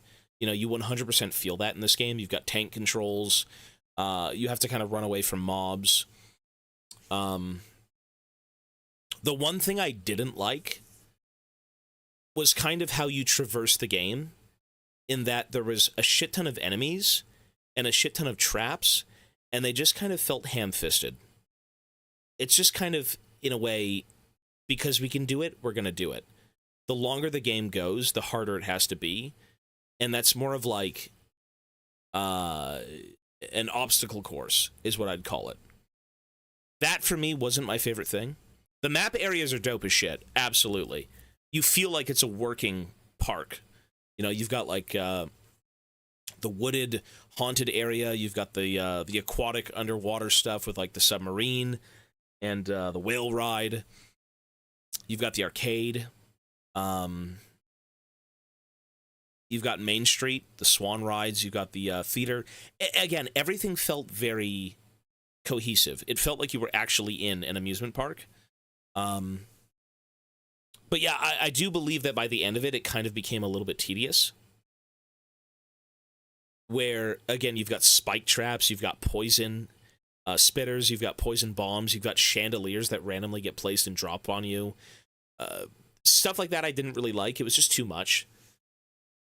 They basically just spawned in more enemies and said, here, have at it, right? That was my biggest complaint, I think. Maybe some of the characters didn't matter too much. They weren't really shown enough. It's not that you're supposed to care about them. You don't care about anyone in this game.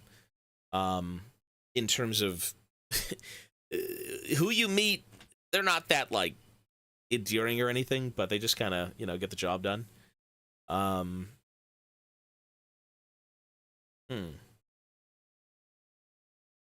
Crows.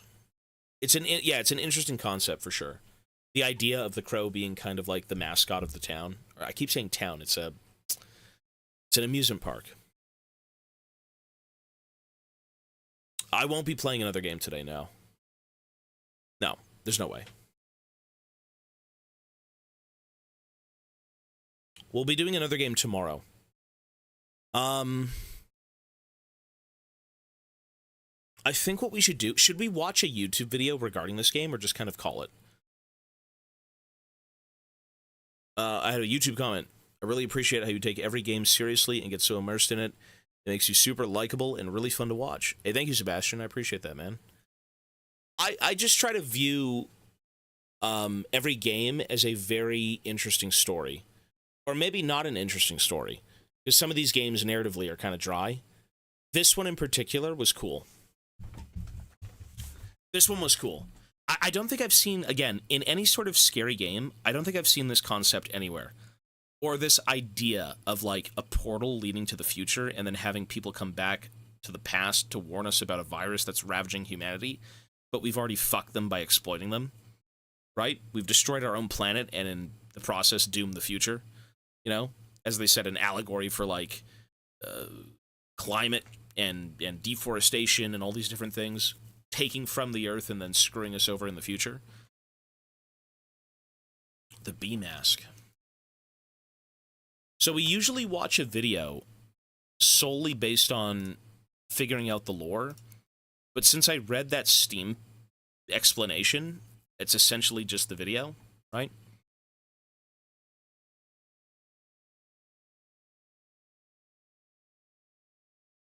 Suck. Gone with the breeze. Humans from the future don't suffer from the bacteria? No, they do. That's why they're dying. There was a catastrophe in the future that basically started ravaging humanity. And they tried to warn us. Come back in time and save themselves, but we fucked them over. That is the bacteria, though.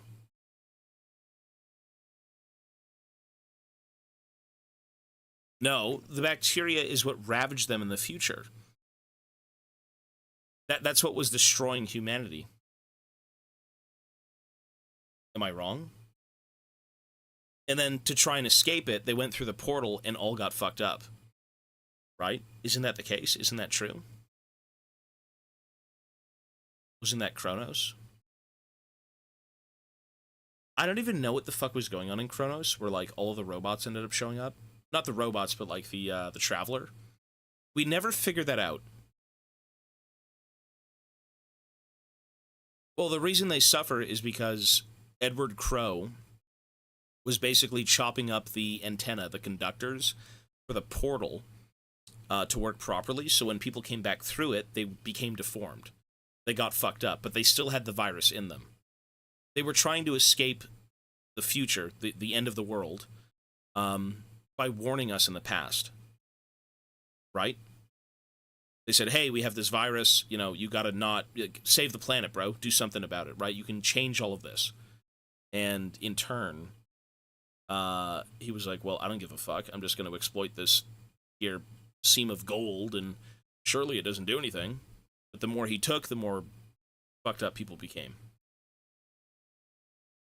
Crow did find a cure. But... so that was... yeah, you know what? Crow found a cure, but he only had made 5. And there were 6 people left, and he sacrificed himself to see how bad the future was. The one he stole from, I suppose. The one he doomed. How did he make the cure, though? Didn't he say he reverse engineered it? He was testing on someone who had come back?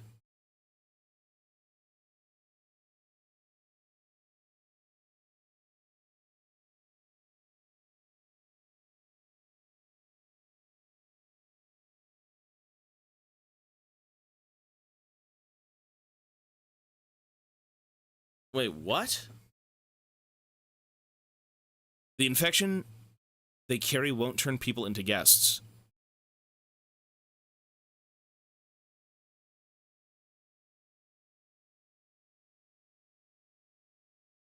Wait, now I'm confused about the narrative again. I feel like I completely understood it. Let me read this again. So, people in the future contract a bacteria. Well, it was a catastrophe, though, that destroyed Earth, right? They said in 2103, 2106, whatever it was, the world was gone. Watch the video. I guess so, yeah.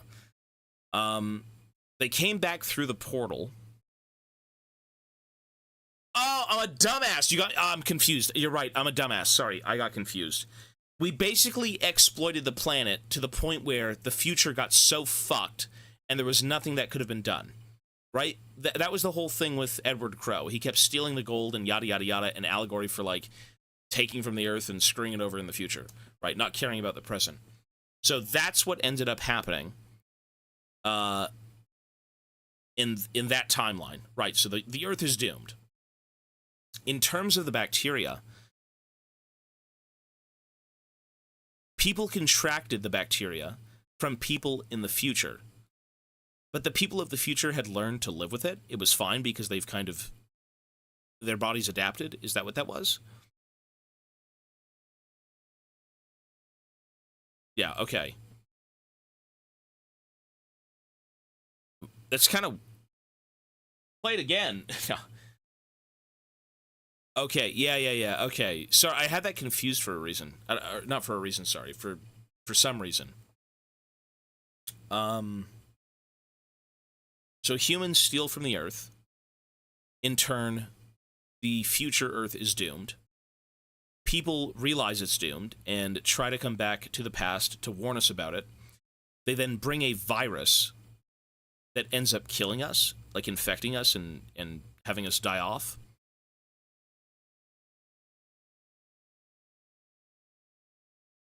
Yeah. That's kind of a weird... So what is that supposed to be of, then? What is that trying to say? I can understand the idea of stealing, you know, the Earth's resources and then in the future having it die out. But what was the point of the disease? Exactly. Like, narratively, why would it be there?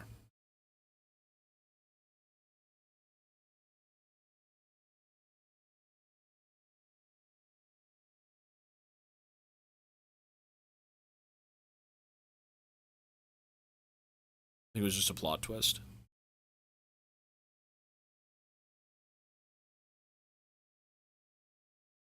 Hmm.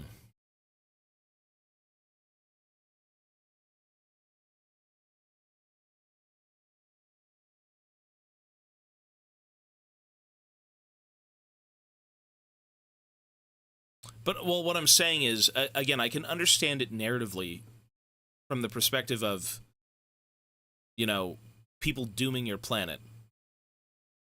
But then, in turn... Oh, wait, you know what this could be?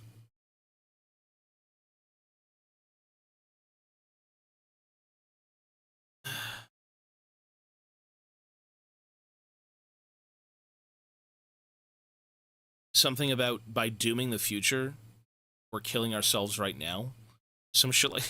I don't know, my brain is not working with this. I understand what went on, but, like, I can't process the point of the virus. Like, what is the message? What is it trying to say? Because this game clearly has things to say about how we are as a species, but I still don't get that virus, and it's kind of hurting my head. We should watch a video. Let's just watch a YouTube video and finalize it, even though we read all of that, which was great. Let's just do a video. Okay, sure. The Story of Crow Country, Gaming Harry. This guy knows his shit. He knows his shit. Virus kills people, move ahead. But it's supposed to have some sort of message behind it. That's the point of this game. It isn't just some hollow type of thing where, oh, it's a virus. Well, tough shit. Or maybe it is. That's kind of what's bothering me. Because narratively, it's not so shallow. And again, you'll get... Hang on. So clearly that wouldn't be.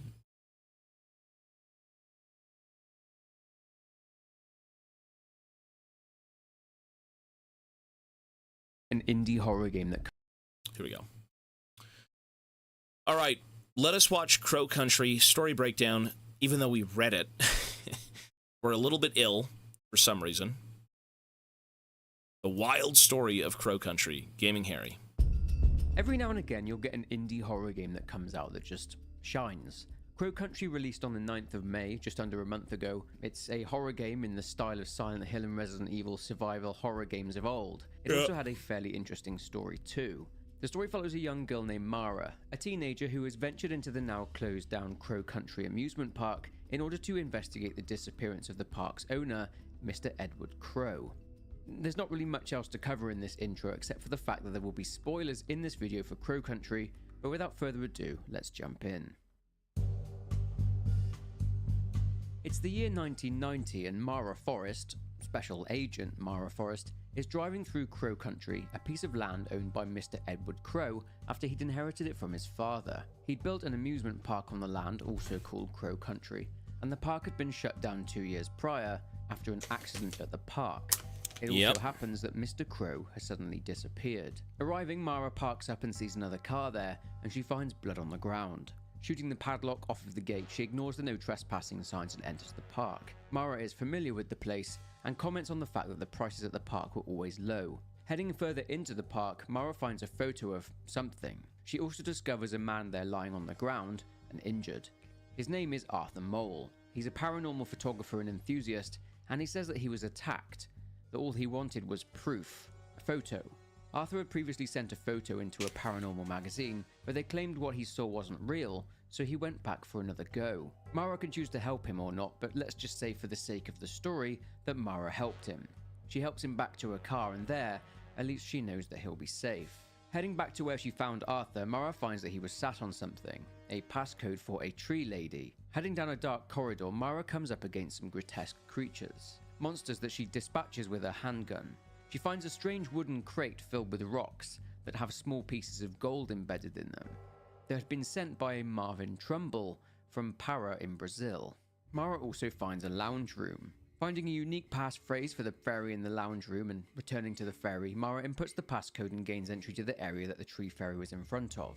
All of this stuff was cool. I felt like I was in Shrek, the movie. The entire main strip was fun, but it was pure CBT. The amount of fucking enemies and things you had to kind of like navigate, getting hit once is death! It leads her to a room with a pool of water. It's pretty murky, cool, though. And according to a staff memo, something has died inside a pipe, and it's affected the water itself. After clearing up the issue by running the filter pump, the water clears. Mara shoots an underwater target, and the fairy pops up holding a bronze key. Monsters are now popping up all over the park. Avoiding them or killing them, key in hand, Mara uses it to enter the east side of the park. That used to be a human being. Oh, the haunted hill. That's awful. She finds a woman named Julie there banging on a door. But Julie isn't very polite, but Mara says she'll try and find a way round in order to open the door. Mara finds her way into a break room, and after finding a useful crank handle, she opens the door, letting Julie inside. She lays out some documents on the table and says that she's going to take a look inside a cell, and then she leaves. Basically, Julie is the attorney hired by the Marshall family. The Marshall's daughter Elaine had been injured by a man inside a cell in the park 2 years prior, and her family are holding Mr. Crow responsible. Elaine spent time in hospital, but the wounds she suffered weren't healing as a result of a strange and unidentified bacteria, leading to the doctors believing that she was in fact attacked by an animal and not a person. Despite repeated legal court summons sent to Mr. Crow, he hasn't shown up in court. Mara also finds an elevator in the room, but it appears to be offline. Mara checks in on Arthur, who says his leg hurts, and Mara then says that she needs to find Mr. Crow, as there's something she needs to tell him. Using the crank handle she obtained earlier, Mara then heads into the west side of the park, and this takes her to Ocean Kingdom. Oh, you know what? You know what's also going on? Those are people, too. Those are also people. I'll say this. The game is pretty grounded. I mean, it's still kind of like a what the fuck moment when there's a giant portal that people can use to go back in time and to the future. Yeah, it is grounded though, technically. Like, you walking around this theme park, they're not monsters. They're deformed, fucked up people. You'd never know that though. I actually thought when playing this game, I'm like, these enemy types are kind of shallow, in the sense that, oh, they're just like amorphous blobs. What do they mean? And then by the end of it, it completely came together. So that was cool.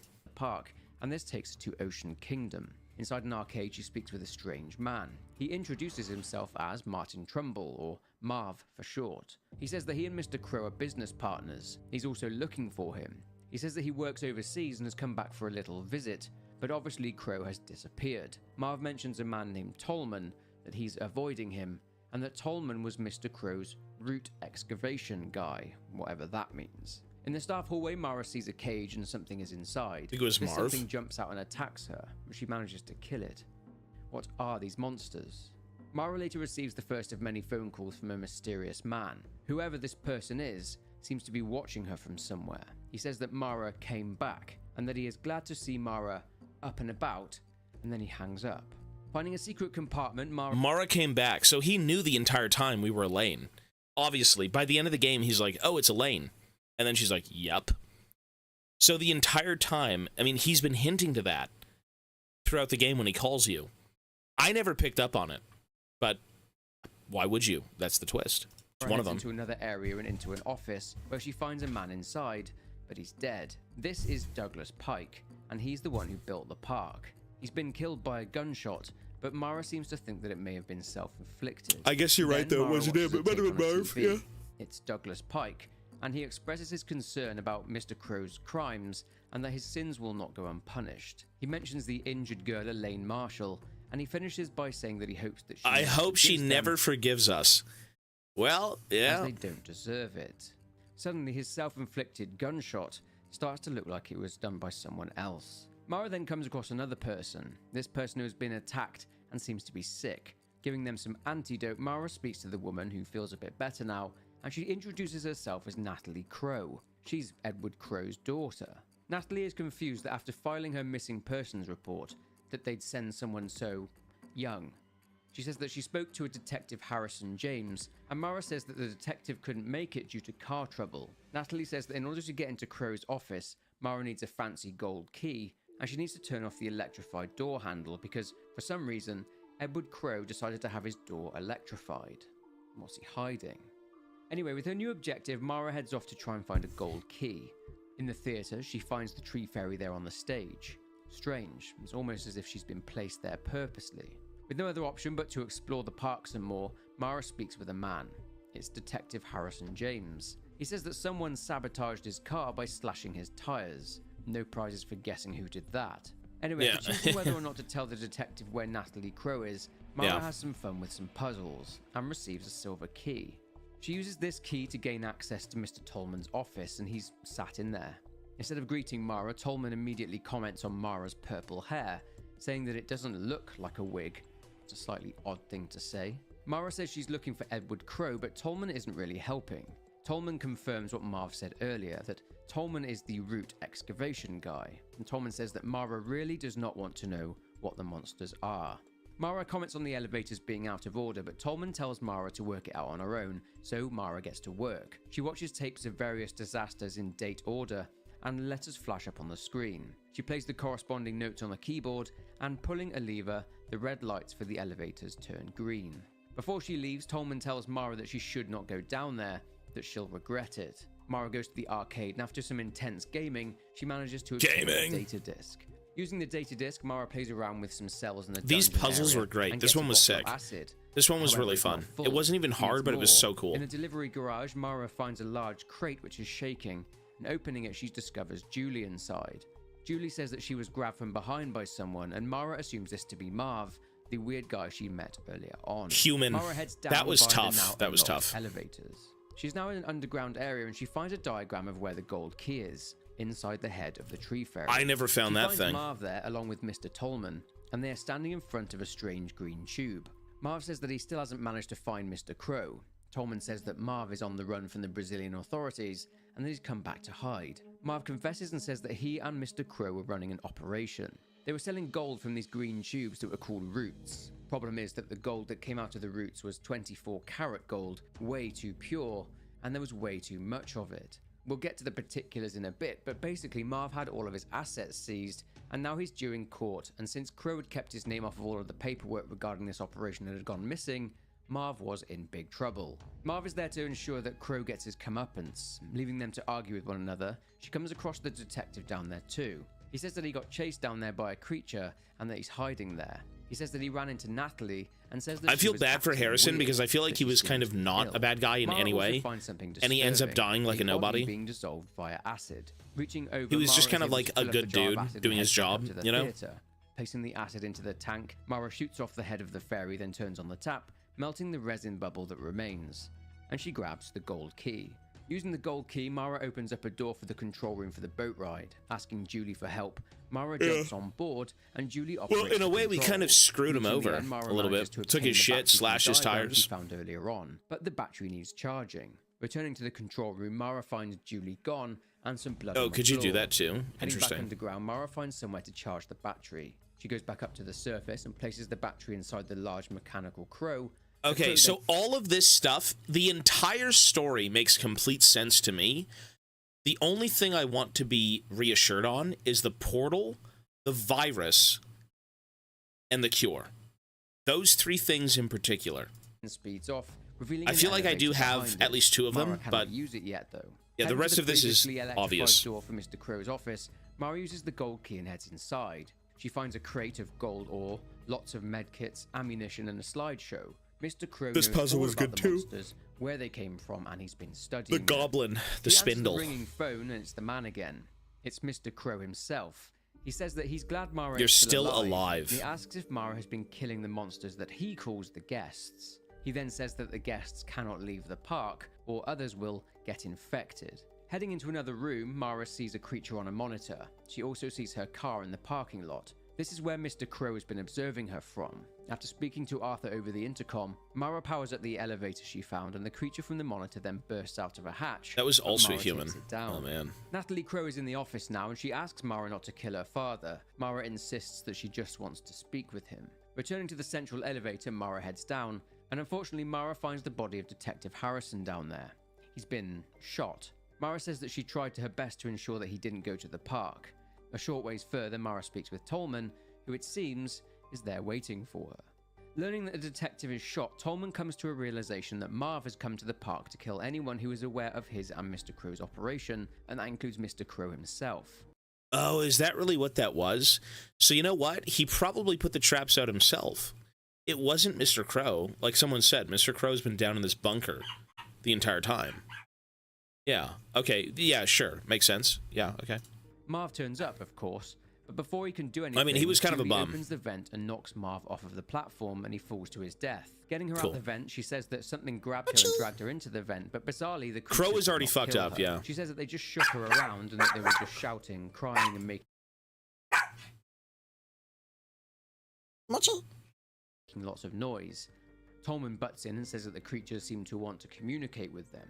Mara pushes forwards on her own, and after a long climb down a ladder, she comes to another room. It's clear that this is where Mr. Crow has been living. Yeah. Mara finds a wall full of photographs of Natalie, Tolman, Mara, Julie, Arthur, Marvin, Douglas Pike, and Detective Harrison. She finds a piece of paper which features a load of intelligible scribbles. He's also been researching things by the looks of it too, as 5 vials sit on Yeah, how the did this desk. cure come to be Washing her again? hair, Mara's purple dye washes off and reveals her natural hair color, brown. Exactly who is Mara? Speaking into the intercom, Mr. Crow calls Mara by her real name, Elaine. That's right, the young girl who got injured at Crow Country Park 2 years ago. After Elaine picks up the vials, he opens the door and she approaches Mr. Crow. He looks terrible. Before we jump into the ending, let's explore what on earth has been happening at this park. Time to Oh my god, into samurai! Catch official. Holy shit, samurai. The So when roots. Edward Crow was 10 years old, he was about to go on a camping trip with his father in what was then Condor Country, and he was very excited. The following day, he and his father came across something strange. A green shiny tube. It was sticking out of the ground, and it was moving, despite it being made of copper. The next day, they found another one. Edward's father was intrigued, so he cut off the tip, And Mochi. inside, he found gold. It's okay, The day Mochi. after that, they found 2 more. Edward's father immediately purchased the land, What are you along with doing? a couple of extra acres either side, and they would rename the land Crow Country. Edward's father would then pass away, and then Edward, who had recently become a widower, inherited the land. But Edward wasn't even interested in the gold. He just felt that he needed to finish what his father started. You see, there was so much gold that Edward didn't know what to do with it. He couldn't just sell it because he didn't want to attract the attentions of the US government, because this gold was 24 karat gold. In other words, it's the purest form of gold you can get. And For there's a example, shit in ton of it. today's Good luck. market, 1 kilogram of 24 karat gold is worth about $75,000, or about God. £58,000. Edward would then build a theme park. Suffering on top of the from land, success. calling the park Crow Country 2, and the park would be designed and built by Douglas Pike. Douglas put a lot of time and effort into the building of the park, and at some point during the construction process, Douglas's wife Ophelia died, and as a way to immortalize her, he created a lifelike waxwork of her and placed that inside of a coffin inside the I didn't actually remember that. I think we read this in his office. I can't believe. Is that really it? Okay. immortalize her. He created a lifelike waxwork of her and placed that inside of a coffin inside the park's crypt. Anyway, this park would just become a cover for Edward's gold harvesting operation. Edward and his business partner Marvin Trumbull were working on a plan to be able to excavate and then sell the gold. In 1986, Edward by this point had nicknamed the tubes Roots and had hired an excavation manager called Tolman. Tolman had initially hired a crew to help out with the excavation, and a dig site was set up inside the park. However, this turned out to be a mistake, as this crew not only took a long time to set the site up and were documenting everything, it was meant to be a quiet operation, they also demanded to know what it was they were excavating, so they were fired. A new method of excavation was drawn up, but it would not come cheap, and the park was in the process of having a new attraction installed called Cosmic Future. Around this time, Marv was sent by Edward to search for a gold mine, and he found an unused gold mine in Para. That was supposed to be Brazil. the cover, Edward went to great yeah. lengths to ensure that this gold mine could not be traced back to him, and this involved Edward's name being on none of the paperwork, and only Marvin's name, which explains why Marv went to the park to try and find him. The new method of harvesting the gold was that an underground area was built, and that the 7 roots were cut underground. Oh. This was a diorama of the entire setup. So the green shit was the pool, and you had people inside the pool looking like they came out of it.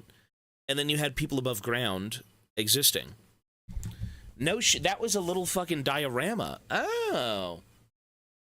That's And cool. then those sections are lifted up to the surface. Yeah. The copper exterior shell is then separate. I mean, this game does a very good job at kind of showing you the story, telling you the story. You still have to sit down and think a little bit, but like all of this environmental detail, all of these green tubes that are being, loosened up of their gold, right? Mochi, no, go. You can't do this. You're being crazy right now. Mochi, stop. What are you doing? What are you doing? What's this? Are you being crazy? You're being crazy. Calm down. Mochi. No, you can't lick. That's a cut. He's trying to lick my cuts. What are you doing? Ah, you little bastard. Wait, he's actually. One sec. You're going crazy. You're crazy. Okay, you can't lick my wounds. Anyway. He's trying to. I have a cut on my leg, and he's like trying to lick it. I'm gonna die. You're gonna give me sepsis. You're gonna give me whatever the hell these guys had in the game. Ow.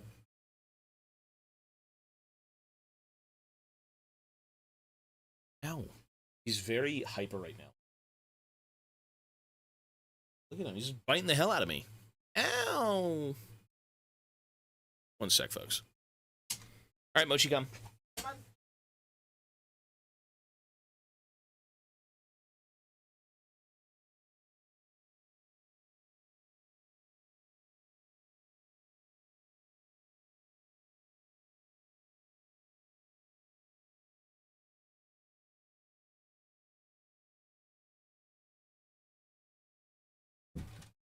Dog is crazy.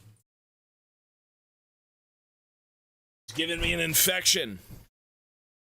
Oh, he does have to go out, actually. All right, let's finish this up, folks, and then we got to call it here for now. From the gold, and the copper is burned. Using rocks as ore, the gold pieces would then be embedded into the rocks and sent back to Brazil. Yep, This to was a be perfect excavated. operation, Yep. in theory at least. A massive buyer was lined up, but Marv was concerned that people would be able to tell that the ore itself was not from Brazil. Nonetheless, they went ahead with the sale. Bad move. Because Marv would then send a letter to Edward stating that the Brazilian authorities would be conducting a national inspection on the mine. This is serious. They'd obviously checked the ore for minerals and found that it wasn't from Brazil. Marv, in a desperate attempt to fool the authorities, then got a load of rocks and soil and had it delivered to the US. The gold was then embedded in the ore from Brazil and then shipped back to Marv. It was around this time what that an things started to elaborate go tits scheme up in the park, but we'll get to that shortly. Marv then sent another letter to Edward asking if he got the shipment of rocks from Brazil, but Edward wasn't even picking up the phone. The plan was rumbled as Marv sent a final letter telling Edward that the authorities know that the gold isn't of Brazilian origin and they want to know where it's from. Marv then states that he's coming back to the US. But back home, of course, Edward Crowe was missing. So now This we'll was get on to weird. the guests. When Mara is in Pike's office, she finds a note inside a filing cabinet which says that Edward suddenly pulled all of the funding for Cosmic Future. Pike says that Edward had changed, that there's a manic energy in his eyes, but that he suspected that Tolman and Crowe were up to something. One Edward second. needed to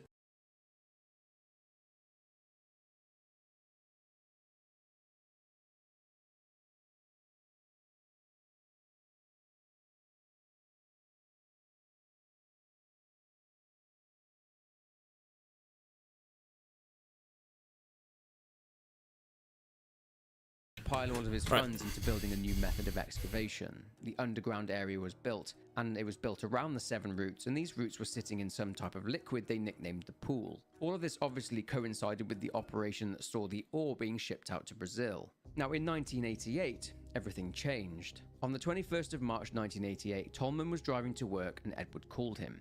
There was an intruder alarm going off in the underground area. So Tolman checks out the security cameras and sure enough, there was someone down there standing by the pool, even though all of the doors were locked. A couple of days later, Tolman writes that Edward has contained the intruder in the lab and that Edward has called him the guest. But Edward didn't want to call an ambulance. He also said they should keep excavating, but Tolman was concerned. During this situation, Pike had overheard Edward and Tolman speaking and realized that they were up to something. Edward and Tolman then converted the storeroom into a holding cell, which Pike was not happy about, saying that they can't legally hold people inside a cell, but Tolman responds by telling Pike that it's not for... They could have just bought mining rights in some place like the Rockies and then have been like, whoa, gold. I mean, this was a pretty elaborate thing. Like, imagine having all of that wealth in front of you and be it, I mean, the depths of your greed to even have like that much gold. You know, you take a sliver and you're like, okay, that's great. I mean, these guys were dubious, devilish beings. Setting up a fucking illicit business in, like, Brazil, trying to frame it in, you know, some mine there. That's a lot of fucking gold. Like, you're set for multiple generations, and yet you still want more and more and more and more. Trillions. Like, that, how much money? Bro, so much money. And it just wasn't enough. Yeah. criminals. Edward shut the guest inside the cell as he wanted to run tests. Tolman says that bringing the guest up to the surface is a bad idea, and it turns out that he's correct. On the 27th of March, Tolman would discover another alarm being triggered. 2 more guests had appeared in the pool room. Since the cameras were running, they have proof that these guests were coming from inside the pool. However, they are even more twisted up and broken. Deformed, Edward tried to talk to them for 23 minutes, but after... You know how stupid I am? I kept thinking throughout the game when I heard the pool, I thought it was the swan pool. There's like a little swan area, and I'm like, oh, they were from the pool, the swan pool. They're talking about the green pool. The actual pool below the park. I don't know why I thought that. I guess I just didn't realize the pool was a thing yet, right? When they reference water, it's what you've seen, not what you don't know yet. All right. Getting nowhere, he shot them. 3 days later, Tolman writes that Edward has begun his experiments with the pool. He attached a key to a chain, and the key came out misshapen. A few months passed, and in July, Tolman, despite not having Edward's permission, turned off the excavation machines, as Edward had become obsessed with the pool and the guests. He's ignoring all of Tolman's calls. Trust. Star Wars. Nope, that's DMCA with the volume.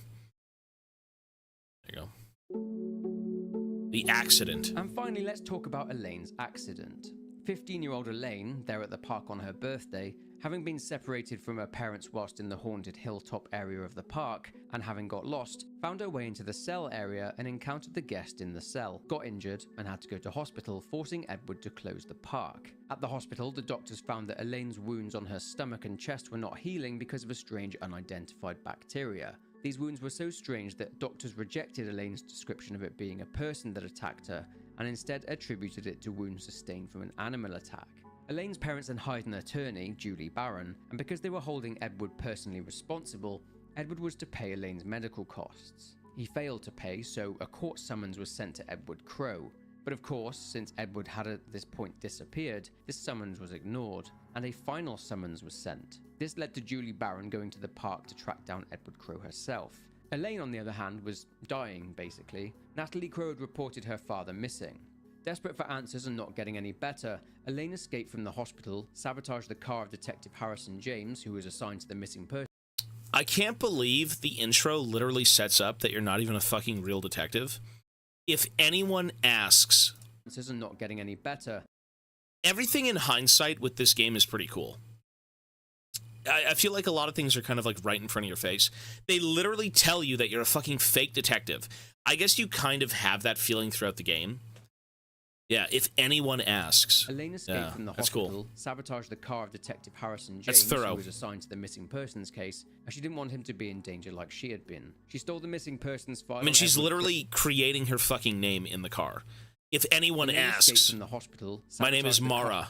And then she's like, Detective Harrison James, Mara Forrest. The missing persons case, as she didn't want him to be in danger like she had been. She stole the missing persons file on Edward Crowe from the detective's car, and dyeing her hair purple, she disguised herself as an investigator and came up with the fake name Mara Forrest. She then arrived at the park. Actually, no. That wasn't even in the car because she had the ID. Okay, true. The game. Okay, here is the most important part. Speaking with Edward, it's clear that his obsession with the pool has taken a toll on him physically. He sat in front of the pool. He refers to Elaine as infected, but says that he's glad she came back. She tells Edward that they can't get rid of her infection, and that it's been getting worse. Edward assumes that Elaine wants to kill him, but she says that she just wants to tell him something. She tells Edward that she's dying. Edward says that anyone who's been exposed to the guests will be infected too. And this means Julie, Natalie, Arthur, Tolman, like Elaine and Edward, are all infected. Right, so these people came from the future to warn us about the impending doom of the world, and they came with a virus that we weren't able to control. We weren't able to kind of stave off. Edward says that his continued exposure to the guests means that his condition has worsened quicker. He says that the same thing will happen to Elaine because of her close proximity to the guests. Elaine learns that Edward deliberately failed to pay Elaine's medical fees as he knew there was no cure for her condition, at least not at the hospital anyway. Edward then reveals that there is a cure as he made one. He reverse engineered the infection and found a cure. The cure is in the 5 vials that Elaine picked up from the desk. You see, oh, he was biochemistry, right? He did have this degree in his office. So he just happened to make a cure. He was that good. Okay. And the cure is in the 5 vials that Elaine picked up from the desk. You see, Edward is a very skilled biochemist. The 5 vials he created are enough to cure 5 people, which means out of the... Maybe I was trying to overthink some of this too, though, because in my mind, a lot of these things have to have some sort of like deeper, understanding, deeper kind of like meaning. I guess he was able to just come up with a cure. 6 people backwards engineer the thing. All right, will have to go without. But Edward solves this little conundrum by saying that he won't be taking a vial. He explains the pool to Elaine, that the 7 roots are coming up from its depths. He explains that the pool is a gateway, that the guests that came through it are humans that attempted to travel through it and ended up there at the park in 1998, 89, and 90. Edward goes on to explain that the guests look so terrible, as in cutting away the roots, which are effectively an antenna, to get the gold inside them, he's actually been dismantling the actual gateway itself, therefore the guests have been mangled badly whilst travelling through the gateway. It's now malfunctioning. Edward explains that the very first guest that came through the pool could just about speak. However, upon learning about who these people were, Edward went back to harvesting the gold inside the roots. Therefore, he would learn nothing else about the guests, as all subsequent guests could not speak. Edward says that he's going to throw himself into the pool to learn about the destruction that he's created, and he hands Elaine a piece of paper. The paper itself insinuates that the guests are actually from the year 2106. At some point, humanity will be exposed to a bacteria which will be capable of wiping out humanity, and Earth will become an uninhabitable ruin. This explains why the numbers 2106 were written all over the park, as the guests were trying to communicate but couldn't. This is why Tolman says that they aren't trying to kill humans, they are trying to communicate with them. Edward says that him mutating will be a fitting end. Wait, so I literally got that correct then. I got that right. What I was saying wasn't bullshit. Implying that this is correct too, though. So the bacteria, that's what I was saying, though, right? Even the article had said that, where the world by 2106 was ravaged by a virus, and people had come back from the future to warn us about what was going to come. Like, what was happening. Uninhabitable, can't do anything about it. Oh, okay. And he asks Elaine to kill him if he comes back up again, and she reluctantly agrees. Edward then throws himself into the pool. As expected, he comes back a horrible, grotesque, mutated mess. Elaine fights him and eventually defeats him, killing Edward Crow. With the cure on hand, Elaine takes the cure along with the other four, and they leave Crow Country, all reflecting on what it is they've been through, and the game then ends. And that is it. A pretty decent indie horror. So, let me hear this again. Trying to communicate but couldn't. Piece of paper. The paper itself insinuates that the guests are actually from the year 2106. At some point, humanity will be exposed to a bacteria which will be capable of wiping out humanity, and Earth will become an uninhabitable ruin. So,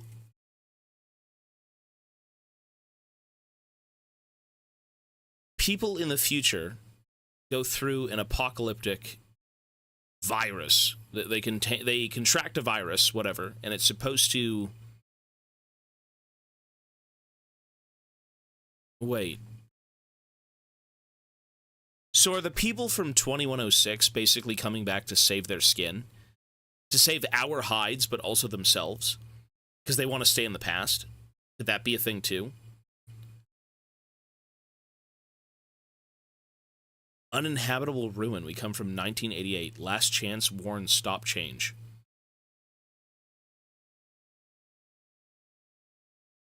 Crow was able to make a cure in the past. We just don't have videos right now, man. Start of the next year, hopefully. Ruinous Ghost, thank you, bro, for the 51 months. Getting married in 3 days. Jeez. Hey, congratulations, man. That's awesome. I hope it goes well, and I hope you and your loved one have an eternal happiness together. Hey, congratulations, bro. That's great. That's awesome. That is what I'm sure most of us long for one day. To settle down and be happy. Not like the people of Crow Country. They're not very happy.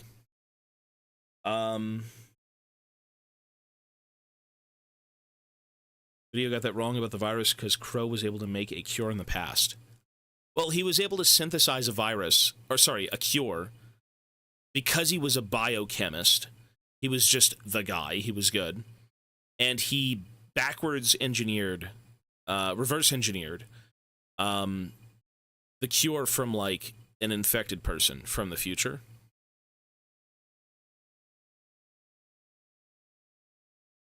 So then, what was the catastrophe from the future? Can you post what they said in that post, the one we read on stream? It's not clear. You know, I suppose so. I guess it isn't clear, but they do come back with a virus. The people in the future come back with a virus that seems to be ravaging their bodies. And as a way, they tried to warn us about what was to come. But at the same time, you know, the other post said all these things about different allegories for, like, deforestation, the ozone layer, all these different things. No, their bodies are like that because of the virus. Well, because of the poles going down, the antennas. Him stealing the gold and basically fucking up the connection within the portal is what malformed everyone when they came through. But they still had the virus in them. So then, what actually destroyed the future? The greed of man? I guess that would make more sense narratively if that's what the story of this game is trying to tell, right? Humans are bad. We're doing irreversible damage to our planet. The virus is just a part of that? Right?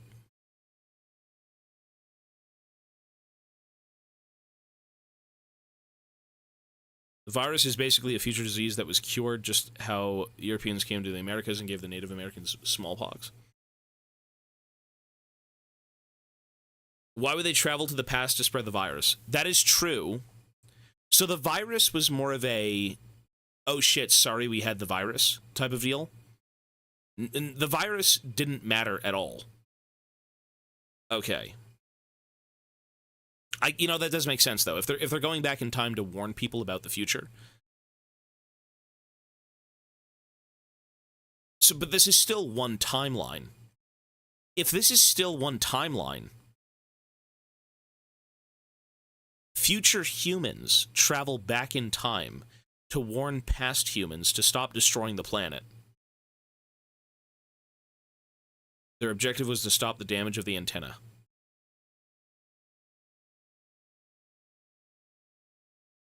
Whose was? Not the people who came back from the future.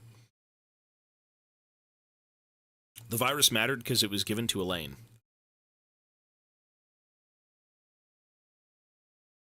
But it was an accident, right?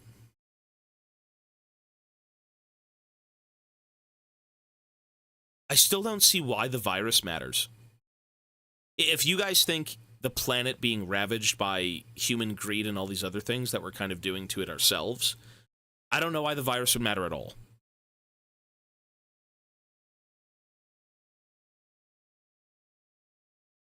The guest came back to warn Crow to stop excavating.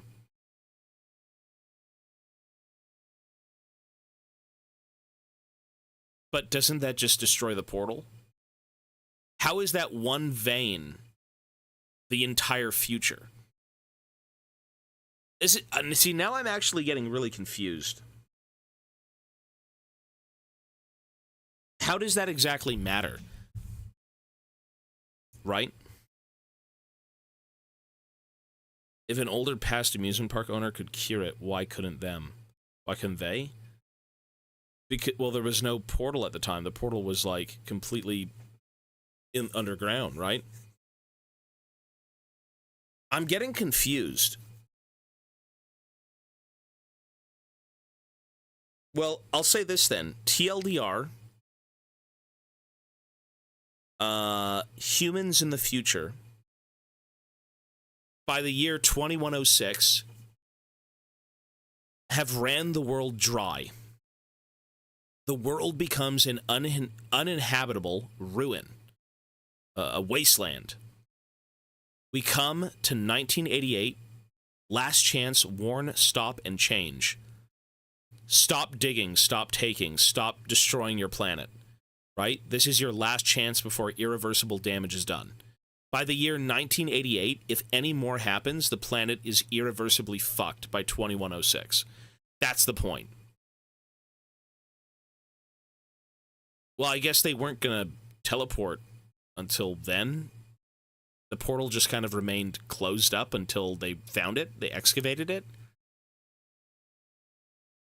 I guess through the greed of man, did the portal even need to be opened to begin with, where people had to come back and warn them?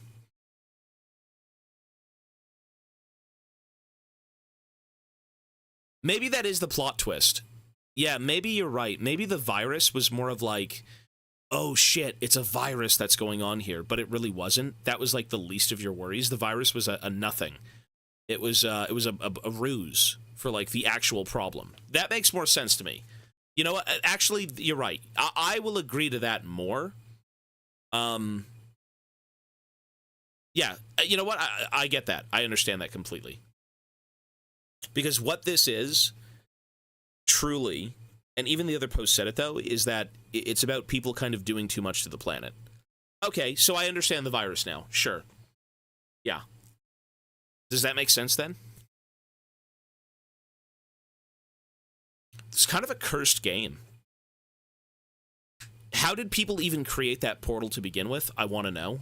I don't think throwing it in there and saying there's a portal is kind of like the right move. I would like to know how it was created. Not that that's the point of the story. It's more so stop killing the planet, you dumbasses. But it adds more weight to the story.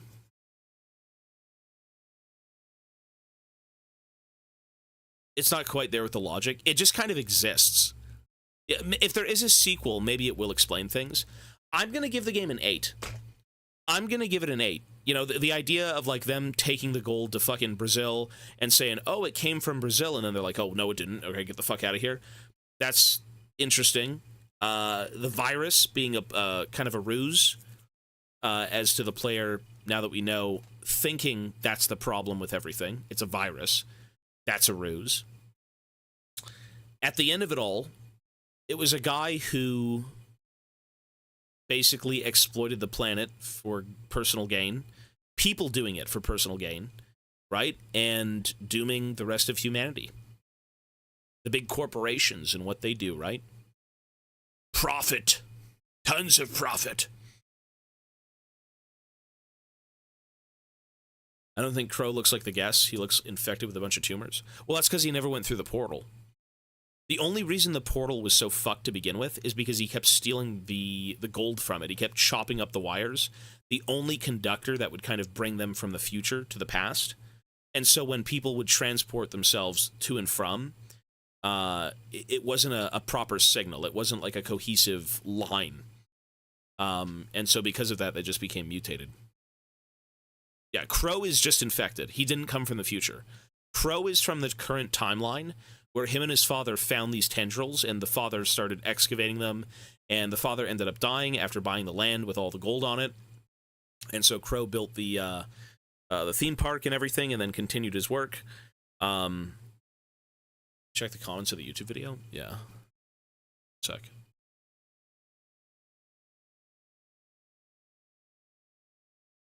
See here. The guests from 2106 inadvertently caused the strange bacteria to infect humanity in the first place by sending the roots, which were encased in the strange green material, through time. Edward Crow inadvertently caused the guests to mutate as they went through the portal by damaging the roots from harvesting the gold inside them, preventing them from actually solving the problem of the infection. This game would have been a stable time loop of the bleakest kind if Edward Crow hadn't been able to create the cure for the infection.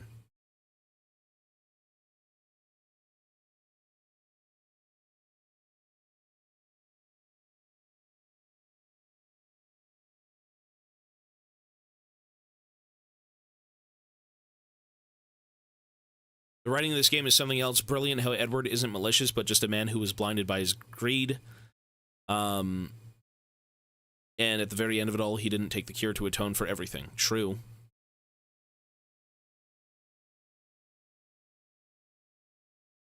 The guests from 2106 inadvertently caused the strange bacteria to infect the humanity, or infect humanity in the first place, by sending the roots, which were encased in that strange green material through time.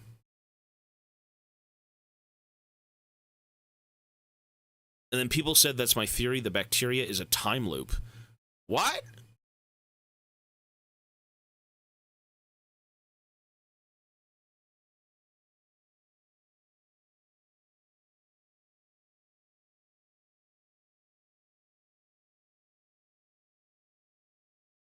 You were, yeah, so the person who came through the portal, the very first person, infected you. They bit you and gave you the infection. 2106 inadvertently caused the strange bacteria to infect humanity in the first place by sending the roots. By sending the roots? As in they knew people would get greedy? I don't think that makes any sense, though.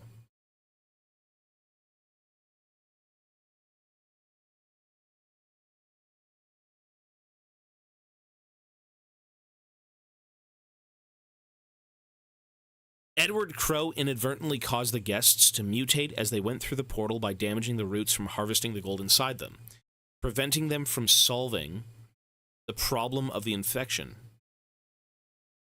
This game would have been a stable time loop of the bleakest kind if Edward Crow hadn't been able to create a cure for the infection.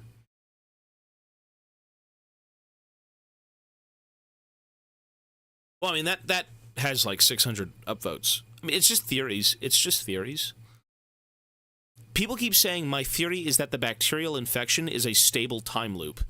Right before the final boss, an infected crow jumps into the pool to travel to the future. Arriving sometime before 2106, he accidentally infects a nearby human and realizes that he himself is the progenitor of the apocalyptic event, bringing the bacteria forward from 1988. Deciding to minimize any further damage, perhaps in the hope that he is wrong about personally kickstarting the apocalypse, he jumps back into the pool to return to 1988.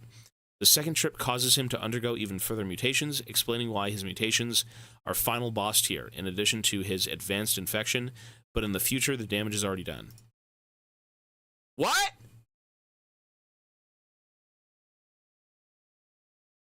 An infected crow jumps into the pool to travel to the future. Arriving sometime before 2106, he accidentally infects a nearby human and realizes that he himself is the progenitor of the apocalyptic event, bringing the bacteria forward from 1988. Deciding to minimize any further damage, perhaps in the hopes that he is wrong about the personally kickstarting the apocalypse, he jumps into the pool. I don't know about that. Well, these are all theories. These are all theories. These are all just theories. I actually think it's not so complex.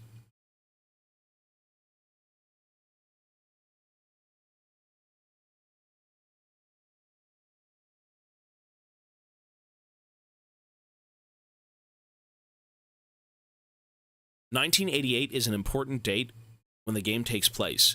This was when climate change started to be taken seriously due to the hole in the ozone layer. Traveling through the damaged pool seems to mutate and change all life. Bacteria are life. Oh. So it stands to reason they can be changed into a deadly disease too. That's just my theory, though.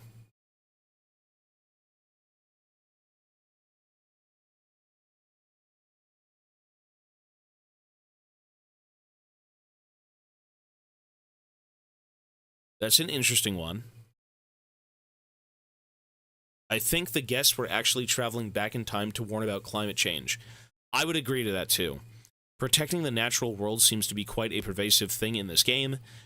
That's the Forest Fairy's whole thing. Mara mentions saving water and turning off the faucet. When you go into the haunted manor, the globe is literally on fire. Yeah, I agree. The guests also mentioned that the Earth is uninhabitable. A bacteria doesn't change landscapes into a wasteland. Then how does Edward Crowe, a man 100 years in the past, able to craft a cure that future people couldn't?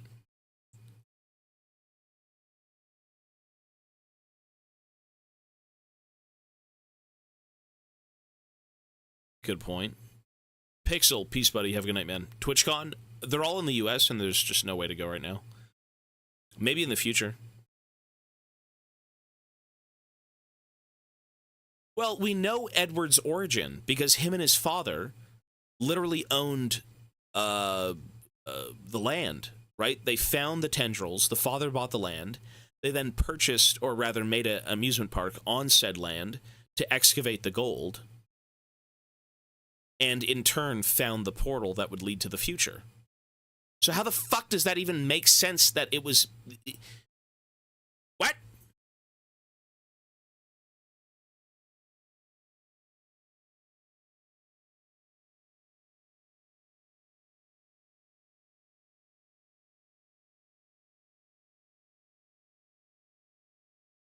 Crow arrived in a different future than the one the guest came from due to his and Elaine's actions changing the timeline. Changing the timeline.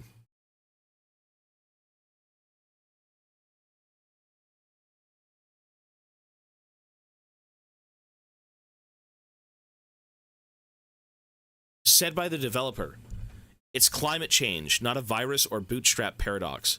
That's okay, so it's none of that stuff. It's climate change. A major theme is capitalism screwing up the world. Okay, sure. Basically, these corporations plowing the earth for their resources and then fucking us later. The story is about being born just in time to be too late to save the world. The date the first guest arrives in is the dev's birthday. Okay. The people coming back are scientists.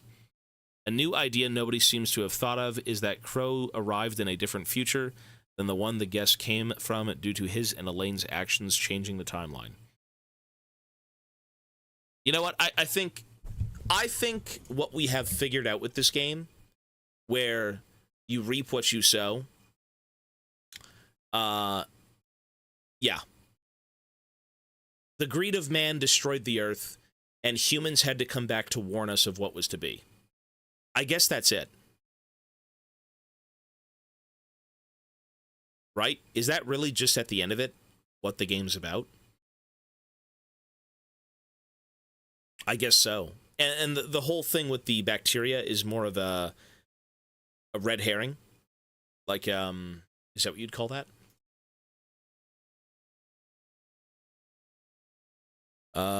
Yeah, a red herring. It's meant to mislead. So not every element in the story is that deep. I guess not. I think it was more so to be unique. And you know what? Whenever you've got a very interesting narrative that poses so many questions, your brain can try to fill in the gaps, but in such a weird way. Everyone's got theories that, I guess in their own way, can make sense. But if the devs themselves said something, and that it has nothing to do with what it was that people are thinking, then it's just that. Right? So you know what? I'm going to give this game an 8. I'm going to give this game an 8. I enjoyed the puzzles. I enjoyed the game. I enjoyed the aesthetic. I enjoyed the music. I enjoyed the characters. I enjoyed a lot about this game. You'd think I'd rate it higher than an 8, but I think one of my... What could have been better? Mostly the traversing of the world, the traversing of the game itself.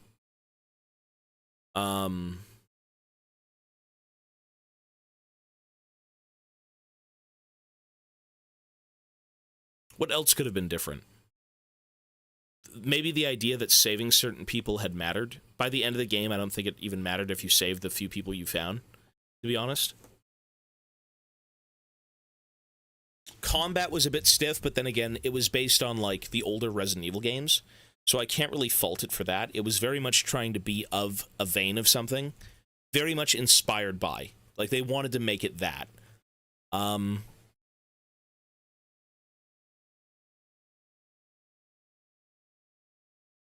I want to rate this game higher.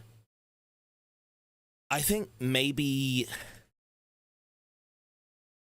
For an indie game, it's damn good. I maybe would have liked to see a cutscene or something. I'm not sure. Something to take it a little bit further to make it like a 9, you know? But I think an 8 for this is great. I'm still trying to come up with reasons that I don't like the game, but I can't. Outside of, like, the navigation. The navigation, all the traps, that was just stupid. That was very... The navigation itself, in terms of how the map is laid out, is really good. What I'm talking about more so is... It's a circus. It's more of like a... what's the word? You walk in and you have to avoid stuff constantly. There's a word for it. Or maybe a game for this.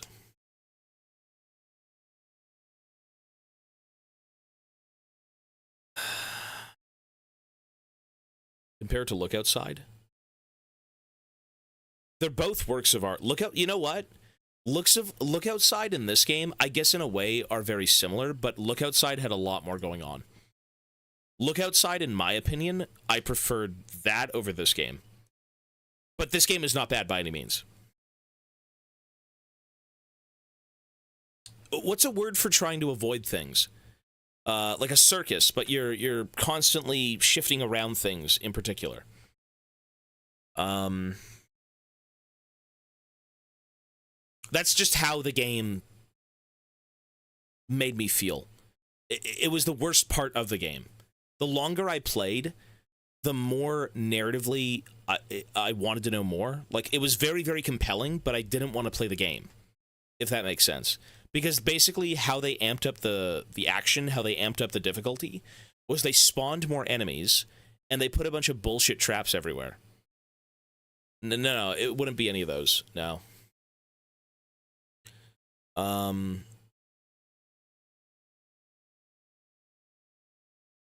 That was my biggest gripe, and I think that's really just it, to be honest. You know what? I'm gonna give it an 8. I feel like this game's kind of hard to rate because if it was pushed a little bit more, in some departments, I think it could have been insane. But if it's an indie game, and if it's like their first game, or maybe there's a sequel, I'm not sure. What a great fucking game. Honestly, very solid, very much worth the money. Really good game. So let me just see what I rated Look Outside. I gave Look Outside an 8.5. You know what? I'd give this game like an 8. Yeah. Look Outside had so many interesting things going on. Tons of different endings, tons of different questions, tons of content, the soundtrack, everything about the game. It was like of this caliber, but there was so much more content to it. Yeah. Look Outside was phenomenal. I'm going to give this game an 8. I think it's a very tight-knit,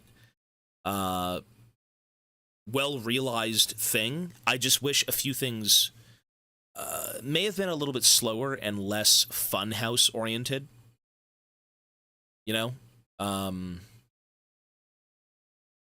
It almost felt like they didn't know what to do at the end of the game, and they just threw a bunch of shit at you and said, have fun. That was my biggest gripe.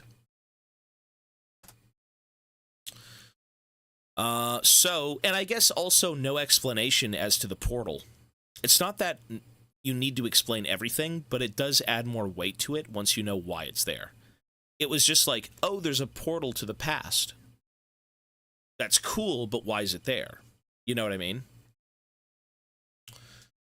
And then you also had, like, I guess options where his daughter would be like, oh, don't kill him, please, whatever you do. And then you also had one where it was like, you could help people or not help them. I'm not sure if it mattered in the grand scheme of things, unless you got... Is there a different ending? I don't think there is. A lot of smoke and mirrors. A lot of, like, do this, and then it's like, well, it didn't matter. Type of deal. 8 is a very solid score for this. That's intentional, same as refusing to listen to Crow when he came back. It may have been. It may have been, yeah. The theme park setting and the serious stuff didn't mix too well. I thought it was a good mix of both. I thought it was like a lighthearted game, but also pretty serious in tone. Oh, is there multiple endings based on who you save and who you help? Really? Really? Okay, before I... Hang on. But doesn't it just kind of show them at the end, then?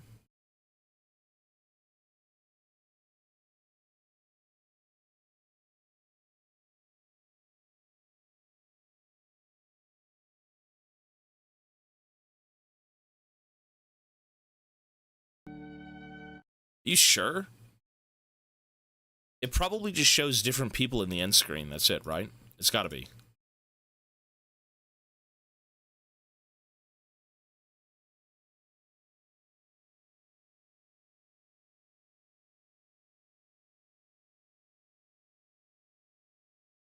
You think the events of the game change slightly?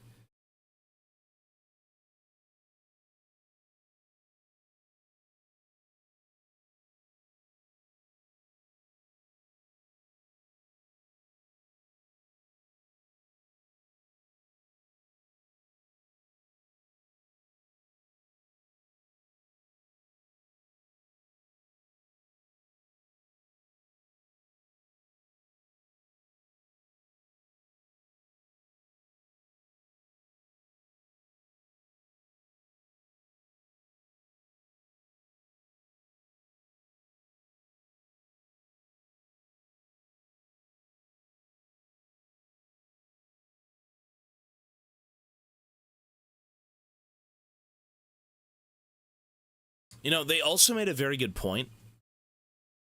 The crows were eating the dead bodies and were kind of flying off. You know, you're probably right with stuff like that. If we had helped Harrison, saying in that, oh, we found her and she's in the park, then maybe he would have been like, oh, great, and the dialogue would have been different. I think you're right. I think it's so minor it doesn't really matter, but I'm going to give the game an 8, man. This game's getting an 8. All right, so let's wrap it up here. That is Crow Country. I think the fact that we had to ask so many questions is a good thing for a game. More so than not, right? You could say, well, what's this, what's this, what's this? And then it's like, well, it's a bunch of bullshit. There's no explanation. That's why you're asking questions. But I think for the sake of this game, it was very, very compelling, and that's why we asked those questions. I liked it. It is a very tight game. Very good. Crow Country gets an 8, man. I liked it. I would recommend this game, for sure. Hubert, peace, man. Have a good night, bro. I actually do have to go right now.